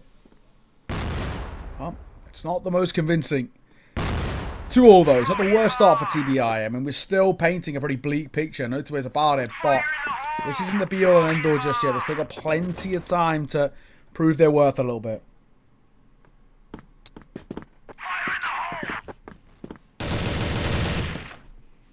Again, it's been a fairly back and forth map so far. No real dominance one way or the other. Kiko's been having a cracker of a map, 7-3 for himself, and were that not the case, maybe unKnights would be down pretty substantially.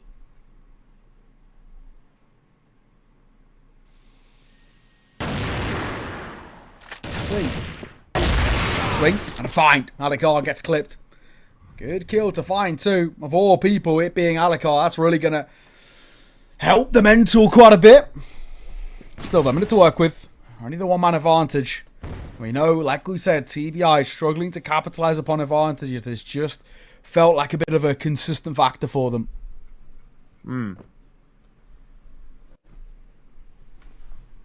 Some movements being made now from unKnights. Pietro again is just going to try and see if he can find himself a timing. And he will. Arvin's going to go down. He's looking for Hunt. He's seen him as well. The presence over towards the B bomb site kind of given away. All eyes now turn toward Beck to see if he can do something, but he knows mid is open.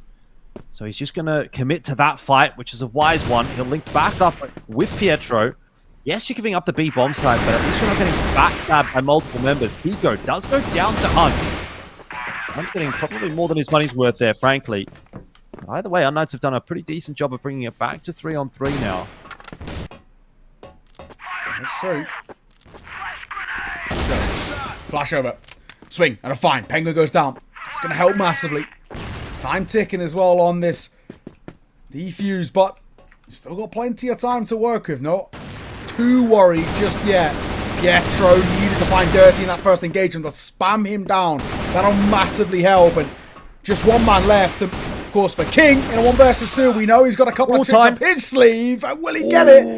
It's going to be incredibly close down to the wire. He just makes it. What was that? 0.15? Yeah, it was crazy. I mean, if we had a slow-mo replay, we might be able to catch it, but it was very, very close. I thought when Beck went down, that was the round over for unKnights, but yeah, got there in the end. Again, though, a shaky round win from unKnights, so still not prepared to say that any team is really on top in this matchup. Not in any significant way, at least. Agreed. My God. 1 round lead and a bit of an advantage. You'll take that. But, again, a lot that has to be done to convince us so far. Swinging through. Nice find by Kiko. Probably needs one more as well. He's under a hell of a lot of pressure. It feels like he's probably a dead man walking here. But again, TBI slowed things down and actually gives time for Beck to get in and support. Dropping a lot of util. Spam. And defined as well for him. I don't get why TBI slowed down there. It feels massively unnecessary. This still a 3 versus 3. Make that 2 at range. Alikar does well. Round's not done, though. They have the A site, and they can get the plant down. If they do it quickly, this is the problem for TBI. They often slow down when I think they could just pick the pace up a little bit. That bomb could have been planted another 5 seconds earlier. We'll see how big of a difference that 5 seconds could potentially make in these retake scenarios. It can be all the difference. Flash over the top now for Alucard. It's going to catch Arvin. Dirty missing his shot, but Alucard missed as well. Pietro in for the trade, makes it comfortable again. Back to the 2-on-1. They know that Arvin's stuck in the corner, and that'll be dealt with. So, well, 5 seconds extra would not have made a difference in this instance, as unKnights comfortably go to 4. Yeah, again, probably have to come back and say, when you're looking at it for TBI, another example where you have to say, maybe it's down to nerves more than anything, but these quite consistent pauses and slowing things down, it doesn't instill loads of confidence in us at all. It's really worrying to see. I mean, I don't know if it is a nerves thing, but it's not what we want to be seeing for them. Swing, and a find. Alikard might stick around for seconds as well with the Colt. He's hungry. He's definitely coming back for seconds. They don't present themselves there, TBI, so it ends up only being the single entry there for unKnights. Alucard will be looking for more, but won't be obliged just yet. And TBI going to slowly start to work their way back into that space. Alucard going to have a second crack at this position that we saw in the very first round of the map. Didn't work out for him then. Oh my god. If he can get one and just fall off that angle, puts him in such a good spot. And he will. Alucard, you've always got to expect him to be able to do so as well. It's just what he can do. They line up for the M4 as well, just to make it all the more sweeter. And that's sort of prime unKnights right there. The teamwork, absolutely excellent in how they've sort of approached that. And again, no real response, unfortunately. It does concern us a little bit, TBI. Slowing things down, and it felt like they were indecisive. Half the team wanted to push forward. The other half as well wanted to slow things down. It was rough. This round's looking pretty rough too. Already the first couple of openers were in the way of unKnights. Hunt is able to bring one back, but that's pretty much all she wrote for the round of 2v4. TBI haven't been threatening to really come back from any of these on Ankara, and now it's just down to Arvin. Probably pretty unlikely. Arvin did have a really nice 1v3 earlier, so maybe, but I don't know, man. It really feels like it would have to be a gross kind of injustice for this round to fall flat here. Let's see, though. 1 minute 20. He's got plenty of time to at least isolate fights, but he's also tagged up himself. Doesn't instill you with that much confidence.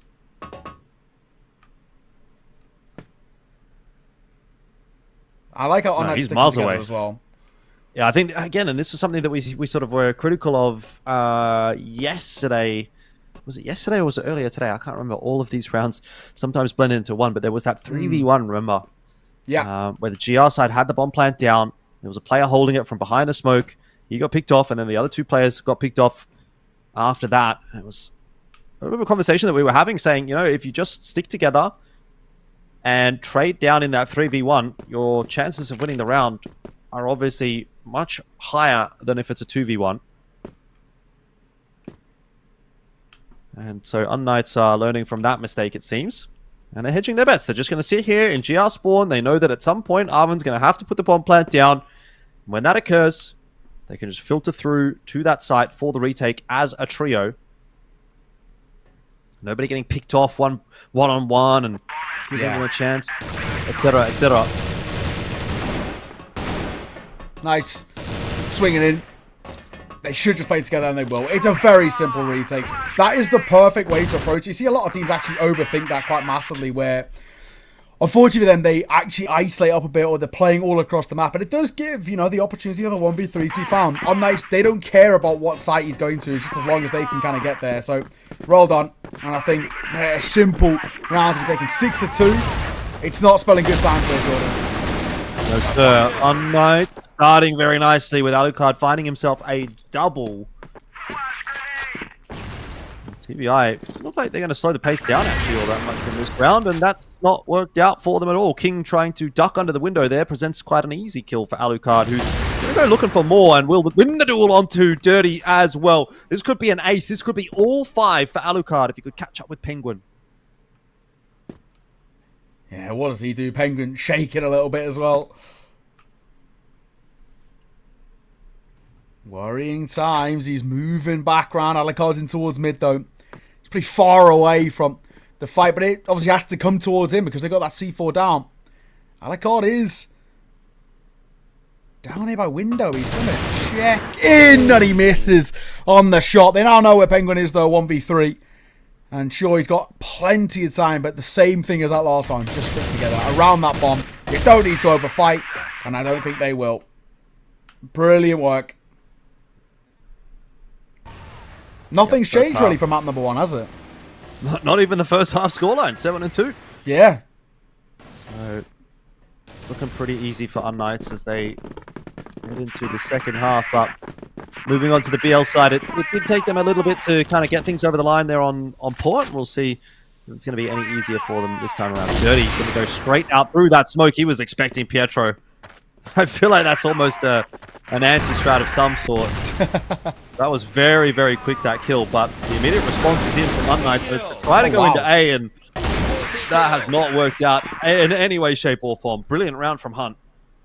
I mean, absolutely massacred there as well. Well played. Yeah, I think you're spot on. Maybe that's sort of a scene round in a way. They're expecting that in that sense, but brilliant work. And, maybe if we can get a couple more, a couple of anti-strat rounds and a couple of nice ideas, we could potentially start to put a bit of pressure on, right? It's not the easiest thing to do against a side like unKnights, but you've got quite the deficit to come through. A confident round like that's always going to help, but that's not the start you want.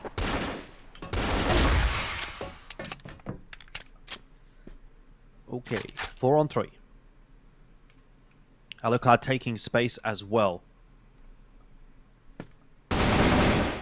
Arvin wants to contest, wants to try to bring the numbers back. You do need to play a little aggressive on the GR side when you're down on numbers. You need to make something happen. Yeah. And that is what Hunt is doing, or that is what he's attempting to do. But I think this timing may not work out for him. Rotation coming back on through. Oh, Jin. Yeah, that's what I'm talking about. Just the timing just wasn't quite right. He was there a little bit too early or a little bit too late. In the end, though, we are still back into the 2-on-2. Dirty's now been spotted exiting B. Steve 4 could just accelerate Pietro if he was feeling bold. Go and try and take that 1v1. See, chin's up. He's low, so he needs to be a little careful. Can't afford to overfight. Actually, a lot of heavy lifting has to be done here by Pietro. Not the easiest task. 50 seconds unKnights. Waiting to see a TBI make a mistake, but in the same vein that TBI were hoping from all this, in towards the first half, it's very unlikely. There's no real need to move here if you're TBI. Even though they are split up, though, that's the one thing that worries me a little bit. For example, if Dirty can't get an opening kill, and if he gets clipped, that makes it very difficult for Arvin here. Pietro, he's just biding his time. Oh, nice. There's the kill. It's not done yet. Pietro's going to get the bomb plant down. Dirty quite low. I'd like to see Pietro get aggressive here. Try and throw a bit of a spanner in the works here. What if he even just edged through that smoke? Will not elect to. She's going to set up on the corner, and that seems like it's going to be checked by TBI. Dirty might have a bit of false info, but he didn't get spotted working through the smoke. So Pietro, even though he was in a position to win that round, will not be able to do so. Thank God, that was a little uncomfortable for a moment, especially when he gets that first. You feel like there might be a little bit of a chance. Thankfully not to be. 7-3. Alright, we're starting to showcase a little bit of prowess here. We're definitely far from dead in the water just yet, TBI. I would probably not start to believe until we get like 7-6 maybe. But it's a real world. Putting up a decent couple of rounds in quick succession, that is what we want to be seeing from them. So, good work. Bounding around the corner. Tunnels control taken. They don't need to do anything with it. They don't actually need to sort of capitalize upon it. It looks like they won't. They're just going to fall away.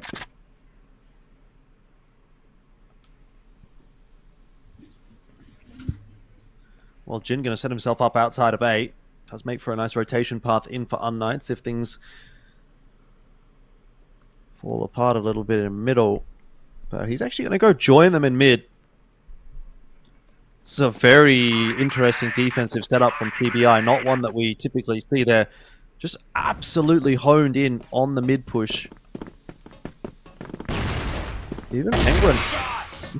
But now that Dirty's gone down so cleanly, this could fall apart. Kiko with 2 wonderful entries. All they have to be aware of is now King swinging in from Hotel, and they don't care about that at all. So that one has just gone pretty pear-shaped from TBI. Yeah, and unfortunately, this is the issue with TBI a little bit, is that even when they're finding a bit of form, falling flat like that, it's got to really kill all the hopes and all the beliefs that we can get back into this and shut down right at the end there as well. So, nice work. Tough to see. That is for damn sure. And it starts to reinstill where we're feeling about how this should be closed out pretty comfortably. Again, not the be-all and end-all, not completely done, but it still feels quite unlikely. I don't know, it's been rough. That's a nice opener as well. We'll take that for Penguin, but him and Dirty then fall immediately. Opener found and immediately thrown right back in their face.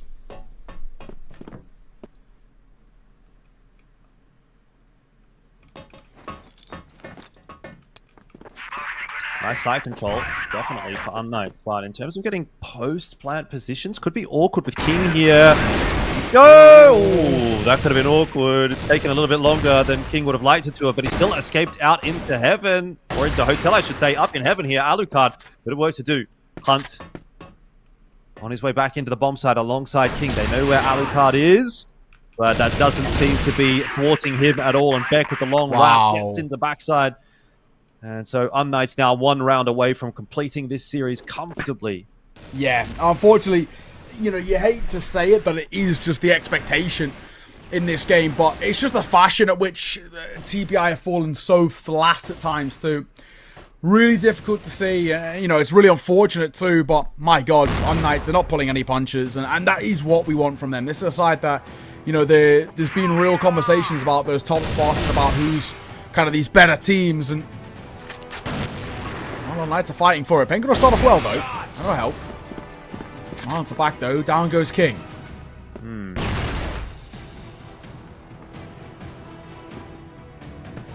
Kiko just shouldering into that B bomb site, but not seeing anything yet.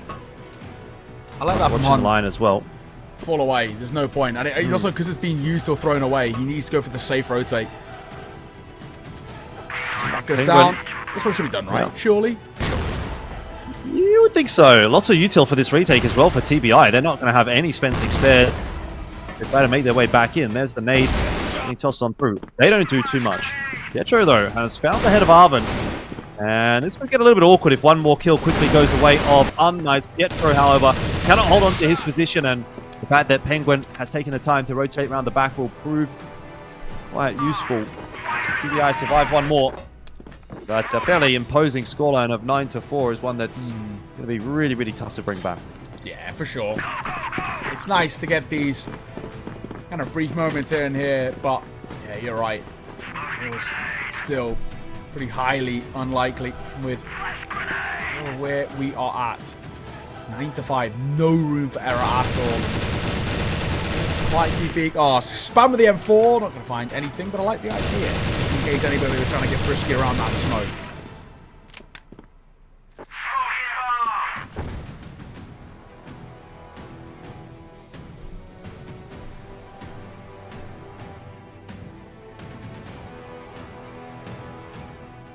Very reserved approach from unKnights this round.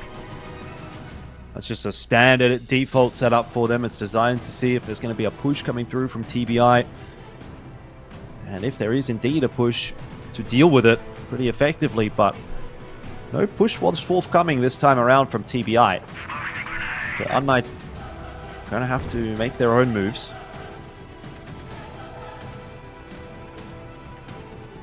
For now, it's too worrying. 1 minute 10. God, gifted a freebie. Hunt's been pushing through that vent and he's not been punished for it at all, and now he finally has. They finally caught him on the overextension, and that's a really nice way to open up a round and what potentially could be the final round too. It's starting to head in that direction.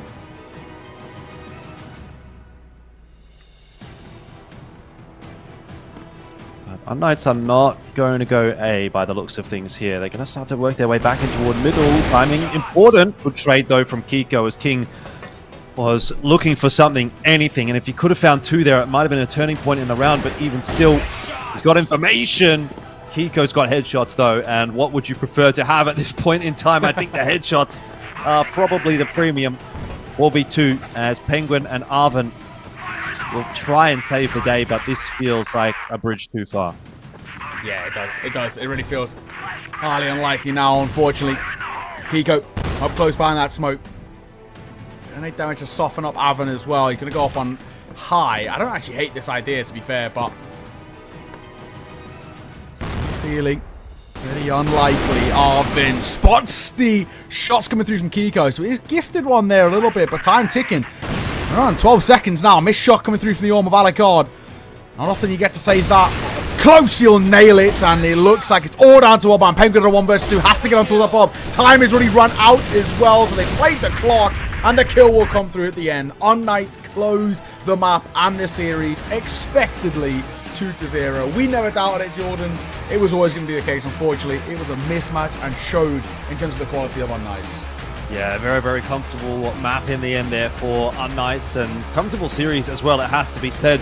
There was a couple of brief moments in there where TBI had, you know, a nice round here, a nice round there, but as a general rule, as you can see, entirely dominant display from unKnights, and well-deserved victory. So all of the series that we had today going 2-0, I would say the first and the third series in a very expected fashion. The middle series maybe not quite so much, but I mean, this week's been a blazing pace. Like, that's another 4-hour day. 2 4-hour days in a row is absolutely insane, considering some of the games we had last week, or some of the days we had last week, were just insanely long. So don't know what to say about that one, but apparently week 5 is just the week of speed, and we're going to be speeding over straight to the analyst desk. That's us from Neo and Elfish for today. I'll be back tomorrow. I don't know about you, Neo, but over to the analysts. Enjoy it, fellas.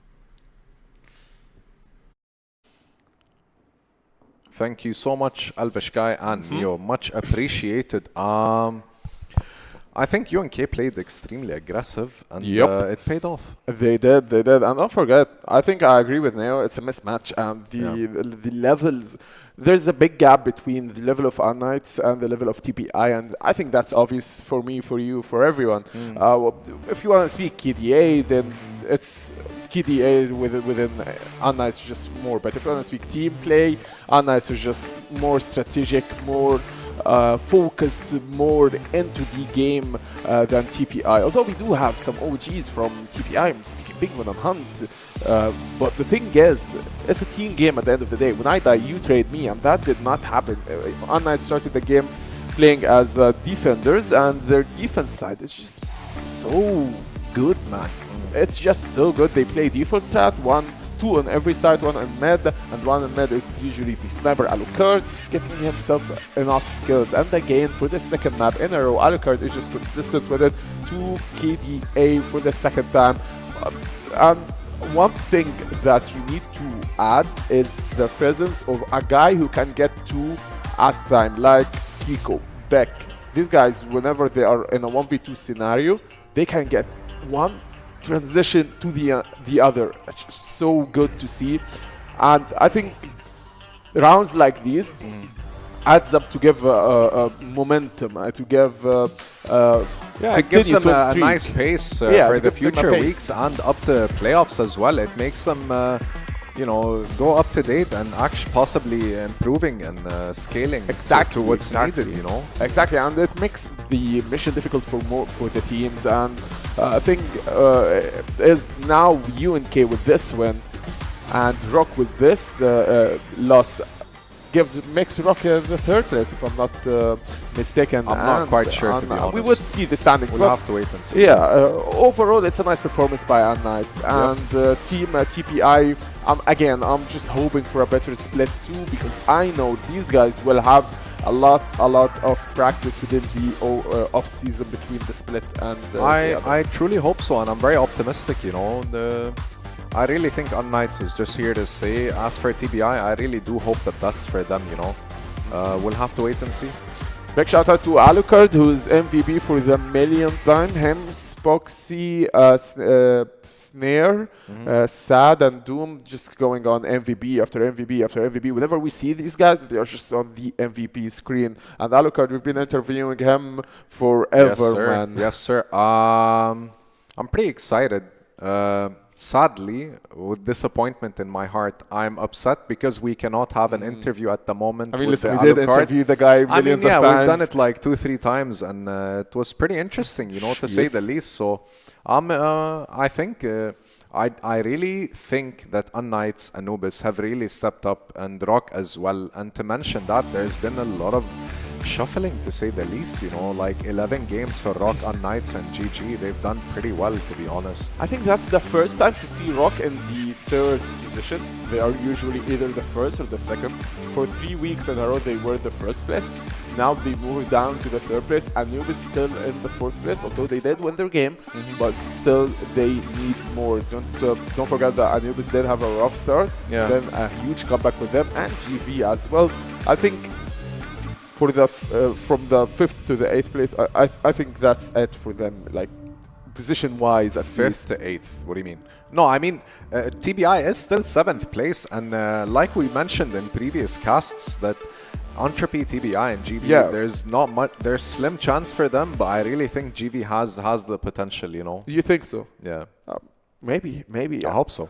I mean, whenever we speak about the top 4 positions, it's so rotational and so not fixed between them. Yes. It's either Anubis, ROC, and now ROC in the 3rd position just makes me more and more excited for tomorrow.